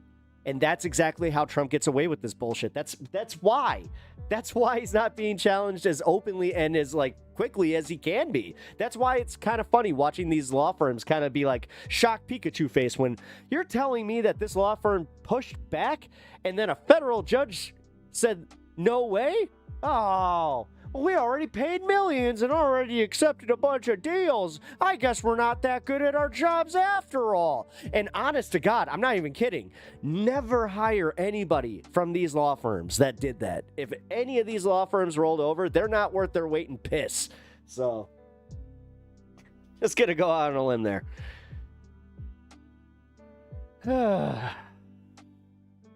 But also, I'm done. I'm done catering to scaremongery stories like that. I'm done.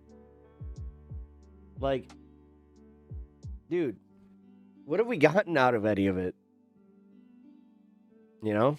I can make you aware, but what Adam Mockler was just about to do right there, where this is affecting me. This is gonna cut, and he's coming after me, and this is the slippery, okay, man. And this is where a lot of people stop paying attention to the Midas Touch bullshit and anybody that has the clickbaity stuff. Like, it works for a little bit. You're definitely catering to people's fears, and you're definitely catering to, like, the intense, what's the word I'm looking for? Like, the ethos. I can't think of, like, it's just how things are right now. And it's, dude, I'm not playing it. I'm not playing it. I'm not playing into it. Anyway, guys, I dropped the link for my mom's memorial fund. If you guys had already tried to use that link and it tried to take you to Streamlabs, that was my bad. I didn't realize that I had like a partner mode situation set up. It has been readjusted. It is just a link for helping contribute to my mom's memorial fund right now.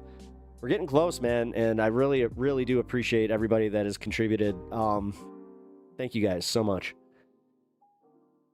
All right, Midas Touch is poison, Clinton Sims, rage bait, copium is in the purest form. Yeah, no, and that's kind of what annoyed me about it. You know, occasionally they got some good stuff. Like, I'm not going to pretend that they, like, Michael Popak and a lot of, like, the legal AF stuff, that's good. Because the thing is, a lot of people on YouTube aren't certified lawyers just giving you the information that's out there. And I will totally listen to people like, like Michael Popak, as much as, like, the guy kind of annoys me and, like, his cadence and, like, his eyewear choices are definitely questionable. But for real, man, like, I don't know. I don't mind it. As far as the legal stuff goes. But yeah, man. Anything, when I see Ben Marcellus or whatever, and like the brothers, the brothers Midas, it is kind of like, like you just, ew. Liberal rage bait, Batman. Because that's all it is, and they use, like, these, like, all of the fucking clickbaity. Like, they made clickbait so laughable when it comes to leftist politics, because, as I said, the problem is, when you start using all of this language this soon into the presidency, think about this in 4 years, nobody's going to be paying attention to this bullshit. And also, it is a little eager beavery of them to just be like, look, we passed Joe Rogan. We are being attacked. We're being botted and swatted. We need to be... We need your help. It's like... Okay. Anyway, not the biggest fan. Yo, what? Of course. How you doing? I was just about to say, I'm not the biggest fan of this man. David Pac-Man, but the David Pac-Man covered a story that nobody else really did, so I want to take a look. Fox News is continuing to melt down over the Trump polling disaster. You turn on Fox News these days, sort of looks like Hodge a funeral. twins. Fox host Sandra Smith, the Hodge twins, acknowledging the polling disaster that is afflicting Donald Trump. And you can see that this is not the golden were you talking about like a creator that I don't like? Age for Fox News, I think is fair to say. Listen to this. This is President Trump's job approval rating on taxes, 38% approve, 53% disapprove. This is Fox News polling.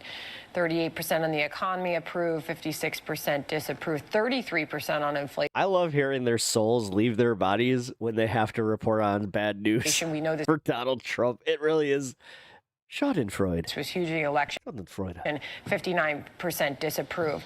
But Hodge Scott Bassett had a very important message as the 100-day mark approaches on all of that. Listen from this morning. We've got a three-legged stool here. It's trade, it's tax, it's deregulation. President Trump has come out of the blocks roaring. And I think this is something new for the American people. We're going to continue to make the U.S. the best destination for capital in the world. And that something new might be, the short-term pain people are feeling reflected in the polls. But will they hang in there, Robert, to see what is... To see this guy on the right here, like his soul is just leaving his body because he has been like such a asshole, like legit going on Bill Maher for all these years. Just, I'm the chief economist and blah, blah, blah, blah, blah. And he's never been right. Never. Promised. As you can see, even Fox News having to acknowledge this short-term pain thing, I don't know if they're going to genie bottle. Hey, hang in there for it. As long-term gain. Let me be quick here. I mean, one, Steve knows a tariff is a tax on the consumer. Yes, it brings revenues, but it's not a tax cut to the consumer. That's That's just not true. And Steve's actually written about that, as has Kevin HASAN. With respect to the three-legged stool, I think with short-term pain, you're seeing it in the polls. People don't know really what's going on. Things are actually, some prices are going up, some are going down. This is not actually the immediate, great, great economy that the president spoke about. Actually, half the economists thinks we're going into a recession. It is not typical. It is not typical that you have Fox News acknowledging bad polling for a president that is a Republican, and then bringing on commentators who, instead of sanitizing it and saying, no, it's actually fine. And well, yeah, because the thing is, they understand that Americans are about to see, like, I'm not going to say the empty shelves the way that it's been reported on, because it's going to be some empty shelves. But yeah, it's gonna be a shit that you want or like need. And it's going to be fine. Like, it's all the random shit that you don't even think about too. Acknowledging like tools, fucking the worst one I saw was tires. I was like, oh shit. That the policies that are resulting in the decline in polling are genuinely bad policies for the country, for the economy, and for the. It's my parade and I'll lie if I want to. Will lie if I want to. Will lie if I want to. The American people. And this you would lie to if it happened to you. This was two people. This was Robert Wolf, former Obama economic advisor, but also right-wing Stephen Moore. And they all agree the tariffs are taxes on the American people. You might say that they are taxes that are warranted and correct or not, and maybe they would disagree as far as that goes. But this is not your typical Fox News segment. And Fox News is now in the unenviable but funny position of having to figure very funny out to hear them go bridge the gap between sucking up endlessly to a Republican president you want to continue being on good terms with on the one hand, and on the other hand, communicating with an audience that isn't buying that this is all great for them as they see what happens to their 401ks and as they anticipate that their small businesses are going to suffer. And Fox News is, I guess, just figuring it out. How long is this tenable if things don't turn around with the tariffs and the market instability and all of it? It feels like it's a matter of weeks, if not days. After researching, That's writing, a very smart sweater there, David.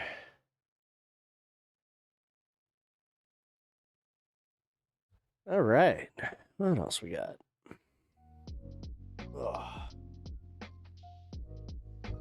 Oh, man. Yeah. Trump's getting his military parade for his birthday, the big boy's birthday. The big boy's going to get a big old military parade for his birthday. Nobody to stop him this time, guys, because, Congress. The fact that they're talking about waste, fraud, and abuse, and this literally is like your dad just being like, we don't have any money. It's like, but he comes home with a fucking Corvette. And you're like, what? It's like, yeah, sorry, we don't have money for like your clothes for school this year and school supplies. But peace, bitches. It's like, okay. Very fun.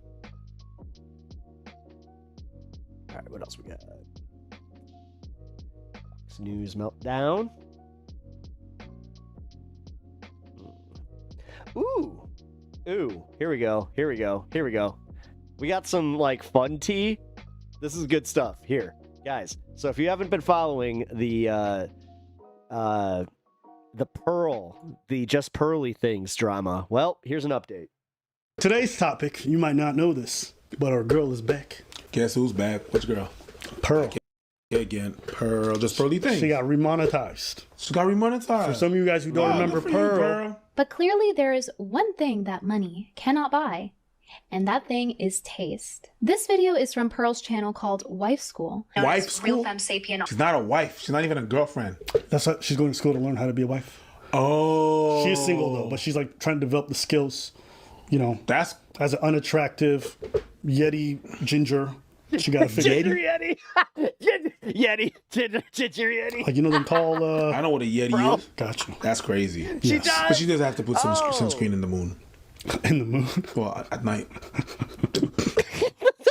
All right, let's keep watching. I mean, bro, the fact that she went on the internet, like, did she know? Did she just know that this was like, it wasn't just the grift. It's like, she looked in the mirror and just said, you know what I'm going to do? I'm going to lecture people about dating and marrying, or like being a wife, knowing I'm not going to ever really be that. Just Paley things. Just Paley things. Paley things?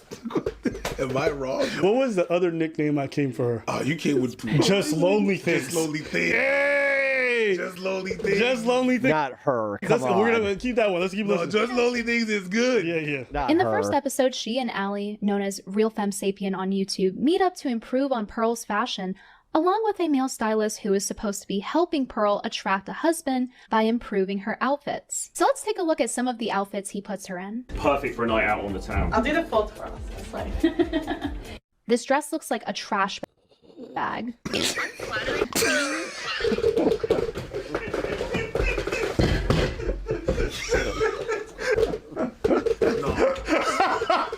Hefty. Yeah. Do you think it smells like Febreze? Like it's got that little hint of Febreze. Like, girl, is that lavender? She went, sing. Right in the living. Bleed it out. Straight out the back. You want to know how old this is? The couch was still back there. Remember when you had something to fall on? And I was a prospect. Yeah. Oh, fuck, man. Yeah. I was dead. The way she said that was so elegant, soft-spoken, and violent at the same time. Violent. So, Yeah, you're with vile. that in mind, Yeah. I wanted to just come back and see what Pearl's up to now. Now that things have changed so much. Paul Rudd and Julie Yeager have been married since 2003. When it comes to Rudd's biggest supporters, one name stands out. Julie Yeager, his wife of 20 years. So yeah, you see the looks difference here. Pretty big. Hey, she reads They like could have me. been looks matched like 15 years ago, though. You see? Like right now, she's a 5. And she got people... Yo, you're not sitting there with your 1.5 ass calling somebody a 5.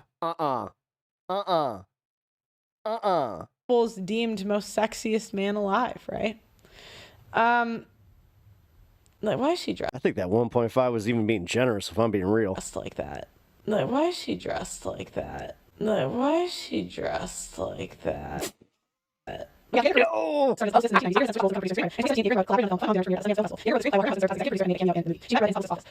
This video is 7 minutes that she made. And she's just reading for the 5 of it already. She made 2 comments. Oh, your wife's ugly. And a 5? She and Rudd are business partners. That's a mistake. Rudd, don't do it.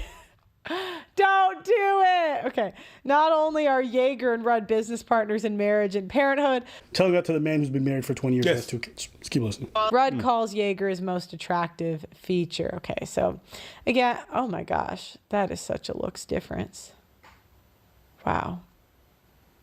But hey, they seem happy. Look at, you see he's smiling. You can't really fake these pictures. That's it. Pearl, who thinks women shouldn't have the right to vote. That's a lot of the quartering and just Pearly things power couple. her channel now. And you know what I remember her saying one while back? She goes, Dude, I can't wait for that video of the quartering just being like, guys, I have an update. I ruined my life. And then you're just like, wait, did you expand your studio? I mean, your house? No, I cheated with just Pearly things and my wife left me. And then everybody on the internet, right and left, would cook his ass. so Abba and Preacher lame. All they do is react. They don't. Who's the redhead? Oh, Kois. Don't do it. Yo, you better not. Provide no You value. no. And then I go to her channel. No. You know what it is? A reaction channel where she reads a bunch of bullshit. The secret to their lasting love has been their unique bond. She's commenting on different couples. So that's all she does. Pierce Brosnan, you know how he's been with his wife for like since their young years? Yeah. And now in her latter years, his wife has gained weight. I think they've been together for like 30 plus years. And she's like, why would you like, she starts criticizing the way the woman looks and like, why would you stay with him? Like, this is James Bond we're talking about, whatever. Oh, no. I was just saying who had the right wing thoughts you were just talking about. Oh, her. She gained weight. He got older. So what? She's criticizing him for staying with the love of his pearly quarters. Life. Just pearly pennies. While this woman is unmarried and not in a relationship and miserable and spends all day online talking shit about women. I'm just saying.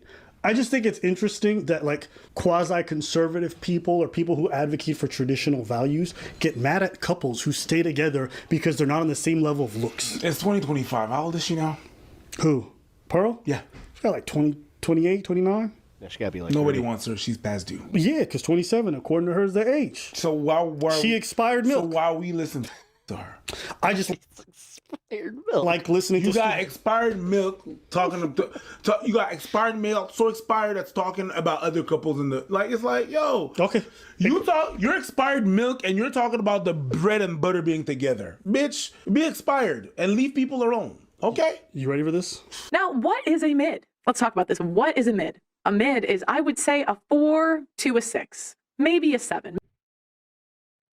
She's saying Scarlett's mid? Maybe a 3 to a 7. That's all in the middle. So the problem is when a man has an opinion and it makes women feel icky like this, because, you know, many women will see this and think, oh shit, if Scarlett Johansson is a mid, what does that make me? Who? I'm gonna, yo. All right, so we can go negative on the scale now, right? Nigga, I didn't know that in the house you had owls. Wow. Who said that Scarlett fucking Johansson was mid? Good point. Well, you know what? I always find something positive. At least when she said that comment, she did an effort with the makeup. She did an effort with the makeup. Yeah, all that Brittany Venti roasting got her to go to see a stylist for real. Yo, Brittany Venti is... I'm going to say this. I'm impressed, Pearl. I didn't know somebody could take a break from work, come back more stupid. You had 6 months to up your IQ and read something, and you managed to become more retarded. I just couldn't imagine sitting online and spending my day looking at women on social media and be like, you're ugly, you're ugly, while you look like a ginger yeti. You're criticizing why people are together while you're lonely. Yes. And you don't want to be lonely. You even said, hey, guys, you can cheat on me, and niggas still don't want you. And you know, if a guy has all the things that you look for, he might cheat. Yeah. So how can I be that mad if he cheats when it's like I picked him? Would you accept if he's just stepping up but not getting anyone pregnant? Are we married? No, you're in a relationship. I think if I'm being truly honest with myself, for the right guy, I probably would. How many times? I don't know how many times. But I swear to God, like, guys don't try to sleep with me. like, I swear to God, I've been on a date and I would have been dead and you just never tried. I was like, oh, okay. Good for him. He has self-respect.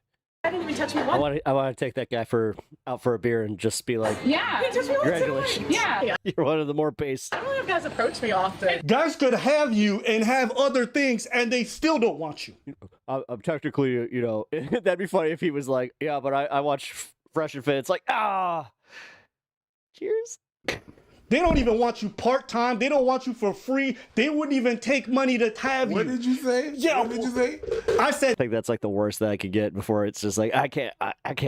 They could have had you for free. I said they could have been paid and they still don't want your ass. I mean, you could give a nigga a full-time salary and I don't still think he gonna put it in you. That's crazy. With this unemployment rate, nigga said, I'd rather be homeless than be in your pussy. That's crazy. That's... And the thing is really, I don't really care how you look.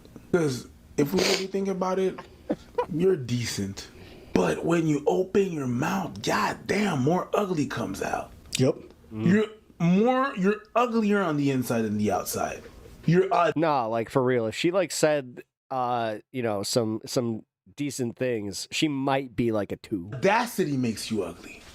In Nashville, I mean, she was probably going for the musicians. Now she's maybe that's what I was going for the surfer guys, or not surfer, snowboarding guys. I think there's going to be a lot of her. I don't think she's going to stand out in Denver, but I don't think she'll do bad either. It's really going to be dependent on her personality. She'll get in the door maybe not with like, I don't know, I'd say Sad part is she grew up pretty close to where I grew up. A-level men in the city, but she like a B-level guy. I think she would. So she spends this time just shitting on these girls for their looks and be like, that's what you're going to get. That's what you're going to end up with. Like, look. Again, I think she's got big boobs, a little overweight. Hey, 5 reasons you should move to Chicago. A face. Maybe 4. This Give 'em face all? isn't great. Reasons. Just go yes and no. She's got blonde hair. yes. Again, I don't know what it is. The blonde hair, I think. I don't know what it is. The fact that her hair is so thin. I don't know. It's like they see girls quick. They don't like us women notice details of women like way more than guys. Like one time there was this girl on my show and she was overweight. Totally. But she had really big boobs, right? And I asked the guys who they thought the best looking girl on the show was that day. I mean, other than me, obviously. I'm just kidding. Said her. And I'm like, did you guys not notice? She's like, Even her joking about it, and I know it's a joke, I'm still disgusted. I'm just kidding. And the guys said her. And I'm like, did you guys not notice she's like fat? And they're like, what? They don't, like, if a girl has a really good body part, they don't see the rest of the bad ones as much. That's not true. Yeah, but you don't have any good body parts. Like, you just don't. Yeah, you just kind of told on yourself there, Pearly. Understand us. That's why when you yapping up here talking about what dudes like. It's okay. You spend all this time. Ass out there looking like 2 upside down eggs. Like, talking about women and shitting on couples. When you, I mean, I would know that's what mine looks like. And it's just a proof. You don't even understand. You can't even appeal to men. Oh wait, no, she did have one. You remember him? Yeah. The homeless baby daddy who cheated on her with somebody else. You got cheated on by a homeless man. I thought you was about to say a hobo. That would have sounded that way back. He was a homosexual, correct? He was a homosexual. No.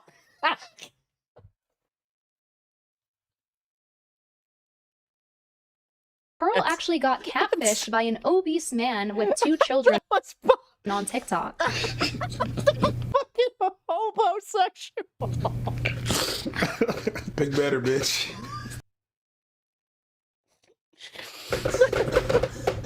Baby, when did we start dating? Yep, that's right. An obese man with 2 children. This is not happening. On TikTok. And I point out that he's obese because Pearl is constantly dunking on fat girls. Why do I need to look at your rolls? And then I have to go on social media. Then boom, whale. Boom, another whale. The cherry on top is that Pearl has been pretty adamant about men having children being a deal breaker for her. For me personally, I'm not into the guys with kids. That's not my thing. Instead of immediately breaking up with him for hiding 2 whole children from her, she instead takes him in to live with her and her family to mooch off of them. Because he was homeless when I first met him.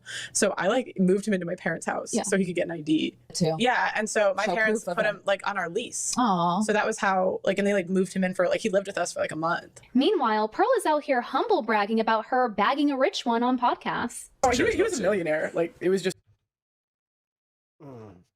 Oh, girl, I got. Oh no, secondhand. Oh no, secondhand embarrassment. No, this is the worst type. This is the worst type. Oh no. He didn't know what to do with it. How did you know, guys? You know what I'm talking about? Like when you get so embarrassed, your dick just kind of decides to turtle and just go nope. He was on social media and I saw he lived kind of close to me, and so I made videos saying oh, we should hang out. Dude will overlook the fact that women may have curves or rolls or whatever. If she hot, if she got if she got a nice face, there's plenty of things that dudes look for. Dudes are not looking for women with the thinnest body fat percentage or toned gym. A lot of guys go for different things. What I was saying was this. Go, sorry. No, it's fine. My apologies. What I was saying was this. Yes. You've proven many liar. You've gone over bumps where you were just like, what the fuck was that? Times the hate that you do not know what men want. Let it flow. Well, because men don't. You know the ones I'm talking about where you roll the car back and you're like, it didn't work. I want you. So now you try to school people. You try to school people on what men. You don't know what men want. Holy pop is so You cringe. don't know what men want. You don't know what we like. You don't know what. Oh yeah, well it's just because of the boob. You wouldn't know that. I like milk. That's the thing. Where is she coming from with this? Have you ever you ever for real? Guys, I'm trying here. How do people actually watch her non-ironically, just laughing at her for just who she is. Like, I get that. She's a train wreck. That's entertaining to watch. But holy shit. Like, are there actually people out there, like women out there that listen to her and they're just like, yeah, you know what? Pearlie's got this. Seen a G cup? Yeah. You ever taken a titty, lifted it, put it over your head, and it covers both ears like a muffler? No. That shit crazy. I wish I did. Now imagine, put your ears over. It's like a Midwestern, housewife that's in her like late 40s in her Garfield t-shirt, just going, yeah, I agree. Hands over here, like this. Now imagine just nipples doing what your hands are doing right now. Nipples? Yeah. That's long ass nipples, nigga. That's. You need to rephrase whatever the fuck you're doing. Do you understand what I'm trying to say? No, I don't. I mean, I was wondering about that. Like, it's a G. I said G. I didn't say F. G. I know what the fuck. You know what G means? Yeah. Like a gangster. That shit lean back and twist and turn and shit. I know what so a you G can is. one ear and then. Chip. You. Okay, you know what I'm saying? I'm just saying. Yeah, some men. I'm not a titty guy, but I could appreciate. I'm not sure I can be friends with you, Abba. You're not a titty guy? Pumpers. I can appreciate pumpers. Shut I'm up. not. Shut up. I'm not. Shut up. No. I like milk. No. Ooh, look at them jugs. Ooh, titty meat. I know. But anyways, all my point is, men's tastes are much Some more only conservative women may, maybe, but not real people. I doubt most are likely just bots at this point. Yeah, much longer than that. The long ass nipples on the ears. And I don't want to hear it from Pearl, especially with people who've been married for 30 plus years. For you to be out there talking about Pearl still lives at home with her parents. Men have called by, but get scared when they see her brother playing about their partners and how they look. If they're happy in that relationship, shut your fucking mouth. You got Pearl mouth. The same way when you get married one day. Although that wasn't the banjo. Okay, let's get that clear. Willing, God forbid. Yeah, No, yeah, I understand. I just thought about the homeless man she's gonna marry that's gonna suffer. No, it's just. I'm gonna say this. I don't think we all said that shit, but me personally, I don't think you're that bad looking. You're really ugly when you open your mouth. And He's speaking for himself. really hope that because you wouldn't have said none of those things. You would have been fine. You would have been okay. You would have been cool, a cool person. But you're so dislikable. You're so dislikable and full of audacity that it makes you ugly as fuck. You understand what I'm saying? You are. It's really just that. Because you. Real talk, with a little work, with a little different attitude. She'd be a 4. You'd be She'd be a 4. He said that like it was. Be okay. You would be a solid 4, guys. You'd be doing good, but you're so disagreeable that nah. Okay, and of course, if you get a man, he is gonna go through thick and thin because you are thick and thin. You're thin, pale skin, and you got a thick skull. I'll say this: you were right. My bad. She is vastly more ugly on the outside. The reason why on the inside. Yeah. She has to be on someone's payroll to be a troll or something. She can't be a real person. She just doesn't make sense. It's like it's a character for Riri. Sorry. My hate is flowing through me. Yes. My apologies. But you are right, and I have to give that to you because I think what makes me actually revolted by her is really her personality. And what most men see is like how. You ever seen some? No. I'm actually being real here, guys. Like, I think that she's like, again, she's like a 2. But because of her attitude, it makes her like a 1. One who's arrogantly stupid. Yes. Like just like audaciously stupid. And then you're like, you turn the fuck off. So it's like, how the fuck are you this ugly on the outside, but even more nasty on the inside? And that's what I tell people when they're always hating on, attractive people and being like, oh my God, they probably have a shit personality. This is what it looks like when an ugly person has a shit personality. There is no correlation in my experience between ugliness and good personality. Camps for the unvaccinated. Oh. Fuck. There are so many. Some of the shittiest persons I've ever met were ugly as sin. That's a fact. So I'm just saying, you right, my bad. I think that was a good point. That's fine. Because really, real talk, that's how you don't even understand, man. Because you're calling these people bad, and that's where it's gonna hurt you more. Because you're calling Scarlett Johansson a mid, and you think You think, you know, because it's not true. So, you know, you're like, she's a mid, she's a mid. What's really going to fucking bother you is at some point, there's going to be a dude that you're really going to find attractive. And he's going to go for a girl that is really uglier than you, but she's likable. And she's nice. And that's how you do not understand what men want. Because sometimes, at some point, you're willing to stay with someone that is less attractive, but a lot less of a headache than someone that is super attractive, but goddamn, every day is some shit. But you are not that good looking and a fucking yapper, and every day is some shit. You got nothing for you. At least help. You got nothing. He just came to that realization where he was just like, listen, I was being too charitable, but you got nothing. Nothing. Like, personality sucks. Attitude sucks. Looks suck. What does she got? And then on top of it, she's out here pretending to be a dating coach. Help yourself. Also, we're glad we taught you how to do React stuff. You suck at it. But if you need more advice, I recommend some of our many videos where you can learn how to do what we do and provide no value. Anytime, bitch. It's unflattering on her because it's showcasing her stomach, which is not. It's making her look wider. It does. It does, which is so wild because black usually makes you look slimmer. What she should be highlighting. That is wild. Not only that, but the black is washing her out, making her look very drained, especially considering the fact that she normally doesn't wear makeup. Going without makeup is a personal choice and it's fine, but if you're gonna do that, you need to know your color palette or you will look even more tired and sickly when you wear the wrong colors. Damn, you know what? Her eyes, I'm realizing just how crooked they are. You know what she make me think of? You ever watch The Hill Have Eyes? Yep. Honestly, he just does her dirty the entire time. That's super cool. Okay, I should confess something to you guys. This it is 3:20 there in the UK. Stylist, I know who he is. Oh, I met him in London. You ever heard of this? You ever Shut your ass up. Shut up. You were going for something, but nigga, you didn't Shut say up. I tell myself to shut up all the time. Same here. Yes. People in the comments are always like, but we don't know what Preach was saying. Same bitch. And I was the one saying this.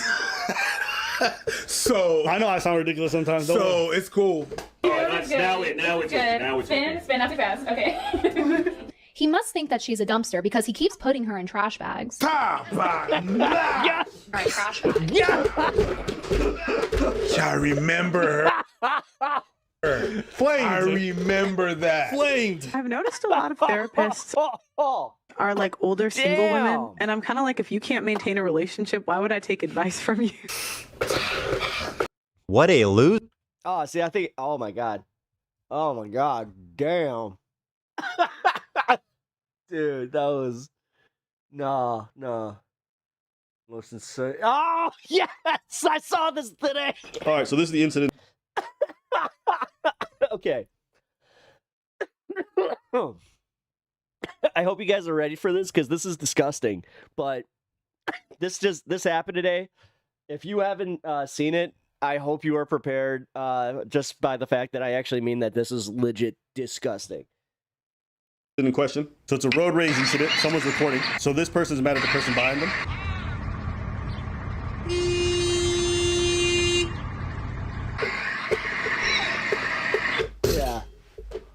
Yeah. So if you dookie on my car, if you had that shit, you had one in the chamber like that? Yeah, that's what's wild to me. That's what's wild. One I thought dookie about ready. that. The way she just casually walked up to the car and had that like in the chamber, ready to go. You mean to tell me you're driving in the streets, dookie ready? I mean, it might have been morning coffee time. What's up? What did you honk? What did you? I'm about to. I mean, the realistic. Could you imagine being the guy in the car that just? What did you do? Did you? The smell's gonna hit you. The smell's gonna hit you because she crapped on the front of your car. So it is going to fucking leak through your ventilation system. So at some point, you're going to have that moment of like, she just crapped up my car. Put it to the slide because we can't see because, you know, the mirrors. But I'm sorry. I'm agitated because, goddamn, you were Dookie ready. To be fair to her, just correction, she was diarrhea ready. I mean, yeah, bro, that Yes, is. because that sprayed shit. that shit. She pooped like she peed. It's like it was not click click. It was click clack clack. My girl treated No, that way. The way You're wrong. That was a shotgun blast, my friend. urinals. Oh No, and sprayed it. Like look at it. that was a sawed off. Ah! Yeah, it's a splat. That's diabolical. 1, 2, 3, 4. Oh my God. She did that in 3 seconds. You know what the fucking thing is that? You know, No, her superpower was pooping on demand, and she knows exactly what to do. crazy with it. is, Bob. I mean, the fact that she heard that horn and she was just like, "I've been waiting for this. I've been having a bad day." You know? Oh my God. I mean, dude, the fact that she like got out of the car that ready. I'm telling you, that means that she already was having a bad morning. Dookie. You know what they have a nickname for? Because this happened in Delco. Dookie Daniel? No, they call her the Delco Pooper. Yes. Delco Pooper. The Delco Pooper. But you know the thing is, yo, that's actually genius. That's actually genius. I'm gonna tell you why that's actually genius. Because it looks like a hot day. What's gonna happen on that hot day? Your hood is That's what I'm telling you. No. The fact that she did it right in the evap system, like she did it right on front of the car. So like the evap system is going to get that, like no matter what, that's going through their their vents. Pretty hot. Like that's fucking, oh my God. And your engine is probably already hot too. Like I bet you, say what you will. I bet that guy feels pretty stupid for honking. So is she cooling it off? No, you got Dookie Like my dude's gotta go to the car wash now. fumes in the car too. Oh my God. Oh, that's diabolical. You're a real pig. They call her a real pig. She put that camera down. Don't poop on my car. Hey, She in a pickup truck. Yo, if you try to shit on my car, I'm hitting you. Oh, 100%. I'm hitting you. 100%. You're about to be a Dookie pancake.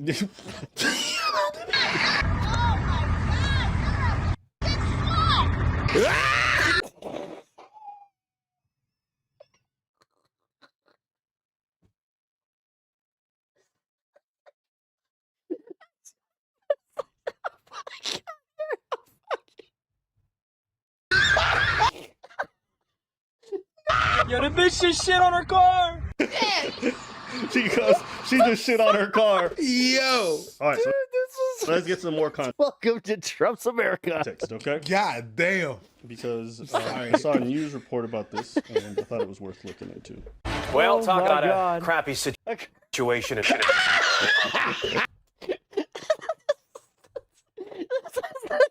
That keeps on giving. No.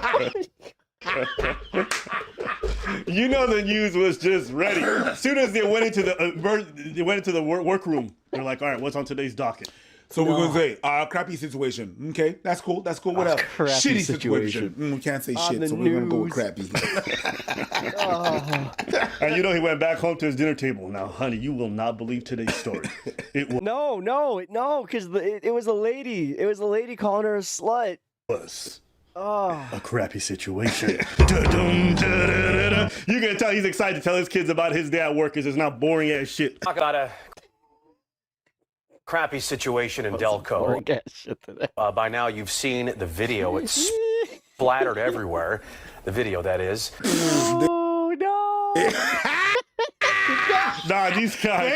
They're having a field trip with that shit. Nah, okay. I want to be the person, dude. You know that he was just like, we don't have to talk about some local bullshit. Oh, it's actually human shit. Ow, gotcha zing. Today's story is definitely a crappy situation. And if you drive in these streets, I'm sure you're tired of dealing with bullshit. But have you ever had bullshit splattered all over your car? Probably not. And that's why this situation's making waves. Passing gas. Pushing fumes. Now, my advice, don't go to the bathroom because you don't want to miss this. Oh, yo. More at 5 o'clock. What's on the weather forecast? Shit everywhere. And it's raining. Later at 5, was the car brown? It's pouring down. Oh my God, I want to be a corny newscaster someday. And it's wet.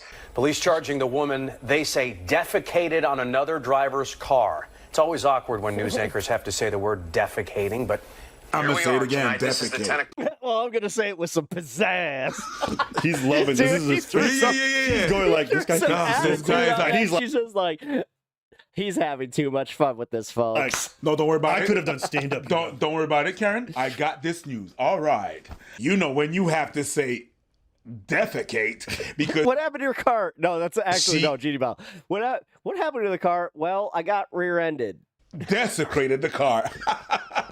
That's fashion. Anyway, that's good. That's a good callback. Police say it all started with a case of road rage that quickly escalated into a shocking scene. Our Chris O'Connell is live for us tonight in Prospect Park. And Chris, the strange case has a lot of people asking a simple question. How did it start? I mean start. Why?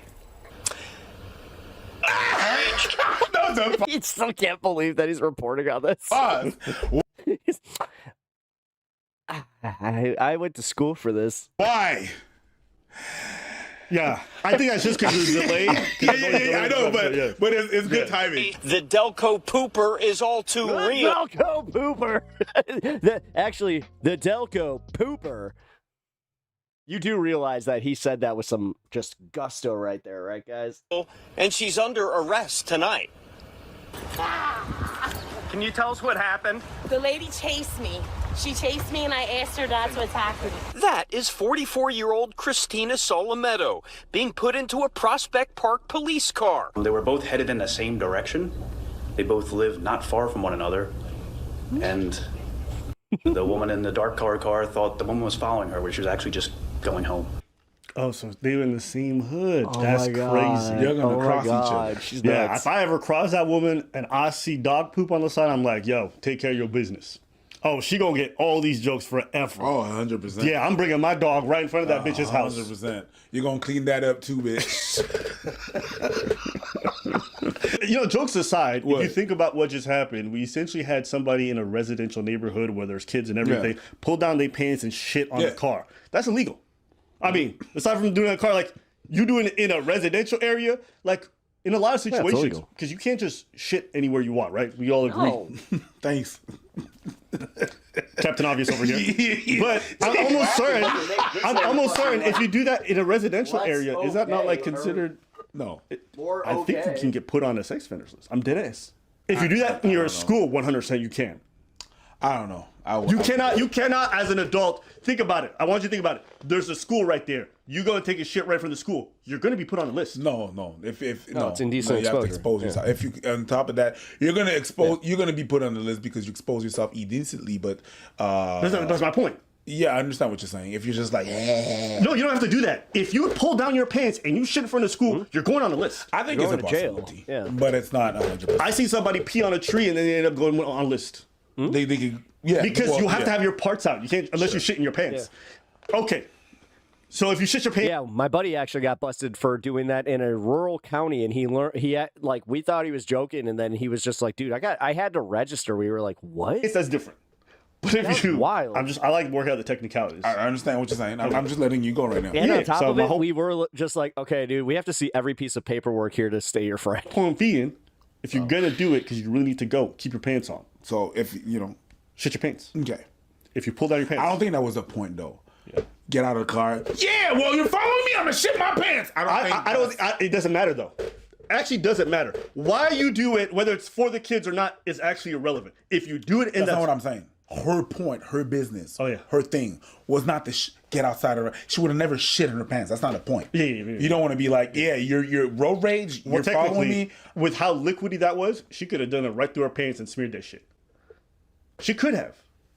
And it would have worked. I think what she's going to be charged with is not necessarily indecent exposure because she slid that shit on the side. so nothing, no bits was exposed. Oh, no, that's not what it looked like to me. It's really because. Wait, how did she get it on? I don't know. No, she definitely hiked up her dress. She hiked up. It's a dress or shorts. Sure, whatever whatever it was, she hiked it up to be able to poop. I think she put it on the side. Put it on the side. Have you guys ever wanted to find out what guys talk about when they just amongst other dudes and what they pontificate about is the dumbest shit? Oh my You're God! literally thinking about the Really Texas oh my God! accent. I bet he's cheating. No, we talking about her putting it on the side and shit on the. Yeah, so there was no, and the reason why she's being charged is because she desecrated someone, defecated. We'll find out. Let's find out. Let's find out. All right, let's find out. The incident happened Tuesday evening near the corner of 4th and Madison, a half a block away from a Little League field. Half a block away. I think that's within the limits. Where the Delco defecator video has left some neighbors speechless.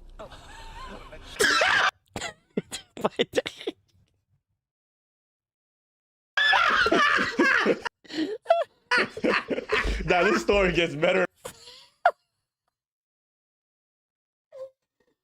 and better every time. I don't know. It's been running through my mind all day since I've heard about it. It's been running through your mind. You know what else is running? Yeah. Just another day in Delco. Solometo was booked on charges. Oh my God. Why she The mugshot is crazy. This bitch is crazy. Yeah, she's crazy. She's crazy. Was booked on charges including indecent exposure, disorderly conduct, and a misdemeanor depositing waste on the highway. Indecent exposure. Was that when I was? Yeah, It was. you're right. Okay, I'm but you know crazy. the thing is, you know what I appreciate about this lady? Yeah, I did it. I'll do it again. You look at her mugshot, you're like, yeah, I did it. Nah. I did it. I'm gonna do it again. Nah. Try me. Mental illness is crazy. I did it, but I'm gonna do it again. Yeah. Try me, bitch. Do it again. It's hard to believe. Yeah. Most expensive number 2 of her life. Yes. You want to slide that in. Like she slid her fucking side. She said the most expensive number 2 of her life. That's one. Hey, you know what? Shit, let's go, girl. Yo, your OnlyFans gonna be popping after that. Watch. It was crazy that she was just ready. Like she popped out. Nigga, what you say? Yeah, what? Like how fast she did it? One dookie in the chamber. I'm gonna show you, bitch. I've definitely put Raw! I've definitely put that fast. Shotgun, That's how I man. really had to go. Like I was running they to got get the raw- it off. they got the raw you know what I'm saying? firearm on that How one. she did it so quickly. She's like, hey nigga, what you say? Yeah. Keep talking that shit, nigga. That's crazy. He ain't got no panties on. Always got one in the chamber. One If dookie she in the really did what you said and tucked it, that's crazy aim. And I mean, she must have had some residue. So she was walking around with poopy pants. Yeah. Oh, she definitely was. Have you ever had to walk around with poopy pants? No. I did one time. So I tried to fart and it betrayed me. Yes. And then I realized what happened and I was like, yeah. First off, I didn't tell anyone I was sitting with that I farted. And then secondly, I just had to abruptly leave. Because I do that in my home. So I don't really walk all day with poopy Fart? pants. No, but when I really want to, you know what I mean? Yeah, but sometimes you just want to fart in public because you got to get off. I know. Sometimes now. As you get older, your farts betray you more. Oh, absolutely. Yeah, your Absolutely. butthole's just like, we've been working full time, taking your shit in. Pause. And now you think we gonna keep going? Absolutely. Yeah. If you They're like, there's air just behind him. Just go. And then, woo! That's it for today's video. Let us know what y'all think in the comments. It's just like a bouncer. Your anus is just like a bouncer. It's like, yeah, all right, 2. And then you're 2 air. That's the face of someone who will do it again in a heartbeat. Her only regret is not being able to get more cars in her poopy ramp. Comes in, bloop, bloop, and then just fucking shit bums rush. She's just literally like, I can afford this fine. To Club Liberty. Free at last!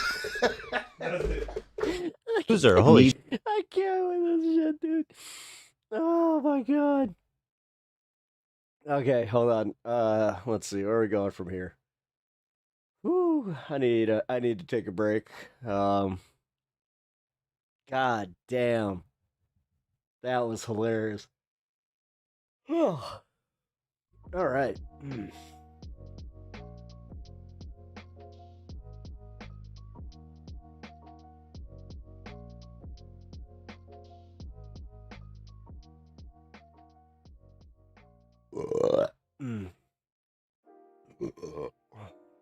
Excuse me.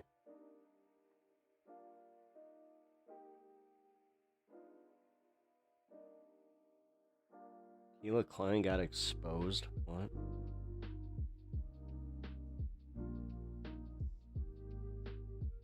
Oh my god, they're just gonna milk all of this content for what it's worth. I mean, kinda saw that coming.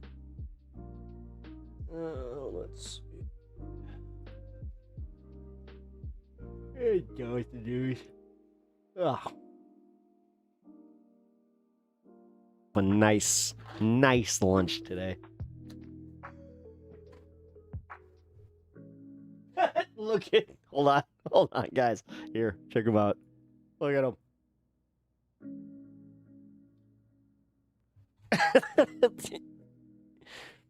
I drop in here coughing up along. What up, Distracting? How's it going?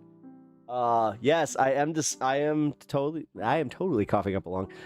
Give me 1 second though. I really do need to pee. Come on. Kyle Kulinski shuts down.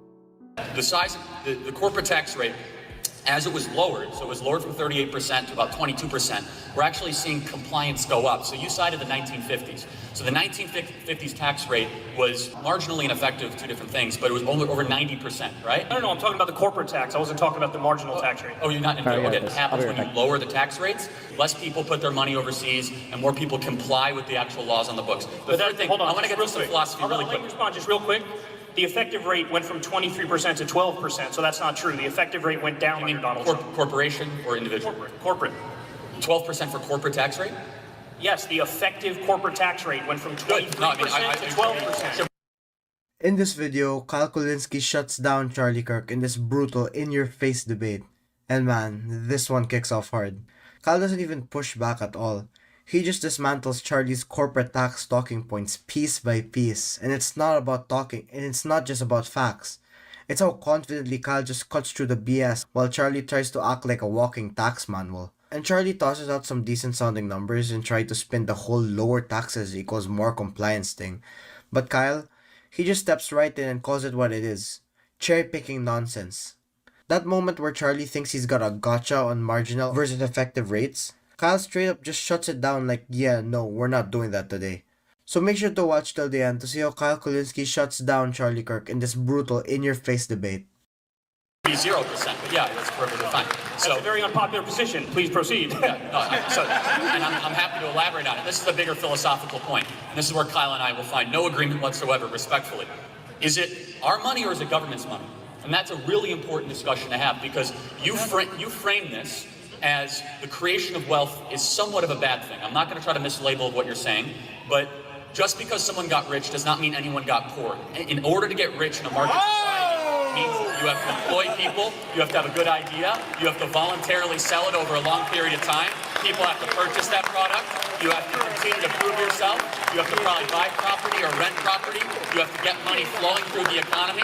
Just because someone got rich does not mean they went around and stole the money away from people. Wealth creation in a market society requires innovation, entrepreneurship, something that makes every single person in this room richer. So when someone gets rich in a market society, they did not pillage and plunder and get that money with putting guns to people's heads. Instead, they were creative, they were entrepreneurs, and they were innovative, something that should be rewarded. And so that's where the philosophical difference is. You look at wealth creation as something that might be bad. I don't want to mislabel it, but your preferred presidential candidate says billionaires should not exist. I believe that every single person in this room that is using an iPhone, that goes to Amazon.com and uses Google and Facebook, your life has been made better thanks to the profit incentive that only someone that can become a billionaire is made possible. A market economy is the greatest, most assured way to create wealth for all people. Socialism is much more about hating the rich than helping the poor. I yield my time to Kyle. Okay, well, allow me to steal from your favorite, well, he's president now, but wrong. So, look, I just want to test your theory real quick on wealth creation here. So, I'm going to give you two facts. I just want a yes or no answer. Jeff Bezos has over $150 billion. There are 50,000 homeless veterans in this country. If you could take 1% of his money to end homelessness for veterans, would you do it? I hope he gives it voluntarily. I will not put a gun to his head. That's a no. I'll tell you why. First of all, that's a false choice. That's a false choice. Let me tell you why. It's a thought experiment. Because we have spent hundreds of billions of dollars to try to solve homelessness by taking money from the rich over the last 40 years. You want to solve homelessness? Stop electing Democrats. The city likes Los Angeles, San Francisco, Seattle. Donald Trump is president, and we have 500,000 homeless people. That makes no sense. I don't actually love Amazon or Jeff Bezos, but you're starting to make me like him even more throughout the course of the debate.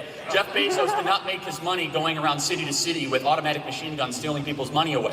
Half this room probably uses Amazon on a weekly basis. You have to be innovative. You have to be an entrepreneur. He employs hundreds of thousands of people in an extraordinarily competitive market.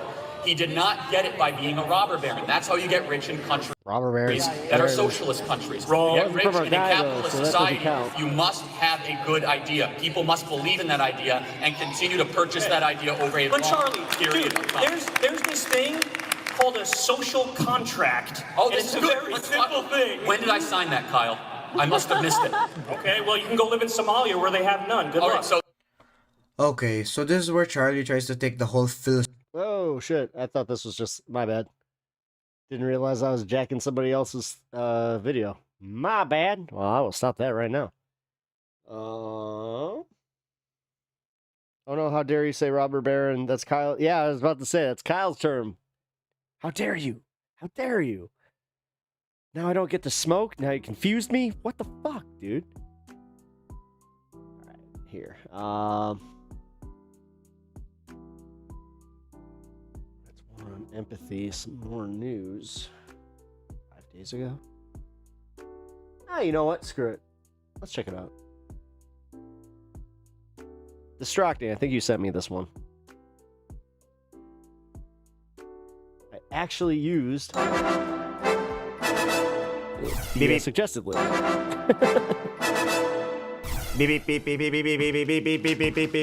Breaking news at 11 or whatever time you're watching this. JD Vance killed the Pope.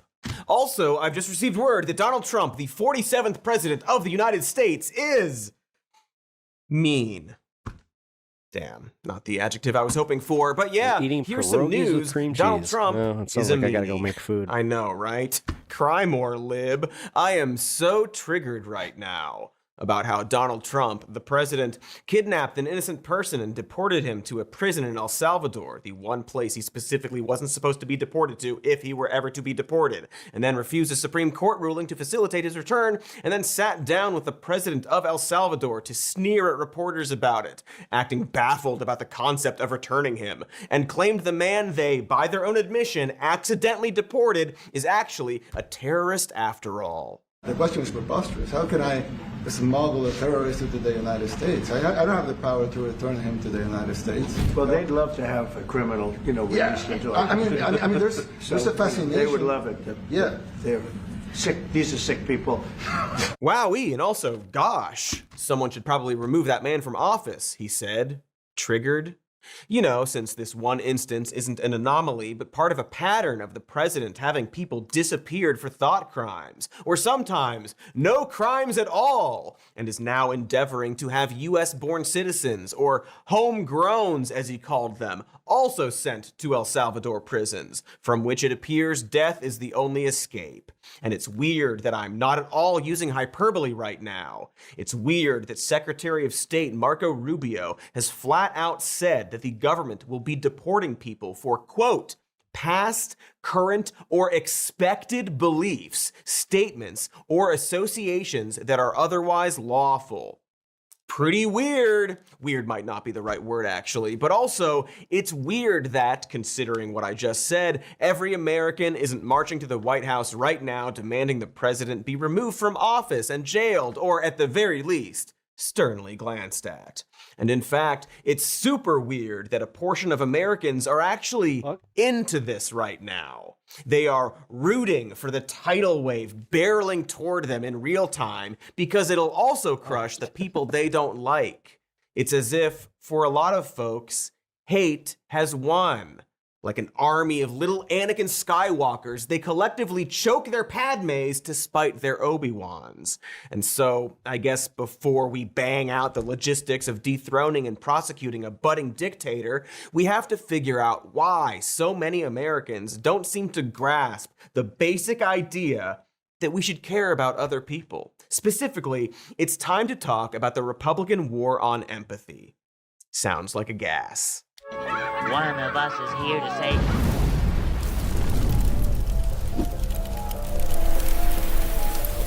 The right-wing war on empathy. Chamber. It's almost quaint to discuss how Donald Trump, our president, at least as of filming this, is a vulgar and unpleasant man. But what I do need to remind people of is that the Republican Party around him used to convey shock and horror about the things he said early in his political career. I'm not saying every or even most politicians were acting with decency before Trump, but rather that Trump had absolutely no interest in pretending to follow decorum and simply led with cruelty, which initially terrified his party, who tried to push him out like a racist splinter. They thought that by nominating such an obviously mean-spirited man, it would tank the election for them. But Trump shoved himself in there, you know, like a rapist would, and I was waiting for it, but he just went for it. Running the most overtly toxic campaign, won the presidency. And with that, we were cooked. Poorly. Burnt. Trump's victory signaled to all that politicians need not hide their cruelty or disdain, and in fact could thrive by running on a proud lack of empathy. His supporters found it refreshing because, well, most politicians are bastards, right? Remember that saxophone sex pest? Or the idiot? Remember the idiot? Or the one who did Sky murders? Or the racist one? So at least Trump was open about it, you know? And of course, his brutality was aimed at the, quote, right people. Cut to now, and no one even bats an eye when the President of the United States says this. Do you have a plan to go visit the site or meet with any of the first responders? I have a plan to visit, not the site, because you tell me, what's the site? The water? Or to meet with the first responders down there? I don't have a plan to do that. Now, you can say that's kind of funny out of context, I guess, but he's talking about an airplane crash site where 67 people died. Most of them Americans, not that that matters either way. Never mind that he said this while in the process of mass firing FAA employees or baselessly blaming DEI for the crash. Just that clip alone used to be more than enough to end a political career. Yeah. And it's now old news. And of course, it's just one of thousands of clips we could show of Trump saying or doing something that would have been a scandal for anyone else 11 years ago. Here's one of his early hits. I don't know what I said. I don't remember. He's going like, I don't remember. Maybe that's what I said. What a piece of shit, right? And while this progression alone is fascinating and disturbing, we've learned that Trump is just ground zero for the normalization of vitriolic behavior.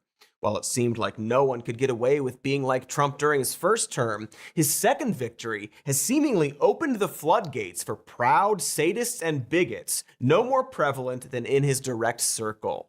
Trump appears to be rewarding sociopathic behavior. His current Secretary of Homeland Security, for example, shot a puppy. Again, it's weird that I'm not being hyperbolic at all when I said that just now. She led a puppy to a gravel pit like it was Big Pussy, and then executed the puppy, and then told everyone about it proudly, and then Trump gave her a job.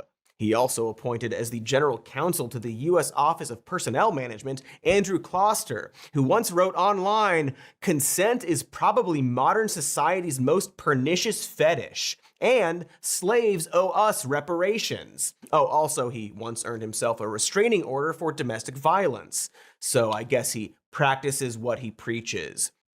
Trump also appointed Darren Beattie as acting undersecretary for public diplomacy. The thing is, guys, I'm going to be completely real with you. This is why I reserve my empathy for people now that, like, deserve it.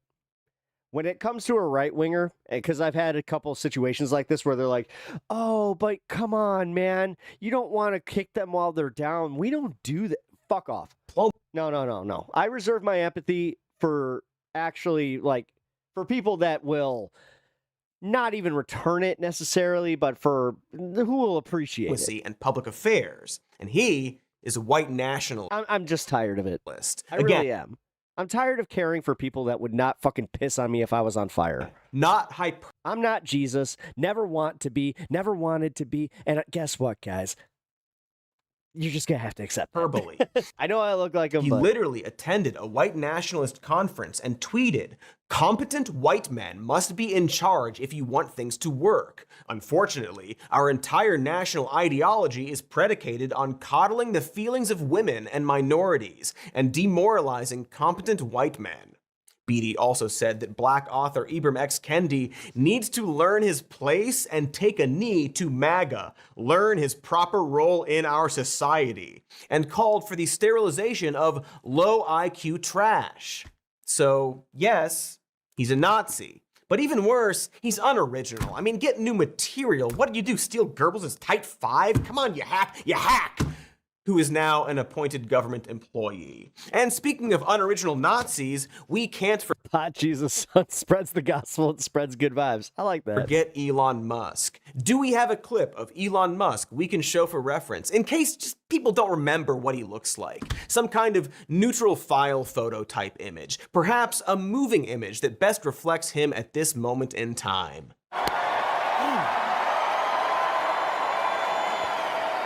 That's the one. That's the guy. Now, we here at the show obviously try and succeed at avoiding talking about Elon Musk over the course of many, many, many episodes spanning years. But sadly, he's a high-ranking general in the war on empathy. He also invokes two aspects of this war I want to point out. For starters, Elon's cruelty shows the clear difference between punching up and punching down. Punching up is, of course, when derision is aimed at those in power, often by the disenfranchised, in order to gain back a little bit of power from them. For example, mercilessly mocking the world's richest man for being a sad loser with no friends while he sits in the dark and loses the tutorial missions to a game he claims to be the very best at. That's punching up. And I'd argue that it's fine and extremely hilarious, and in fact encouraged when you're doing it to someone who is actively oppressing large groups of helpless people. When we talk about the war on empathy, we're not talking about this. What we are talking about is the world's richest man regularly and casually using the R slur while holding a political position. Well, no, the thing that's being missed here is the fact that while these guys are like the most reprehensible like pieces of shit doing this thing, like they use these tactics because it's what works on them. They are telling on themselves. So when you do not hold them to these standards, you're letting them get away with it. And thus normalizing the abuse of disabled people. You see the difference? If you claim that you can't, you're a liar. Elon Musk especially loves targeting disabled people. For example, when Dylan Hetler-Gaudet, the nonpartisan project on government oversight director of government affairs, testified in the House about Doge's conflicts of interest, the lack of experience of the kids running it, and the firing of the inspectors general, instead of offering some kind of rebuttal, Elon Musk and Trump supporters simply went after Dylan for being blind. You see? Because watchdog, it has the word watch in it.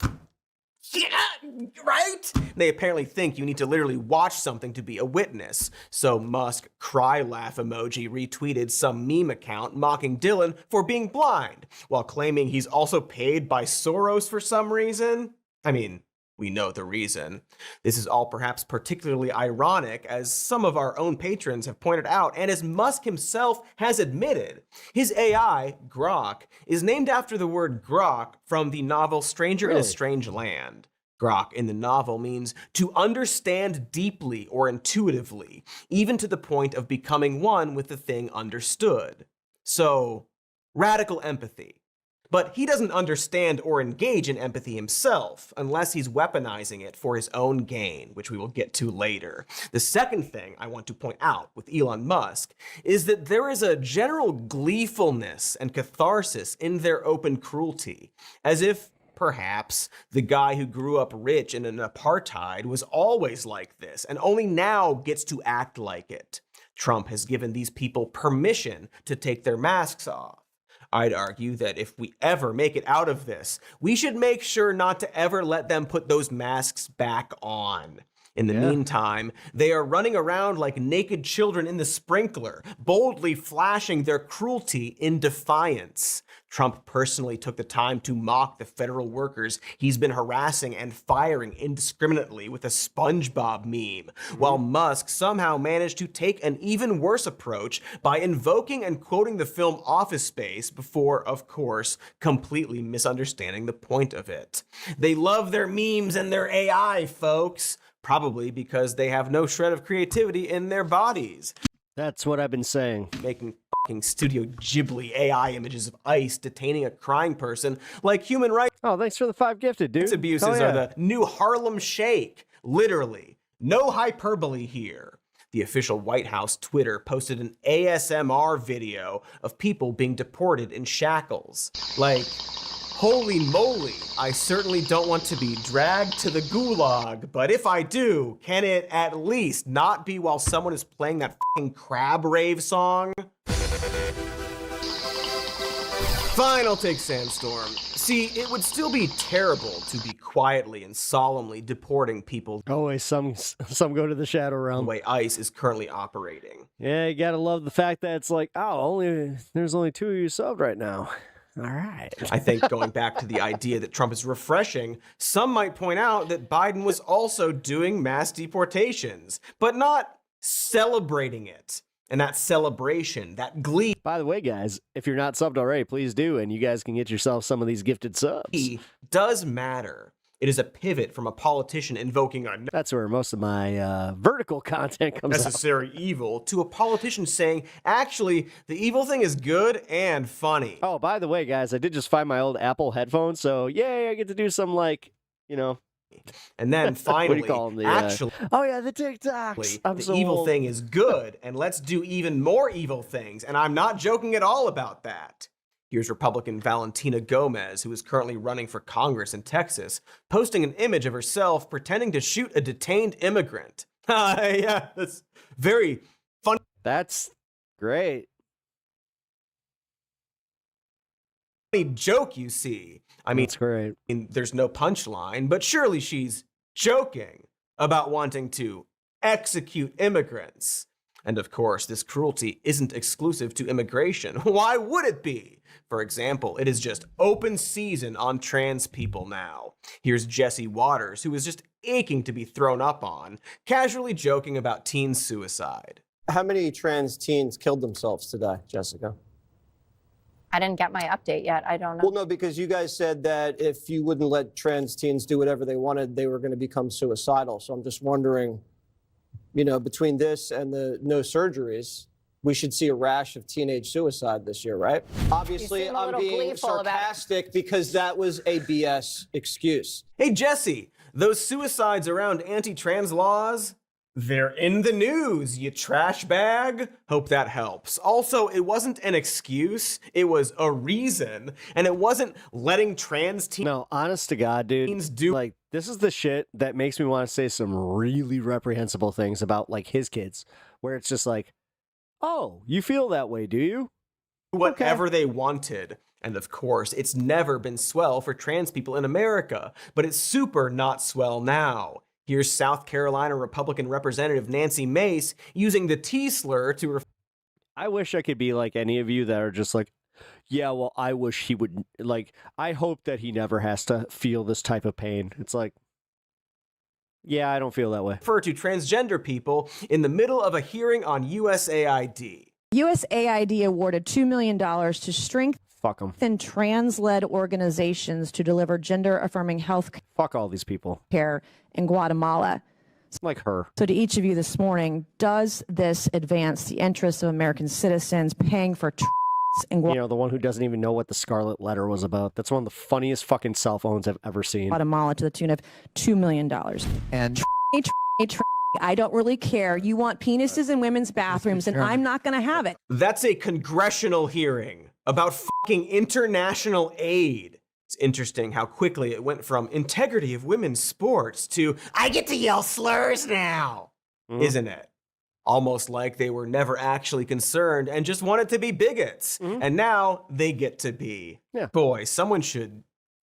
The thing is, we should start pointing out, like, and again, guys, This is where it does get fucking dicey, especially like where it's like, well, Nancy Mace is how old? Okay, well, let's start doing the math on what's going to happen when she hits that certain age, and then she can't reproduce anymore, and then by her own metrics, she's useless. Shake that woman's hand. Use her own logic against her, kids. And a little hard, or just normal, causing her to freak out and claim she was assaulted. Because, as we all know, these people... It's weird. I'm watching this video about how empathy's dying, and I'm like, yeah, weird. I'm losing mine towards these people. Crazy. People love to dish out abuse and then cry foul the moment they feel threatened. Perhaps we should talk about that a little later. But Nancy isn't the only slovenly ghoul feeling empowered to verbally attack trans people. During a House Committee on Foreign Affairs meeting, Republican Representative Keith Self called Representative Sarah McBride Mr. Sarah McBride is the first openly transgender woman in the House of Representatives. And watch how quickly Keith Self crumples when both Sarah McBride and Representative Bill Keating stand up to him. I now recognize the representative from Delaware, Mr. McBride. Thank you, Madam Chair. Ranking Member Keating, also wonderful. Mr. I'm Chairman, sorry. could you repeat your introduction again, please? Yes, we have set the standard on the floor of the House, and I'm simply... What is that standard, Mr. Chairman? Would you repeat what you just said? Miss Chairman. You introduced Miss Chairwoman. A duly elected representative from the United States of America. No, if we're going to fucking play this game, just do it. Please. I will. Just do it. Call him Miss Chairwoman. Like, they want to misgender so much, and they want to pretend that, oh, it's just words. You don't care. You don't care. I know it's childish, guys. I know. This is the lowest common denominator shit, but this is what strikes them. I brought this up earlier about how my Elon eats corn long ways sign triggered so many people. Well, there's a reason. The comedy is what gets them. The fact that they can have this shit thrown back at them, and then all of a sudden, you know, those little brains that can't process transgenderness, all of a sudden they can get it. Representative from Delaware, Mr. McBride. No, it's their fucking cruelty. They need to have their fucking faces just thrown in it. I am so tired of living in a world where we were just like, well, bullying. Oh my God. We never learned how to actually like do the counter bullying because your parents were just like, no, you can't bring yourself to do that. At least my dad, like, I thank God every fucking day for my dad where he was just like, hey, you know, your bully, just be funnier than him. Just embarrass him publicly. That's the best advice he's ever given me. Mr. Chairman, you are out of order. Cheers, Dad. Mr. Chairman, have you no decency? I've come to know you a little bit, but this is not decent. We will continue this. You will not continue it with me unless you introduce a duly elected representative the right way. This hearing is adjourned. Oh, you know every politician dreams of getting to yell, have you no decency, in a hearing. It's like coming to them. Something they're actually not allowed to do until they leave office. Fun fact. Also, awesome work, Bill Keating. Seriously, that energy is what we need. Refuse to allow it. And listen to the stammering of the bully when he's called out. The weak little excuses. I need to get that he mushroom coffee immediately again. slinks away like the flaccid little baby he Glad you is. liked it. Babies are so flaccid, you guys. Because that's what happens when you stand up to a bully. That's why they are bullies. Because they're weak little freaks who are using what power they have to lash out. Right until you call them out on it. Or, I guess, shake their hand slightly hard. This reminds me of what happened the first time I actually stood up to my bully. And this is like, I guess this is a common theme. So my bully used to make fun of my parents getting divorced, right? And I was in second grade when he decided that he was going to make me the pariah of our school. Then, get this shit, his parents got divorced in fourth grade. His dad cheated on his mom. I decided, you know what? Fair's fair. Karma's a bitch. Guess who didn't come back for fifth grade? Or ask them when their next town hall will be, while in the sacred space of an aisle in a makeup store. Do you want to keep going and keep harassing me? You could have gone to a dozen town halls last year. I asked if you're doing any more this year. It was one simple question. Yeah. Is that an Ulta? I've already done one. I'll do plenty more. Ulta or... Nah, You're that's an always Ulta. invited. That does not look like a Walgreens. And by the way, I voted for gay maybe marriage not. twice. What does that have to do with So me? I'm just saying. You're a disgrace. I asked you a simple question and nope, Ulta. Just to go on this tirade and tell me f*** you. Yeah, f*** you. Disgusting. Get out of my face. She posted that because she thought it You definitely went to a Christian fundy school making fun of divorced parents. would make her look good. These people are sad little cowards and losers across the board. They always have been. But through some I was the first one to have divorced parents. unimaginable glitch, they have been elected. Guess who had all, I'd say a safe 40% by the time I was in 6th grade? And appointed. The thing is, mine wasn't messy. My parents didn't cheat on each other. My parents just legit hated each other. Yeah. I got to hear some juice because we had prayer requests, and prayer requests were what I call tea time, where Lil Pepper just sat there with his little cup of tea going, do tell, because I'll never forget this one. This girl, you know, we're in 4th grade, and she's talking about how her mom had her uncle over a lot, right? Kind of stuff. And then, sure shit, it turned, like, it literally was exactly what you think it was. You know, Uncle Jimmy's coming over a lot, and, you know, my parents are getting into fights, and then all of a sudden, you know, well, I guess my parents are getting divorced and Uncle Jimmy's moving in. To lead. And ultimately, their cruelty stems from that knowledge in the pit of their stomachs that they will never be cool or like. It made me a catty-ass bitch, I'll tell you that much, being the first, where it's like, oh, you guys did that to me? Well. Or accepted. Trump is, in a lot of ways, still just sitting in that White House Correspondents' event, being dissed by Obama. That one verbal drone strike, in all likelihood, is what continues to fuel him to this day. He's just a petty, tiny fart of a man, inspiring an army of other petty. We made fun of our friend for having non-divorced parents, made him soft. And tiny. I've actually, like, to this day, I will, when I meet somebody that has parents that are still together, I'm like, oh, you're well-adjusted. All right. He farts to do petty and dude, my brother, like, for real. My dad remarried, right? My brother, he only knows you know, his parents being together, and I gotta be honest. Like, the guy's got the personality of a fucking, you know, eggshell white wall. Tiny cruelty. And since they can't reconcile with that obvious fact, they have to justify it. And so after the break, we're going to talk about that justification and how it's grown into something even more sinister than a few memes. So that'll be fun. Wait, am I going to be detained for this show and put in an El Salvador let's be gulag? real. I'm sorry, that just occurred to me. I should check.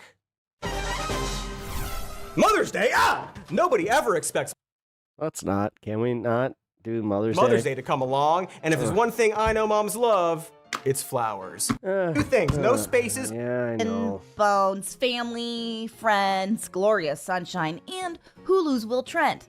But if you don't have the time in the busy spring season for endless hours of grocery storing. Is it bad? Like, I'm gonna be real, you guys. Seeing the Mother's Day stuff is not helping. Kitchen, blah. Just gonna be real. Well, there's Hungry Root. Hungry Root is like having your own personal shopper and nutritionist all wrapped into one. They take care of the groceries, a very old-fashioned word, and plan meals tailored to your needs so you can spend time making sure those friends and bones are where they should be. There's no high fructose corn syrup, artificial sweeteners, or yum. I can't. Endless sermon lately. Okay, well, hi, I guess. We were just talking about I'm not really close with my aunts. how the entire GOP appears to be rallying around and celebrating needless acts of cruelty, and how it all seems to stem from a general pettiness and weakness, and yet they somehow continue to... Dude, can I tell you guys a wild story? All right, get this shit. So, this is actually this is my dad's sister, right? My dad's sister was moving out of state, and she you know, she doesn't have any kids. So, you know, being the nephew, I had to go help her. But the thing is, we're not really close. So, like, it became a chore, which, fine. And then, sure as shit, I was getting better about it, you know, helping family.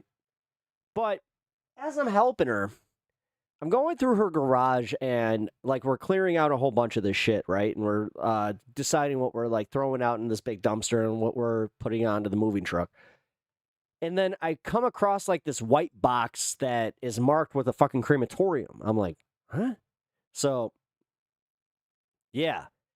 I open this box, and sure as shit, it's literal. And, like, mind you, I forgot to preface this. I found this box under a stack of fucking, like, tools that were, like, redundant tools. You know how, like, you'll go and buy a set of wrenches because you forgot that you had some? Well, apparently they forgot, like, 4 times. So I moved this fucking, like, whole thing of, like, you know, tools, and I find my great aunt, my grandmother's sister, just casually sitting in the like, literally underneath all these tools. And I was like, you want to talk about, like, a nihilistic view on, like, death?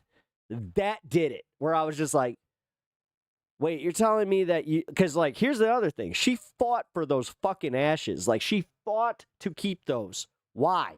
So she could keep them in her fucking garage? So, like, my aunt could never get, like, peace? Like, what the... Do it without any moment Sorry, guys. I know, personal story, but for real. That still bugs me to this day. Self-awareness. And you gotta wonder... How?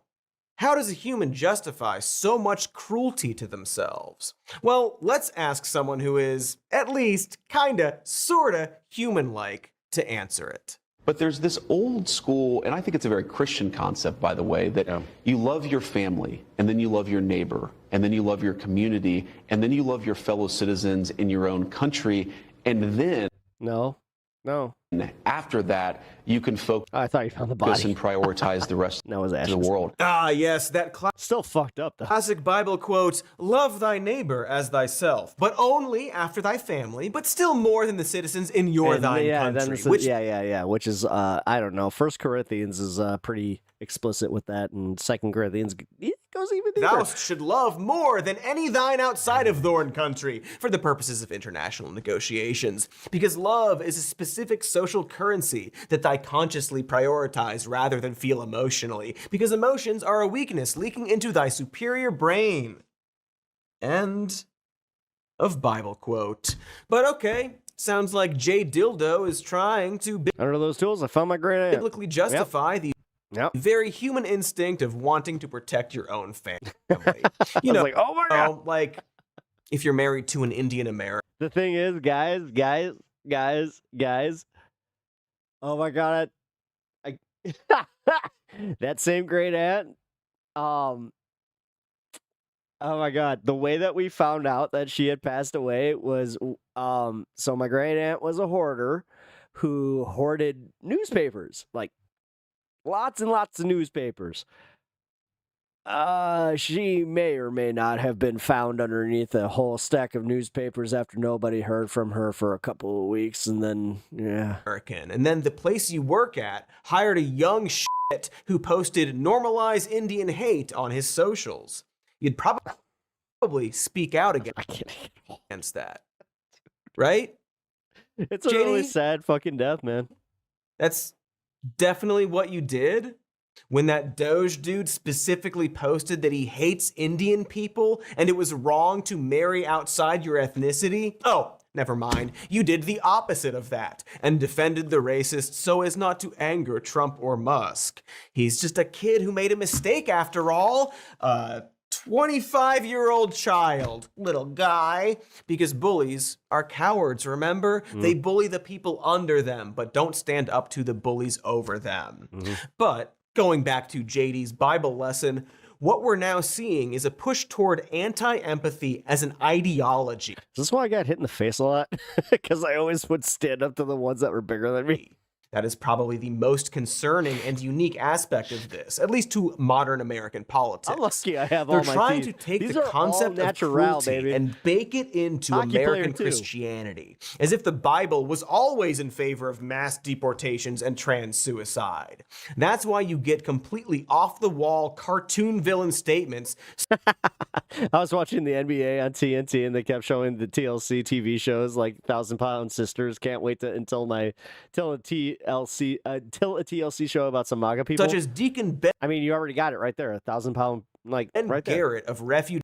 I'm kidding. Church tweeting, "Do not commit the sin of empathy." This was in reference to Bishop Marion Edgar Budd, who called upon Trump to show mercy. Do not commit the sin of empathy. All right, as an ex-Christian, this one really fucks with me, guys.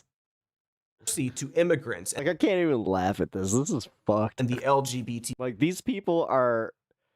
Like, guys, if I still believed in this shit, I would think that this is the, like, Antichrist and we are actually heading towards World War III and the end of the world. But, hey, that's just me. Q community. Mercy.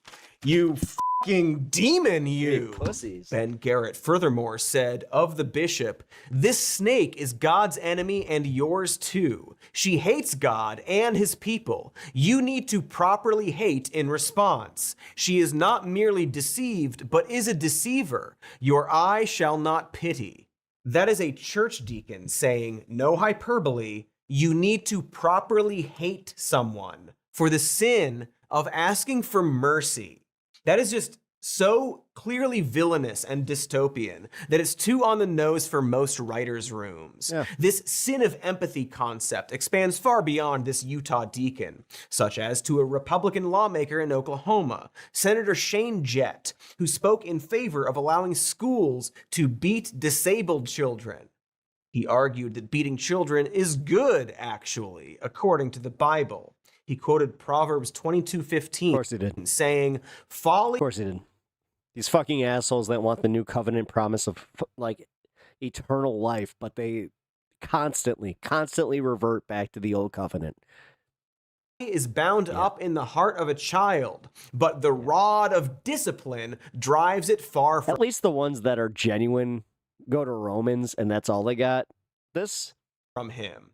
Anytime that people start using the Old Testament to justify their hatred, just call them out on their bullshit. Just tell them they're not going to heaven. Interpreting. Call them Jews and it'll really piss them off. That about discipline. I'm not even kidding. To mean we should beat children, including disabled children, and literally argued that there should be no exceptions, saying in scripture it's uniformly applied to everyone. No, and like, guys, I'm not even kidding. Like saying that you believe in the Torah. Oh, so you're Jewish. Like, that is the ultimate, like, insult to a white Christian. For real. For real. One. It's weird to have to say this. Because you're denying them the fact that they believe in the new covenant that Jesus actually existed. But no, I do not think we should beat disabled children. And especially not do it because one guy thinks the Bible thinks it's good.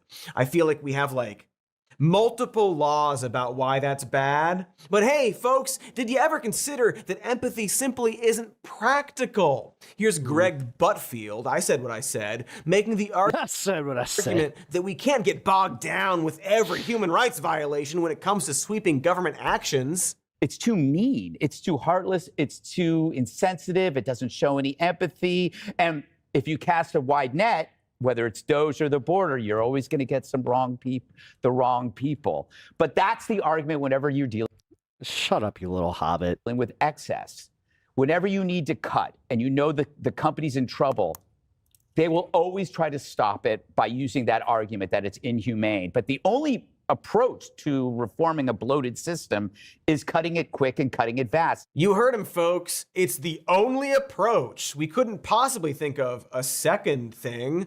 This is where we leave the fake scripture behind and enter the justifications based on fake logic or lying about science. There's been a trend of high-profile conservative commentators like Nazi sympathizer and collaborator Jack Posobiec proudly posting an image of what looks like a heat map on Twitter. For context, this is an empathy map from a study on differences in empathy based on political affiliation called Ideological Differences in the Expanse of the Moral Circle. Essentially, the study found that those that identified as conservative had a more limited moral circle. That is, they showed less moral regard for anyone outside their immediate family. Whereas those who identified as liberals had a more expansive moral circle, showing more moral regard not only towards their immediate family, but friends, acquaintances, strangers, and animals.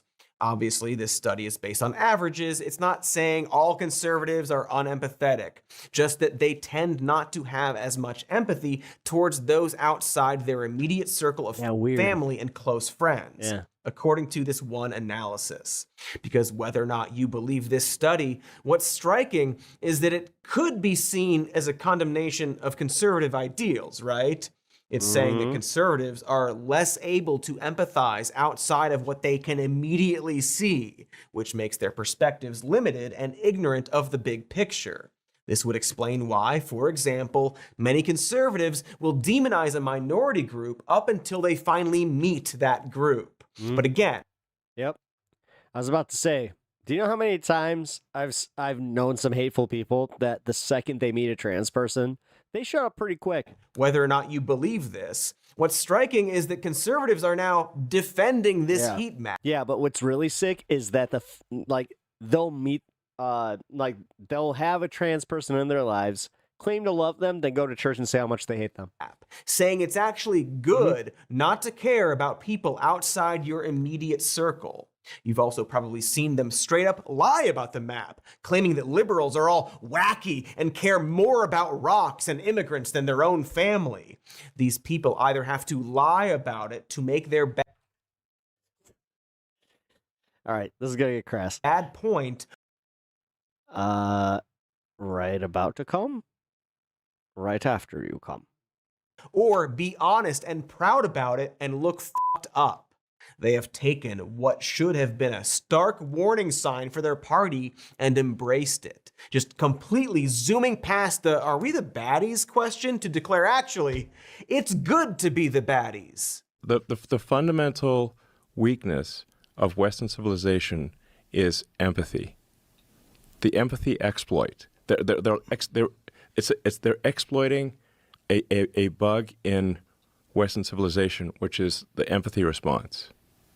So, and I think empathy is good, but you need to think it through and not just be programmed like a robot. Right. That is Elon Musk, our unelected billionaire shadow gamer president, giving what equates to a Marvel villain speech about the follies of empathy. And not even top tier Marvel. It's like Ultron or Thor 4 shit. He literally went on a podcast hosted by, I don't know, some kind of claymation gourd, and said, quote, "The fundamental weakness of Western civilization is empathy." And people listened to that as if he's saying something smart or good. From the guy who named his AI after empathy. This kind of double-speak justification didn't happen overnight, of course. There was a very clear pipeline spanning decades, a big aspect of which being the current anti-DEI efforts. And I guess I should explain why. You see, there was this thing called Gamergate. Good God, do I have to? Sorry. Good God, do I have to? I seriously have to explain this. Gamergate happened 50 or 2 years ago, and it was a push from the alt-right against expanding representation in video games. Mainstream media hand-waved it as a frivolous culture war, while others, perhaps people with beards, warned that it was a growing precursor to bigger fascist ideals that would eventually affect everyone in the world. Sort of like that thing that's happening right now. I'm not gonna relitigate Gamergate because that is depressing, but it was essentially a push against wokeness before they had that word. Please don't. The grievance, aside from ethics in gaming journalism, was that gaming culture was reserved for young, predominantly white men, and corporate developers and gaming publishers were pushing them out in favor of so-called performative representation for brown people and women and LGBTQ people, etc. What this set up, ultimately, was the not at all new idea that white men were being attacked by efforts to include other people into a culture. And most importantly, that these white men were actually the underdogs. This, of course, kept growing and going. When a Marvel or Disney film featured a non-white actor, a group of dummies would treat that like an attack, as if those franchises weren't absolutely dominated by white characters. Some people would bankrupt entire propaganda companies making rebuttal films. Shucks!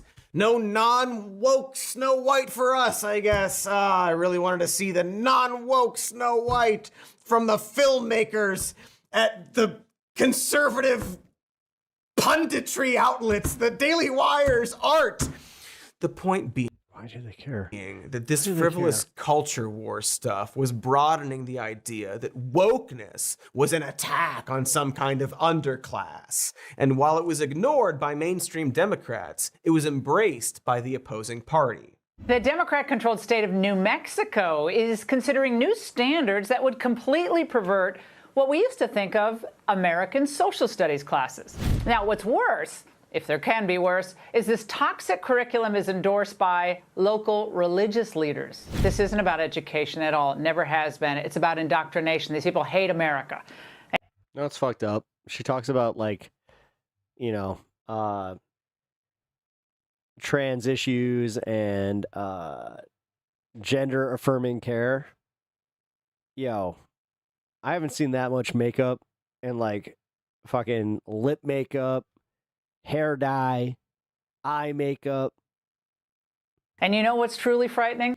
Gender affirming care, right? We live in a world where it isn't too far-fetched to imagine the Department of Education there factoring in the prevalence of racial teachings into school rankings at some point. Notice. I mean, I'm glad that she got enough, at least, like cake on her jowls there to make sure those went away. How she takes a moment to demonize the church that supported. Again, guys, I don't care. I don't care if it offends, like, them, it offends them. This is the shit that gets them. This is the shit that you need to fucking, like, go on Twitter and go on, like, her Twitter and just be like, yo, repeat that. Just say, the makeup's not covering this. This. That shit gets to them. I'm sorry. Fucking bully the bullies. Teaching kids about CRT. This is one of many examples of rebuilding Christianity to exclude empathy. See, because what makes this all so insidious is that when you step back from it, the concepts of wokeness and inclusion and DEI and CRT at their core are concepts stemming from empathy. Yes, there were performative people using it to gain money or status. Yes, I'm sure a lot of people online were mean or did purity tests or whatever. Yeah. But the ideas themselves are simply, let's include others and try to empathize with people who lack widespread representation. It's like Sesame Street shit. Why do you think when they talk about CRT... People need a taste of their own medicine. Literally, the only way to stop people from doing bad things is to shame them and bully them back, essentially. Yep. No, bless them. I'm glad that you get it. I'm glad because, like, I'm taking this from my personal life. In the few times that I've ever stood up to a bully, and like, I never had to punch anybody. I never had to get physical with a bully. I outwitted them. I made them. I embarrassed. All right. You know what? I wish I could just say his fucking full name. But this guy, in 4th grade, I made a name for myself by just totally disarming my bully in front of everybody who knew he was my bully. As I said, he was not in our fucking school in 5th grade. Wokeness. They often frame it around, and I'm owning that, being made to feel guilty about stuff like slavery and racism. It's always been interesting to me that they choose the term guilt. When I learned about slavery in school, I didn't feel guilty because I didn't own any slaves, but what I did feel was a deep sense of horror and empathy for the people who went through it. I felt anger and ashamed of America for having had such a horrific institution, and I felt deep concern about the lingering effects of that horror. And then the fact that they keep trying to bury it more and more and more. I also felt kind of stoned because I just smoked some old shaky mids out of an apple behind the dumpster. It's weird that some people seem to perceive this as guilt or like they're being accused. I didn't smoke mids. Accused of something, as if the plea for smoked empathy mids for like itself 2 years, is and then I learned how to actually them. get some decent And this isn't stuff. exclusive to conservatives. A lot of people don't like being told that there are systemic abuses because that might require them to adjust their behavior. No one wants to be told that they're doing something the wrong way, such as using the wrong pronouns or holding on to some kind of prejudice. So it's easier to blame the messenger. This is how a lot of liberals also jumped on the anti-wokeness train, and by seeding this Bill Maher-ass idea of wokeness gone too far, these liberals basically opened the door for this Trojan horse filled with sociopaths. And that's why the term DEI is just being used like a slur now, because they hate the concepts and they hate the people helped by those concepts. They are just blindly calling black people DEI hires without any actual evidence beyond them, you know, just being a minority. Yep. And this is how they were able to brainwash themselves into justifying both cruelty and racism. They took By coincidence, he moved away. Nothing to do with Pep. took the concept of empathy and coded it into another special word, a broad, undefinable concept, and are now promising to abolish that broad concept. We got rid of the woke. We got rid of the woke crap. What a lot. Hey, from my perspective, what happened at recess, it was an epic moment, and then all I know is that he wasn't there for orientation for 5th grade. We've gotten the woke lunacy He out was of there our for every military. other orientation. Here's the fucked up part, guys. My mom, when my parents got divorced, had to move in with his mom.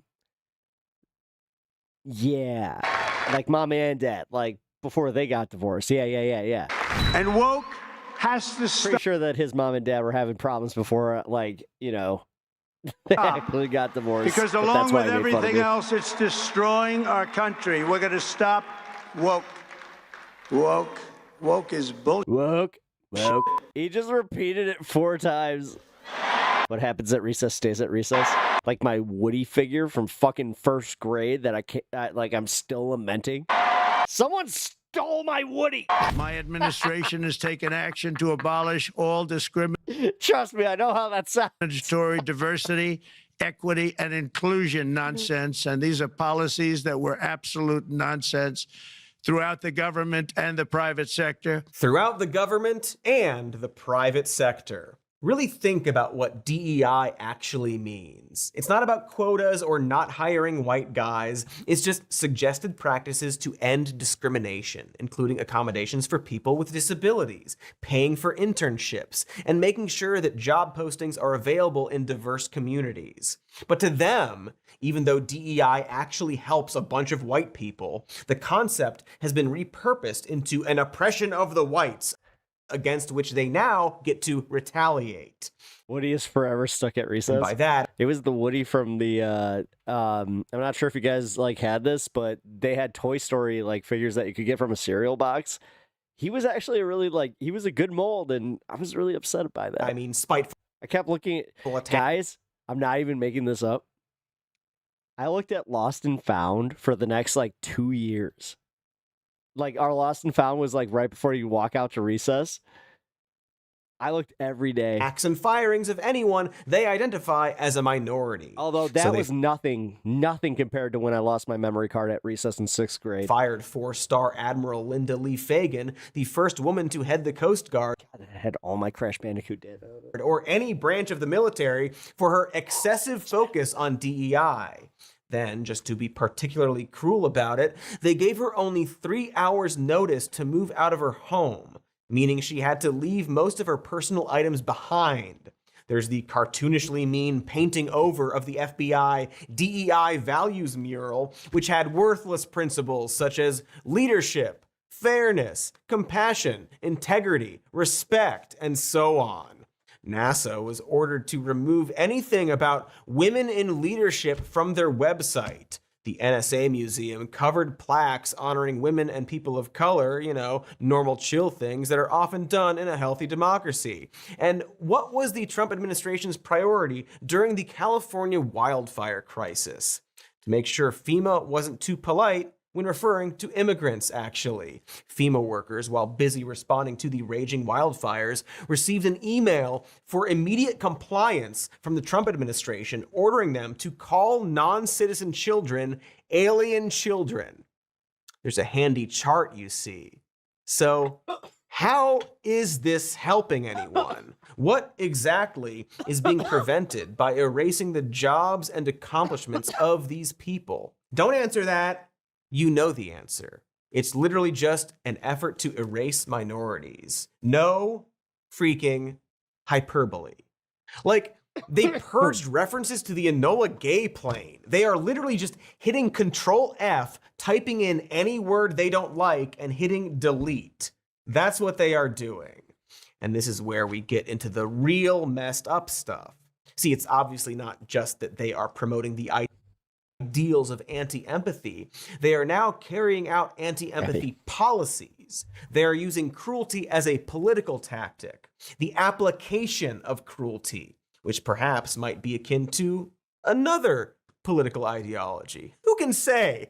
Wait, I can say after these ads. I'll do this. I'll do the saying thing. I'm gonna say after the ads. Yeah. The butt! It is the most important part of sitting. So why do we treat our butts like sanded lumber when we go to the bathroom? Well, folks, I don't. I use Tushy, the everyday luxury bidet that transformed my bathroom and gives my butt the spa getaway treatment it deserves. You know, the butt is really the brain of your body's lower half, and Tushy's elevated bidet collection nurtures your butt brain with instant warm water that never runs cold, a soothing heated seat, and UV sterilization for next level hygiene. Plus, all Tushy bidets easily attach to your existing toilet without the need for additional plumbing. My butt IQ is off the butt charts. I'm like a butt Mensa now, when you think about it, which I do.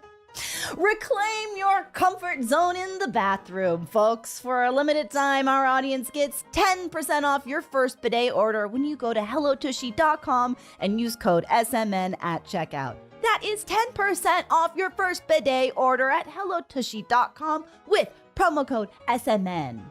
Your newly academic butt will thank you.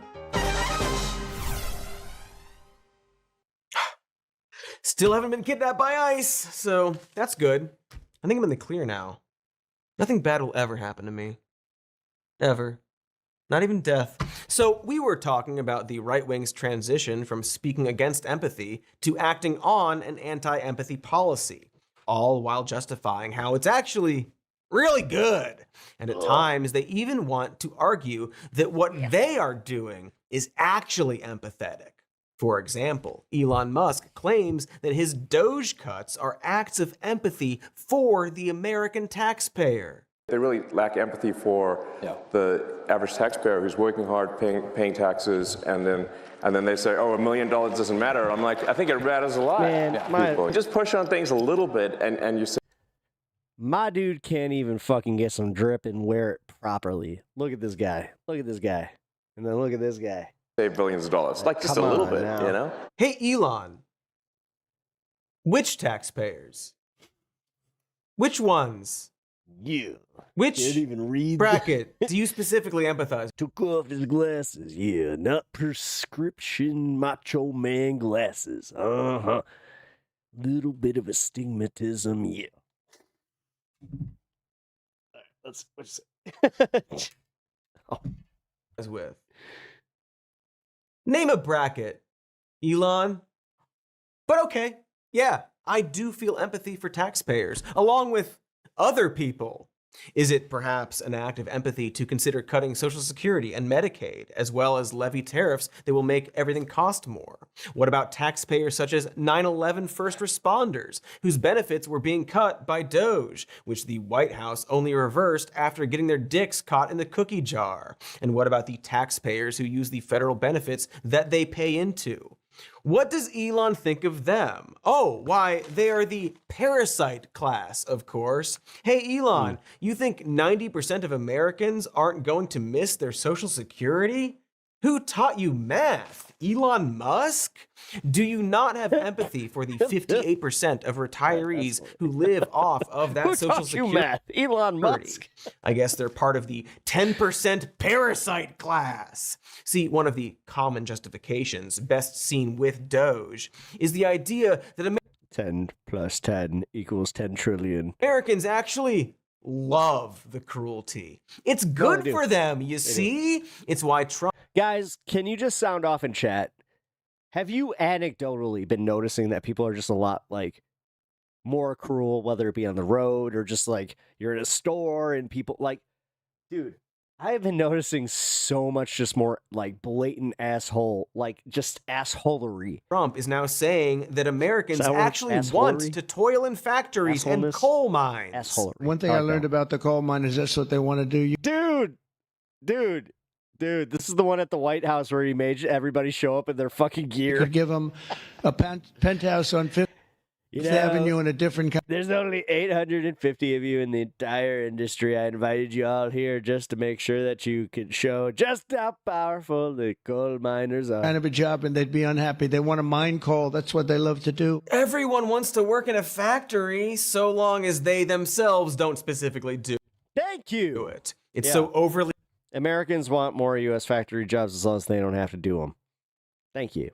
elitist and cruel, justified by the idea that there is a large group of Americans. Yeah.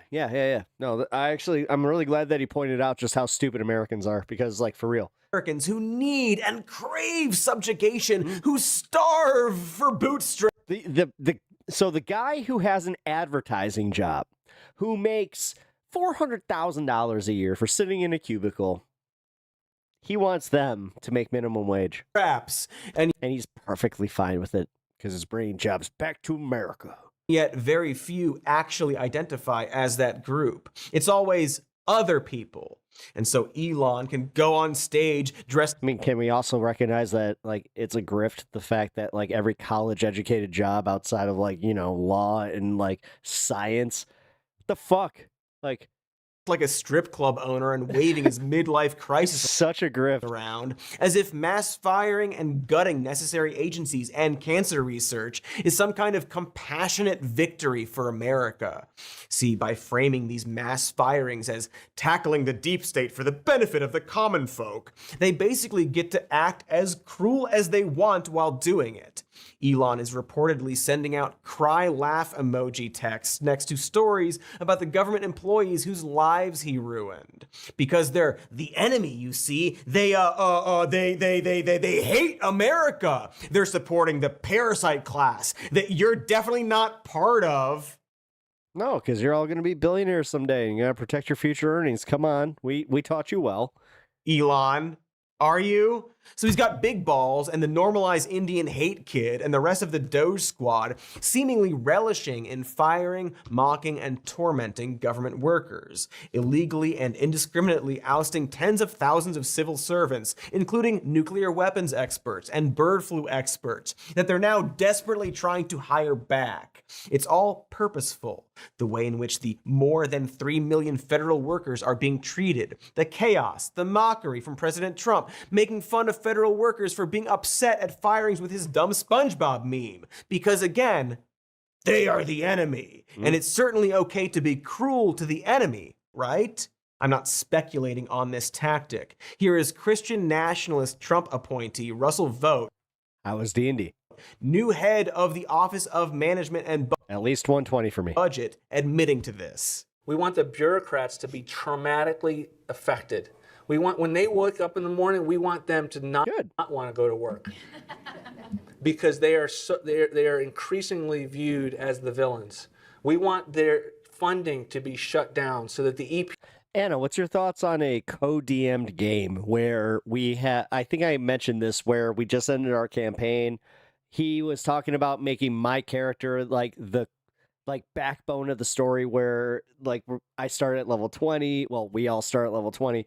But what's your whole take on having me like kind of do like a co-DMing thing where it's like, because it's my character, I'm just like, yo, I have some like, I just got some pointers. Like I feel like, but I don't want to be a pain in the ass. So that's why I'm asking. Can't do all of the rules against our energy industry because they have no bandwidth financially to do so. We want to put them in trauma. I know the phrase "the cruelty is the point" has been said possibly too many times. Yeah, he was the one who proposed it. I was like, I don't know. Fuck. But here's this dude. Like, I can give pointers, but I still want to just play the damn game. Just openly saying it.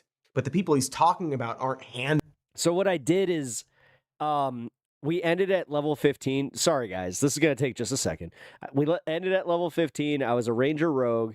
I'm going to go, since we're at level 20, I want to experiment with, I'm more mature now. So I'm going to keep the Ranger, go Monk. So Ranger Monk, like you were saying. And then I'm also, did I mention that I'm a changeling? Like I'm a changeling fae that also has the Cloak of Eyes, I think it's the Cloak of Eyes. And then I also have like the ability to like change my whole body. So like I could become anybody at this point.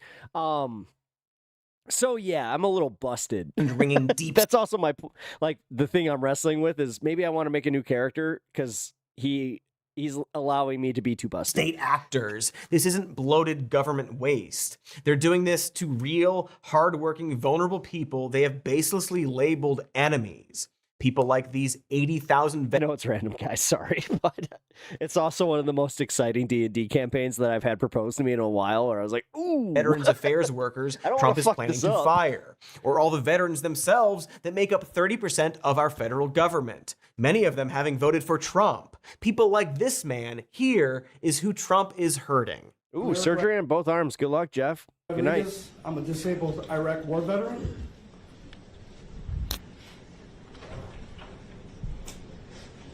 Take your time.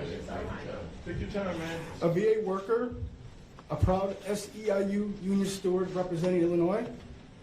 I proudly serve my country. And now I proudly serve my fellow veterans. But right now, the Trump administration is trying to cut the VA. Frontline workers and let billionaires steal our health care. Veterans, we are under attack.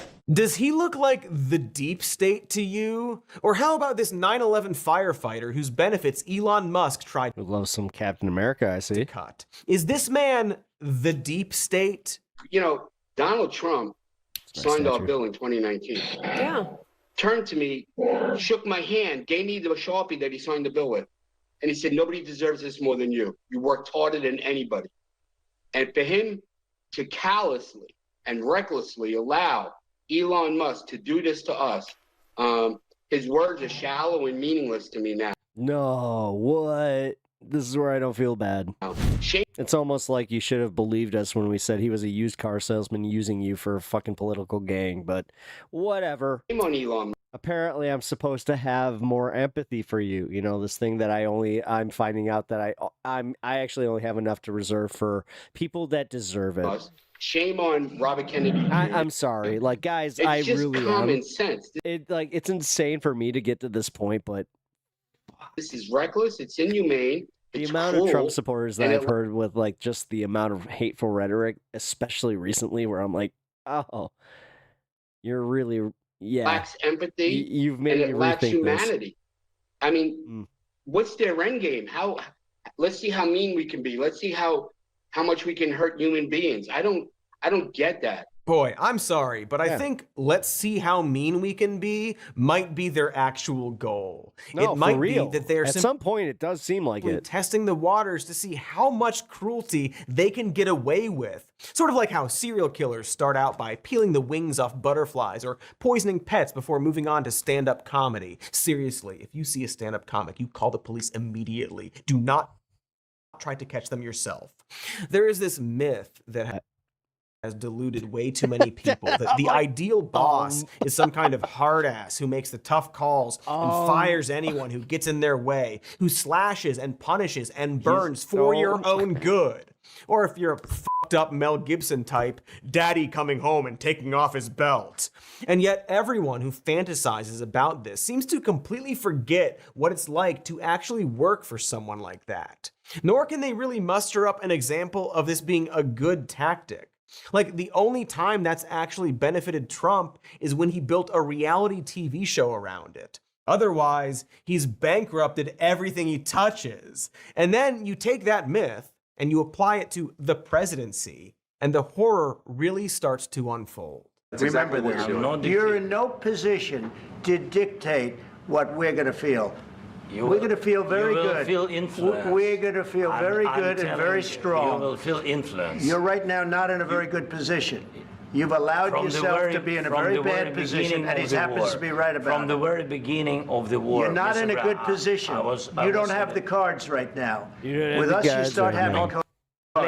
I played poker before. You don't have the cards right now. Right now, you don't. I've got a pair of twos. You don't have a pair of twos. I can tell you that you don't have a pair of twos. You definitely don't have a pair of twos. You're playing cards.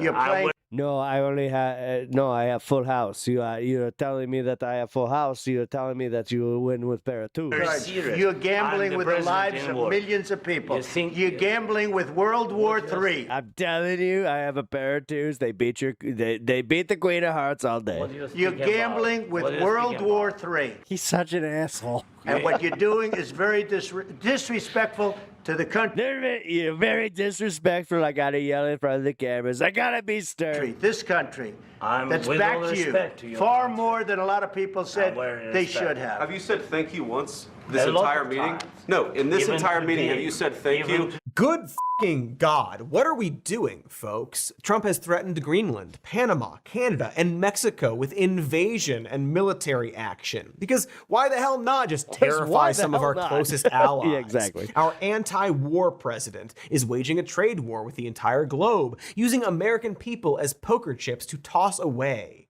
This is the politics of anti-empathy. And again, they are savoring the cruelty, memifying it, making AI videos of a bulldozed Gaza turned into a Trump-themed amusement park. Remember that? Trump Gaza shining bright, a golden future, a brand new light. Feast and dance, the deal is done. Trump Gaza, #1. It's hard to really know what to say. Indeed, politely baffled news anchor. It is hard to know what to say. It's hard to even properly aggregate every cruel action Trump and Musk are carrying out. Between the time we film and release this, there will probably be 10 more things. We've already got detention camps at Guantanamo Bay for migrants, as well as Trump saying he thinks that he wants federal prison conditions to be terrible as a form of unconstitutional punishment. He's explicitly stated that he wants the 37 people who were commuted from death row on— Oh, trust me, they're already using like cases. So like I just saw this one about a cushy prison for somebody that accidentally killed a child with their vehicle. But their prison conditions are too cushy, according to the parents, and this was widely reported on by Fox News. Under Biden to be placed under cruel conditions, saying his attorney general should, quote, take all lawful and appropriate action to ensure that these offenders are imprisoned in conditions consistent with the monstrosity of their crimes and the threats they pose. So, torture prisoners. Like, I wouldn't be surprised if by the end of the year, he literally says out loud that we need more cruel and unusual punishment. He's in the process of potentially revoking the legal status of Ukrainian refugees who fled the country after being invaded by Russia. He's also planning to try to deport 1.3 million refugees allowed in the United States who have temporary protected status, a way to fast-track immigrants fleeing from violence. Just so he can outdo Obama's numbers because, thanks, Obama. To help start the process of legal immigration. You really set the standard. This includes Nicaraguans, Venezuelans, and Cuban refugees whose families might have voted for him in Florida. ICE also deported someone with cancer. Let me be specific. A U.S. citizen with cancer going through treatment in the U.S. Let me be more specific. A U.S. citizen with brain cancer who's also a fucking child. Deporting her along with her parents, interrupting her life-saving treatment. Which, I guess makes sense, actually. If we're cutting cancer research, we might as well just stop cancer treatment altogether as well, right? Trump also wants to deport roughly 14,600 Afghans who fled the Taliban's takeover of Afghanistan, who would be targets for prosecution or execution by the Taliban after having helped the United States. And as we mentioned at the start of this, he is now throwing us into a full-blown constitutional crisis as he... To be fair, Coys, this was 5 days ago. ...ignores the court orders to return people wrongfully kidnapped and deported, and is now thinking of shipping away Americans to El Salvador. It is simply too much to handle. The cruelty, the glee, the literal Nazi salutes. But in all of this, one thing is important to remember. Don't you fucking dare be mean to Elon Musk. I mean, you had Tim Walz, who's a huge jerk, running around on stage with the Tesla stock price where the stock price had gone in half, and he was overjoyed. What an evil thing to do! What a creep! What a jerk! I mean, it's really come as quite a shock to me. What a jerk! What a creep! There is this level. All right, guys. I think that's a new one. What a creep! What a jerk! Really, hatred and violence from the left. I always thought the left, or the Democrats. I thought the left were so tolerant, but it turns out that they're just meanie bobinies. I don't like the meanie bobinies. We're supposed to be the party of empathy. Yes, you're such the party of caring, and yet they're burning down cars. He's such a loser. They're firebombing dealerships. Dude.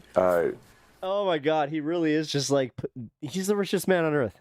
He's the richest man on earth, and he's just like these meanie bobinis. Firing bullets into dealerships. They're just, smashing up Teslas.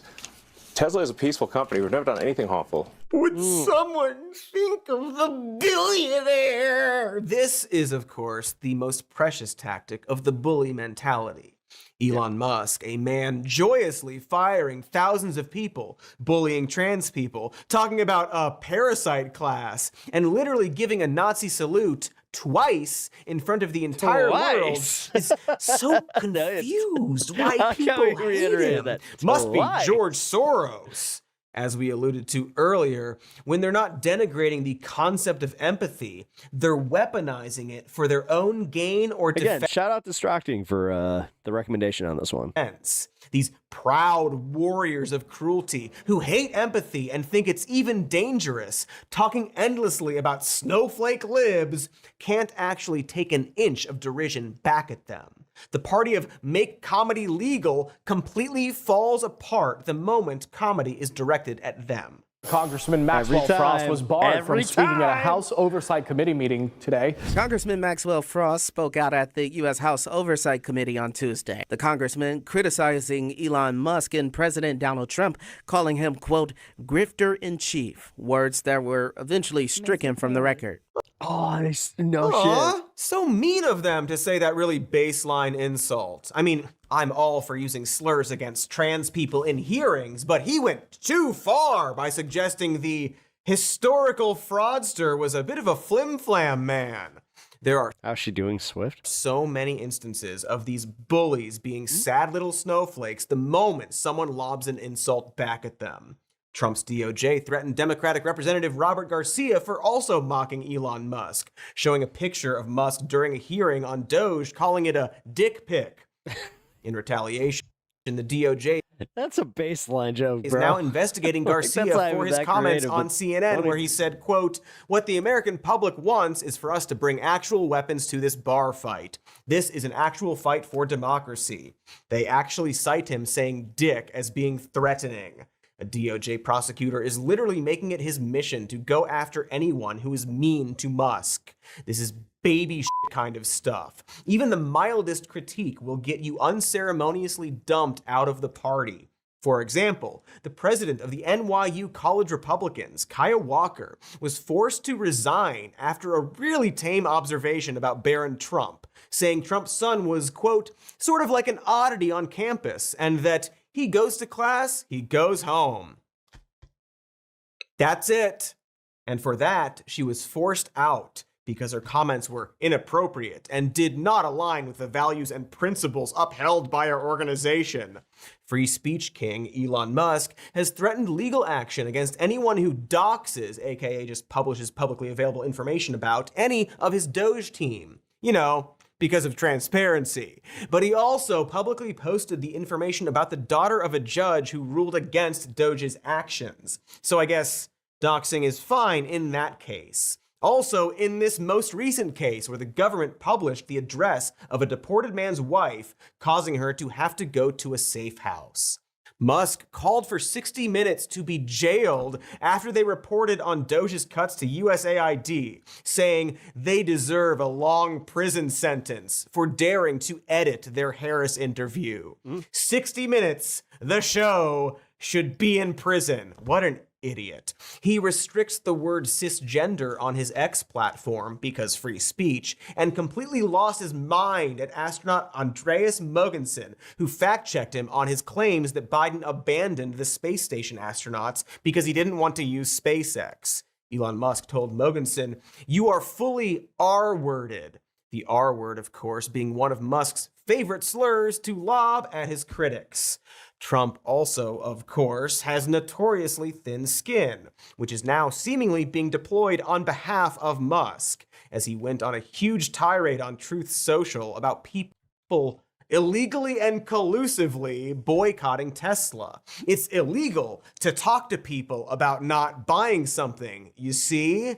He also made a speech at the Department of Justice, using it as an hour to air his personal grievances against all the mean judges and journalists who have gone after him, and claiming, quote, And I believe that CNN and MSDNC, who literally write 97.6% bad about me, are political arms of the Democrat Party. 97.6% is the most, like, I pulled this out of my ass number. It sounds official. I use different numbers than just 99 or 95. I went to 97 and then I added a 0.6. And in my opinion, they're really corrupt and they're illegal. What they do is illegal. Again, baby shit. King Joffrey level baby shit. These guys love the free market, claim to be free speech warriors, talk constantly about rugged individualism and manliness, and then the moment someone nudges them, they just freak out and cry, illegal! Musk is allowed to writhe about gleefully on stage and relish in his own cruelty and the misfortune of others that he causes, but nobody's allowed to say, wait a minute, f*** that guy. Comedy is legal until it's about them. F*** your feelings. But you gotta date conservatives because I didn't say f*** my feelings. They want to mandate that we all be nice to them while they step on our necks. Because that's what this is actually about, right? As I keep saying, they are bullies. And bullies are cowards who want to hurt others without consequence or accountability or shame.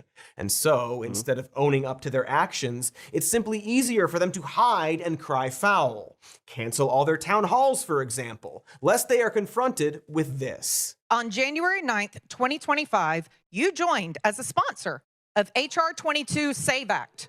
This means that me and 69 million women like me who have taken their spouse's last name will not be eligible to vote. Do we want to come to a conclusion where we can agree and move on? Or do you just want to yell at me and call me names? If you want to do that, I can just stand back here and you can just yell at me. But if you want to solve this problem, This guy's an idiot. we can actually give every...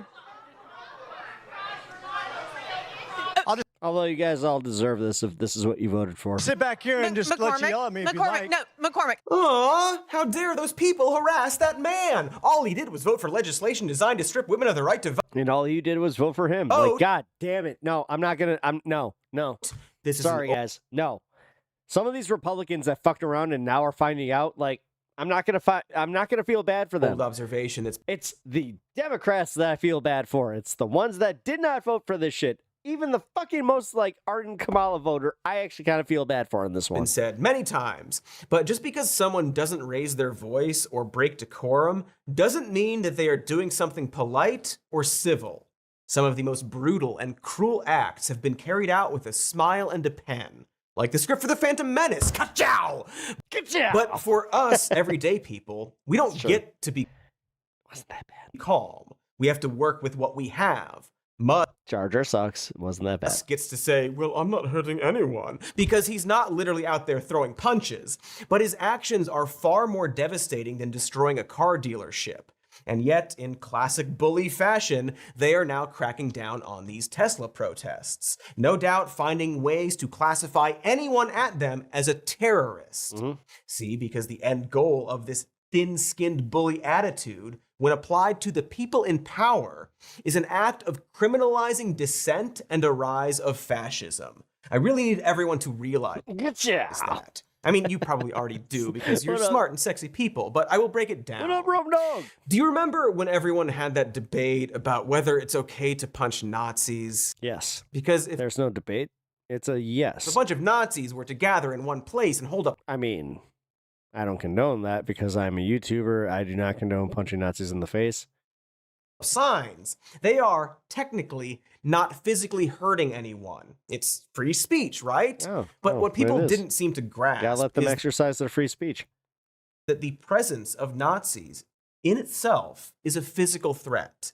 There's a reason why, for example, the punk scene generally knows to eject Nazis immediately from a show, because they start fights. They want to hurt people. That's what they believe in.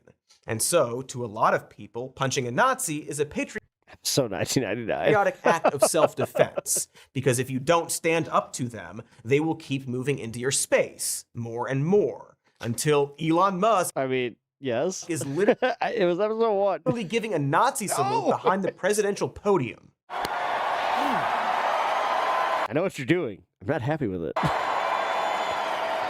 What people need to get through their heads is that this gesture is an act of violence. Without apologizing for or explaining or atoning for it, what Musk is signaling is that he supports the eradication of a group of people. And so he doesn't get to act like a victim when people respond with vandalism or protests. When confronted about this, Elon Musk basically rolled his eyes and whipped out the old chestnut of, geez, everyone is Hitler to these people. And if you're wondering how an entire country is seemingly allowing this cruelty and blatant white supremacy to escalate, you really need to go back to the punching Nazi debate and how it relates to the right-wing obsession with triggering the libs. For like a decade now, we've heard this phrase and have even normalized the term triggering to basically mean any action where a person calmly invokes rage in another person. It's weird we want to do that. And for the far right, this concept of triggering or owning the libs has been used to slowly introduce increasingly cruel and white supremacist ideas. Racist or violent dog whistles, like that whole OK hand symbol, or the Pepe Frog meme. To the outside observer, it looks like someone unreasonably freaking out over a simple gesture. And for the average conservative, it was a quick and easy way to feel like you've bested your political opponent. After all, when you break down the trigger the libs phrase, all it actually means is do something bad to your opponent because they are your opponent. There's no actual ideology there. There's no benefit to anyone. And now we're actually seeing Fuck yeah, Big James. is built into Congrats. policy. I'm glad you got the house. Dinesh D'Souza, right-wing commentator, dater of Laura Ingraham and Ann Coulter, and convicted felon, pardoned by a convicted felon, tweeted, "It would be fun to rename all the forts after Confederate generals, not because we like Confederate generals, but just to piss off the left." It shouldn't be surprising to also find that D'Souza has in fact defended and expressed empathy for Confederate generals more than once. Not because we like them. Yeah, sure, buddy. In fact, Secretary of Defense and alleged domestic abuser Pete Hegseth has been doing just this, coyly stating he's using the names of obscure military figures who just so happen to have the same names as the Confederate generals. Literally zero reason besides spite. Making policy from spite, venerating the Confederacy to the public because of spite, and honestly probably at least a little bit of racism. There is a growing nihilism in it, in that over time, people didn't care about what they were supporting so long as it triggered the other side, even if what they were supporting is literally the Nazi Party. And that's why I'm going to join the Elon Musk and President Trump's movement. My heart goes out to all of you. We're not going to quit. Fight, fight, fight. God bless all of you for what you're doing. Please keep doing it. I hope that I can encourage you, and my heart goes out to you. God bless. It's a Nazi salute, guys. You're doing a literal Nazi salute to own the libs. Here's the CEO of a construction company doing it at a fucking corporate event. A CEO stepping down after this video went viral, showing him do a Nazi salute on stage at a company event in Boise. I mentioned that last guy because of his absolutely perfect response to being ousted for a Nazi salute. Quote, "Unfortunately, my recent attempt at humor and parody fell short and is being used by others to unfairly judge me and, more importantly, our amazing company and its people. At the beginning of our annual State of the Company event, I briefly commented on the election and, as part of a political skit, mimicked Elon Musk and President Trump's signature dancing." Signature dancing. Ah, shucks. You people just can't take a joke. My really funny joke that was doing a Nazi salute. Are you triggered much? You get it, right? The humor there. You see, okay, so millions of people were slaughtered in the most brutal mechanized version of a genocide in the world's history. And the people who did it were called Nazis, right? And so they did this thing, it's like a Nazi salute thing. And it's funny to do on stage as a CEO, because it upsets people who don't very much like the idea of mass genocide happening again. Or worse, use pronouns. And so you see by doing the Nazi salute, I'm like implying that maybe I think it's good we do a genocide again. Do you get it? Do you get the joke? Do you get my good joke? You know what would be really funny, actually, and would really trigger the libs? If we built some international prisons for Americans. In a live stream broadcast from inside the Oval Office, President Trump can be heard telling El Salvador's President Nayib Bukele he wants to send American citizens convicted of crimes to prison in El Salvador, as Trump calls them homegrowns. I said homegrowns are next. The homegrowns built. You got to build about 5 more places. Yeah, that's fair. All right. Just gonna do the Magna Carta, you know? Good joke, guys. Hey, maybe we should have just stood up to all those Nazis after all, you think? Perhaps we need to take these jokes as actual threats and not have a debate about a measured response. Yeah. This is where I was at. Like, you know how Trump keeps coyly joking about being a king to trigger the libs? Do you think it's a joke? Because when anti-empathy and cruelty are policy, we're just talking about fascism, after all. It's Nazis. They're Nazis. That's ultimately what we're getting to here. The triggering the libs as a tactic is not new. It's Nazi shit.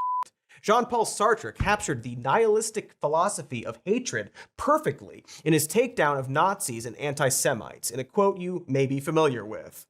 Never believe that anti-Semites are completely unaware of the absurdity of their replies. They know that their remarks are frivolous, open to challenge, but they are amusing themselves, for it is their adversary who is obliged to use words responsibly, since he believes in words. The anti-Semites have the right to play. They even like to play with discourse, for, by giving ridiculous reasons, they discredit the seriousness of their interlocutors. They delight in acting in bad faith, since they seek not to persuade by sound argument, but to intimidate and disconcert.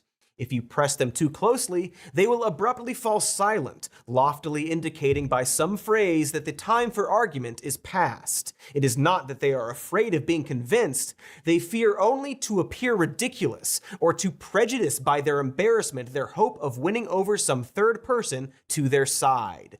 If then, as we have been able to observe, the anti-Semite is impervious to reason and to experience, it is not because his conviction is strong, rather his conviction is strong because he has chosen first of all to be impervious. It's Nazis. Nazis. And what I add? Nazis. Remember that Musk quote? It seems like that was actually pretty clear cut about empathy being the weakness of Western civilization. The fact that we have to argue this shit every single time really bugs me. Fundamental weakness of Western civilization is empathy. That's a Nazi thing. Writer John Schwartz found an extremely similar quote. It is necessary to put an end to the thoughtless behavior of numerous people's comrades and to eliminate thoroughly uncalled for humanitarianism and foolish sympathy. It is equally obvious that we need to wipe out the sympathy for this element, destructive to our people. This was published in 1935 by the Nazi Party's Central Propaganda Office, the Reichspropagandaleitung. This attack on empathy at the core is just buttering up the American people to accept our further descent into fascism and cruelty, also known as potentially, eventually, genocide. They may not even realize they're doing it, but they're Squish, what up? Prepping us. We've already mentioned these goons, but desperate jester and henchman Greg Gutfeld, along with future puked on guy Jesse Waters, will dismiss literally every single case that's brought up because of all of this spite and resentment, this need for revenge because of some imagined or real slight that they've now taken and applied to everyone who is affected by this administration's actions. Gutfeld, from Gutfeld, says it out loud very clearly.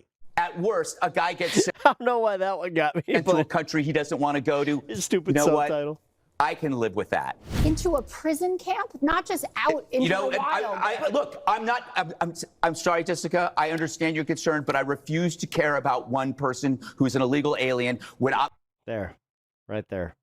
Even that one person, that he doesn't want it. Like he doesn't get it. When the mental shelf space that I have. Yeah, so it's only for white people in your family, right? Right? People you know? The mental shelf space you have, you fucking sicko. Is now reserved for victims of crime. This manufactured narrative, family man, father of three, coming from the media, who with the same intensity talked about how... Nah, I'm more comfortable calling Gutfeld in line with the Nazis. What he's saying right here, that's some pretty Nazi shit. Having children. Yeah, I don't have to feel bad for this one person. I just have to feel bad for the ones that are, like, feeling the badness from this one person coming in. Was bad for the climate. Are now telling... Look at this fucking gremlin. ...telling us that when you have children, you are now... Like, seriously. ...a pillar of the community. Smeagol had ears like that. Smeagol knows that he doesn't like the Mexicans. Community. If that guy was a white fucking troll. American citizen, they would just call him a MAGA yeah, this guy sucks. Extremist. But he's an illegal alien and he has kids, and now he's the spirit of the community. And he's called a comedian, and somehow he has like, and this is what really pisses me off, like, even with his writing staff, he's not even that funny. But somehow, some way, he gets the views, he gets the numbers, you know. He's a good guy. Who cares? He's illegal. See, all I know is that I'm canceling cable, and I've never been happier because of shit like this, where it's like, oh, I can never be confused with this. Yeah. Even though I never like. Well, no. Notice how he brings up the vague idea. Shit. This is the problem. I clicked on Fox News just to see what the other side was saying. That somebody somewhere wrote an article about how having kids is bad for the climate. He tricked me. He's citing some made-up grievance about something else to justify his own sociopathy, telling you that he straight up doesn't care who gets hurt. Because caring about people is apparently baby stuff now. This war on wokeness, on the left, on empathy and compassion and reason has led to these people thinking that Sesame Street is the enemy. Yep. We used to all agree that it's good to teach kids about sharing and empathy and treating others how you'd want to be treated, or stuff like money is the root of all evil. Well, these losers think that's all like fake and gay. Who the fuck still has cable? Or whatever. They hate beloved children's entertainer Miss Rachel because she demonstrates empathy. They want to shoot Big Bird in the face because the evil satanic left is I had the triple play package. Don't hate me. Trying to get you to care about other people. What are we doing? Waters, another soulless dope, claims that the example of a victim of this cruelty, of which there are very, very many actually, needs to be pure in order to matter. If you are going to talk about the rule of law and due process, you have to have a victim that is pure. You can't have a Floyd, you can't have a Smollett, you can't have a Garcia. Your example of victimhood has to be a sympathetic victim, not someone who beats his wife and traffics humans. Except the victims of these people will never actually be pure enough for them. Look at his stupid fucking smile. He knows. He's telling you. No person matters. All right, we need to start a new TikTok trend. Go swap every lobby to MSNBC. These cases will get worse. Not the best, but hey, fuck it, it's better. And the blurry lines that the Ghoul Squad used to justify deporting someone without due process or sending them to a foreign torture prison without due process. When they say they don't care about this case or that case, they're saying they don't care about any of it. It's going to get worse. I, of course, can't say what the future of this administration looks like specifically. I can't say that it will be this genocide against this group of people where they're all rounded up, although it does seem like prison camps, and specifically labor prison camps, are a part of it. We can see this mix of economic justification and general callousness and dismissal of laws and, yes, empathy in order to justify this already. They're telling you that they don't care. A question you could ask yourself is, how does this end? What does it look like? Nobody can say. It might be stopped before you notice that it's bad. It might pause for a while so that things can normalize more and then ramp up again. It might lead to some form of migrant detention, internment, labor camps, to bring manufacturing back to America. Awesome. But if they're saying that they don't care who falls through the cracks and that there's an attack on specifically white European culture or race or man or whatever, everyone outside of that is an enemy, an existential threat to them. They can and will label anyone illegal, a criminal, a terrorist, the enemy of the people, and Swift, I'll say this, following your election, CBC was a joy. Undesirable. Their empathy map is small, and they have no problem shrinking it even more. By the way, what writer are you in? So maybe it won't lead to a literal genocide, but this is part of the path. It's way easier to do if people don't see each other as humans. If people are told to put their families first and keep their heads down, then you can do anything you want. If you were wondering how the German people were able to ignore the atrocities around them, this is how. And now it's happening in real time here. When senators visit wrongfully deported and imprisoned people, the guy who started the CRT and DEI panic himself will call it empathy turned pathological. Never mind that these visits are also about, like, the law. Visiting these people, yes, displays empathy, but really it's about protecting people's rights. That's important to remember too. We could do an entire hour on why this is about protecting people's rights and how all of these pricks are lying about this and are pushing even more towards fascism and authoritarianism just in, like, a legal sense. And yes, empathy brings us together and helps us understand the world, etc., but it also helps us. It helps you and everyone.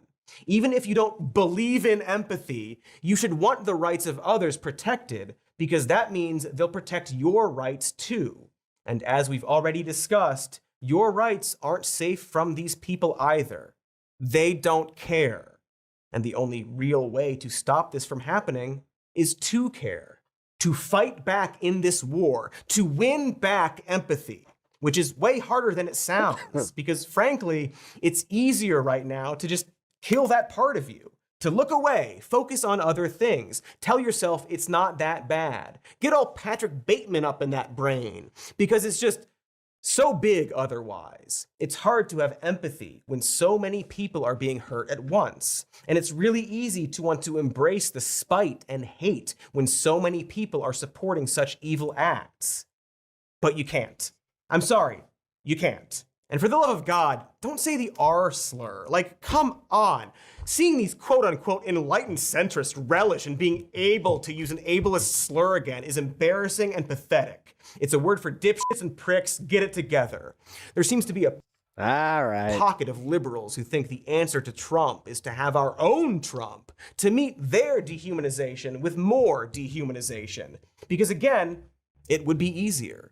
But what we actually need is radical empathy. And it doesn't look like the R slur or Bill Maher saying that Trump is actually a nice guy in private and we should be nicer online. It looks like this. Students at a Florida high school are outraged because a beloved teacher might be forced out of her job for calling a student by their preferred name instead of their legal name.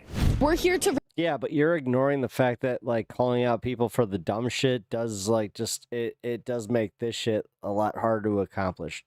really show support for Ms. Calhoun and to show that we are not okay with what is going on and that we truly are upset that we are losing such a positive teacher. To me, it really stems back to a First Amendment right of both the student and the teacher. Those are kids defending their teacher who's being fired because of some anti-trans parents' rights trash law. You see, because those kids are thinking outside of their own families and putting the community first. They are defending the people they can. If some dirtbag teenager can do it, so can you, everywhere, for everyone. Hundreds of people gathered at the Sackett Harbor Visitor Center to march in the rally, a show of support to demand the return of the family taken by ICE. We want to support our neighbors to the north. Many held signs shaming ICE agents and condemning the detainment of the young children and their mother. That demonstration in Sackett's Harbor, New York would grow into nearly 1,000 people before ICE would finally relent and free the family being detained. And I know we can't do this for every person kidnapped by ICE, but we should do it for as many as we can. And again, for anyone. We have to do this for people we might not like. People who, perhaps, voted for Trump and are now, hopefully, regretting it. Also, and this is important, we don't have to be nice to... I'll let him do that. Practice. I'm sorry, guys. I don't know what to say. Empathy. Like, I don't know what to say. Protest peacefully, yada, yada, yada. But my empathy only extends so fucking far at this point. And, like, if somebody's literally going out there saying that, oh, trans people shouldn't exist, they shouldn't go in bathrooms, and then then they deal with some bullshit, I'm not pulling the Christian card. Sorry. That's on you. But it's also an act of empathy to boo and jeer and you're better than me. I'll acknowledge it, but I'm not playing that game anymore. Thwart the people who are practicing cruelty. Don't let them tell you otherwise. Empathy isn't a synonym for civility or being polite. But empathy is an ideal, and it's something that needs to be fought for. Radical empathy, folks. A rejection of... Radical empathy? Does that mean caring for, like, your enemy despite everything that they do? Then fuck that. Apathy and cruelty. Do not give them an inch. Do it now for others before you're the person who needs help. Or more importantly, I'm the person who needs help. Because, man, am I going to be detained? Does Elon watch this show? Like, probably not. You got way more than me. Right? Like, you're at damn near 1 million. He probably not. Like, we're not big enough for the gulag, right? This was all Warmbo's idea, by the way. Warmbo is the guy you want. Get Warmbo. Yeah. As I said, guys, like I agree with them on 99.9% of all that. But I don't know, man. I'm not sure how much I feel for, like, saving your bully kind of shit. Those Trumpers are... those Trumpers that turn on him are only doing so because it's affecting them now. Yeah. No, I feel that. I feel not for them. I don't welcome them with open arms. F them. Yep. No. I feel the same way. Like, and here's where, like, I'm cynical about it. It's like, if I can use them, like, can we use them electorally? Like, that's where the test should be. It's like, hey, let's see. Are you willing to vote for Democrats if they still say, I don't know, fuck them? Like, I don't know, man. Honest to God.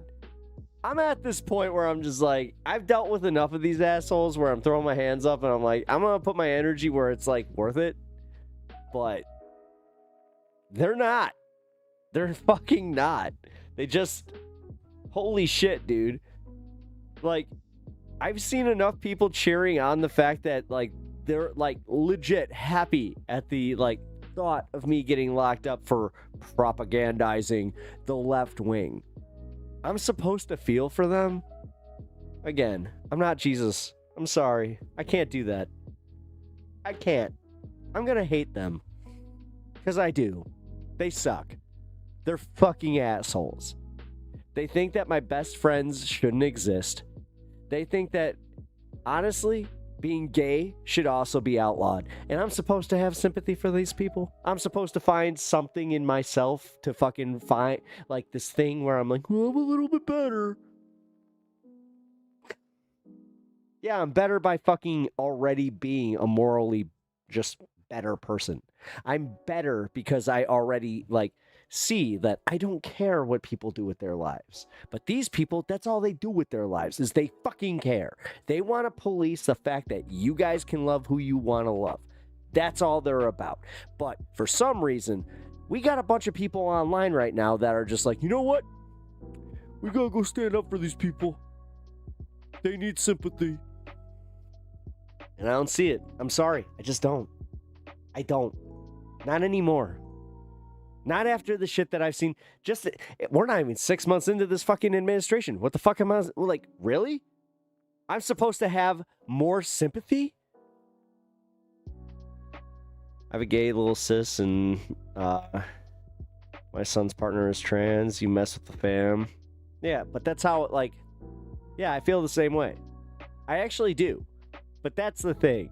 I think that's where my anger, on top of the fact that, yeah, I've got some anger going on. Not gonna lie. You know. Definitely been in a F the world situation. But I don't know, man. When it comes to this shit, I've been... Recently, I had somebody just, like, asking too much. Because they were they were telling me that I should be too much. Because they weren't necessarily asking, but they were saying how, well, as a leftist, you have to be better. You have to accept these people for everything, for all their wrongs. If they turn around, fuck off. I'm done with that. You can do it. I don't want to. I'm burnt out. I'm fucking burnt out. I've dealt with enough cruelty. How many times am I supposed to see my friends get the fucking shaft? How many times am I supposed to get beat up for this shit before I finally fucking punch back? And then, this is what my problem is. Then, when I punch back, I'm told, you know what? You can't meet violence with violence. I'm sorry, I've had it. There's too many fucking contradicting, like, ways of dealing with this shit where it's just like, oh, Jesus Christ. Like, it's all, like, it's so unfucking realistic where it's like, oh, hey, we're actually dealing with real cruelty here. And, like, you're telling me that, oh, you gotta fucking... We gotta show them that we're not the party of cruelty. I'm sorry, guys. This isn't you. This isn't you. This isn't the community here. This recently happened where, like,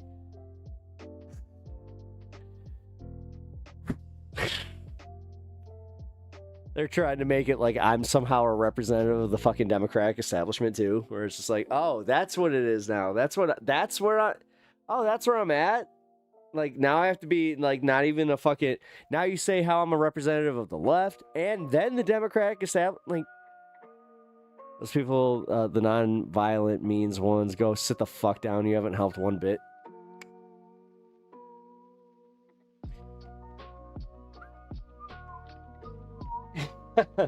I'll just gonna sit here and whistle for a minute.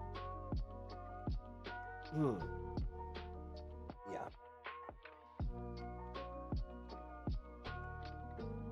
I don't know, man. All I know is that I've dealt with my fair share, and it's getting interesting because you got a lot of Trump supporters that aren't willing to, like, back up the fucking, like, the stuff that they supposedly were so, like, behind, you know? Like, goddamn, dude. You know how many times I've seen it now where, like, a Trump supporter, actually, credit to my friend, who has put herself out there to challenge a bunch of, like, these conservative dickheads.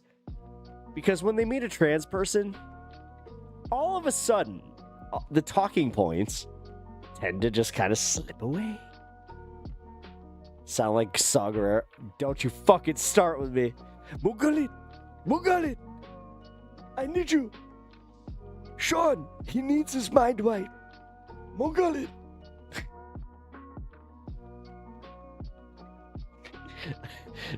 Fuck you, legend. Damn it! When you're right, you're right. No, it's more like an Andor. You're not as slick as you think. Yeah, this is why I love you guys. Okay, this thing needs to pop. I don't know what the fuck is going on.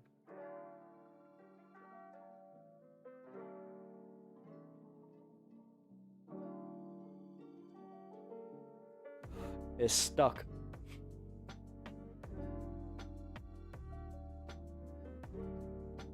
Like, legit, it's stuck.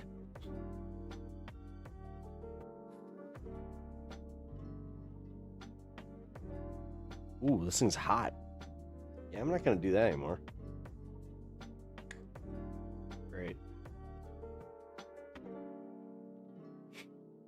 I appreciate it distracting.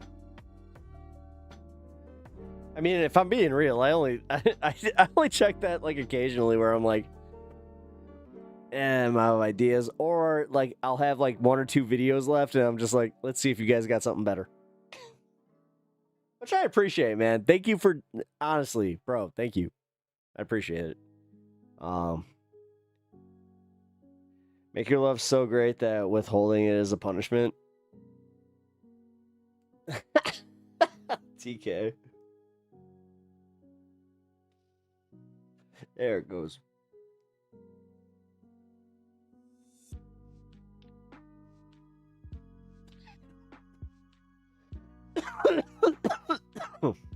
If you do, send that to me. I'll play that one.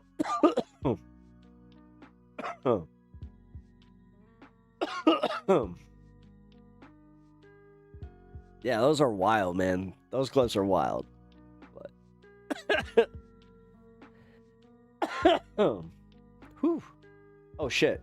What time is it? Oh damn. It is past midnight. I gotta get going, guys. I gotta go eat. I just realized that I should have been off about an hour ago. Oh boy. Oh boy. Ooh. Rookie. I just figured out that I could do a Bullwinkle. I was like just randomly doing voices. It's like, oh boy. Oh, rookie. This guy doodly doodly do right. Ooh.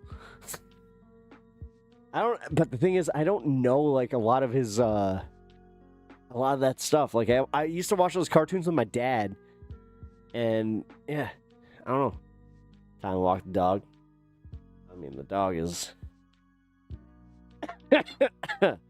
No, I gotta eat. That's kind of the big thing. I haven't eaten, so neither is the wife. All right, guys. Do I have any? Oh, that's right. I have to wait on music. Shit. I just forgot about that. Yeah. All right, y'all. I will see you all tomorrow, 4 o'clock sharp. Ooh, this is a good one to end it on. Thanks for stream. Thank you for being here for stream. I appreciate y'all. Here, let me get this ready. 2. All right, y'all. As I said, 4 o'clock tomorrow. Be here. I will be. It's gonna be a little more chill. I assure you, the Ethan Klein HASAN stuff will be minimal. I'm not gonna this whole devoting a whole episode to it. Yeah, that's not gonna be a thing. Ugh. It was a lot. It It was a lot. So, yeah. But if you guys enjoyed this, leave that like, and yeah, I will catch you guys later. Oh, as I said, the Streamlabs link on my on all of my socials is now officially not attached to Streamlabs. You do not have to sign up. So, if you guys want to help out with my mom's memorial fund, that is the best way to do it now. Otherwise, YouTube, Twitch, appreciate all of that. And yeah, otherwise, I appreciate y'all. Squishmallow, real quick. Appreciate you. Hope you've been good. And also, safe travels. I'm not sure if you're still, like, trying to make your way back or what's up with that, but either way.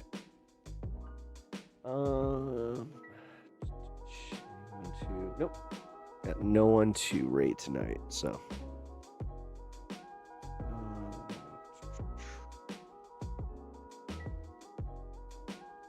Alright, cool.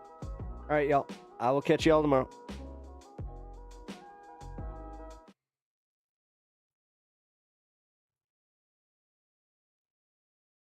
Who the heck is Pep Talks? I'm not gay, but I fantasize about Marco Rubio. Pep Talks.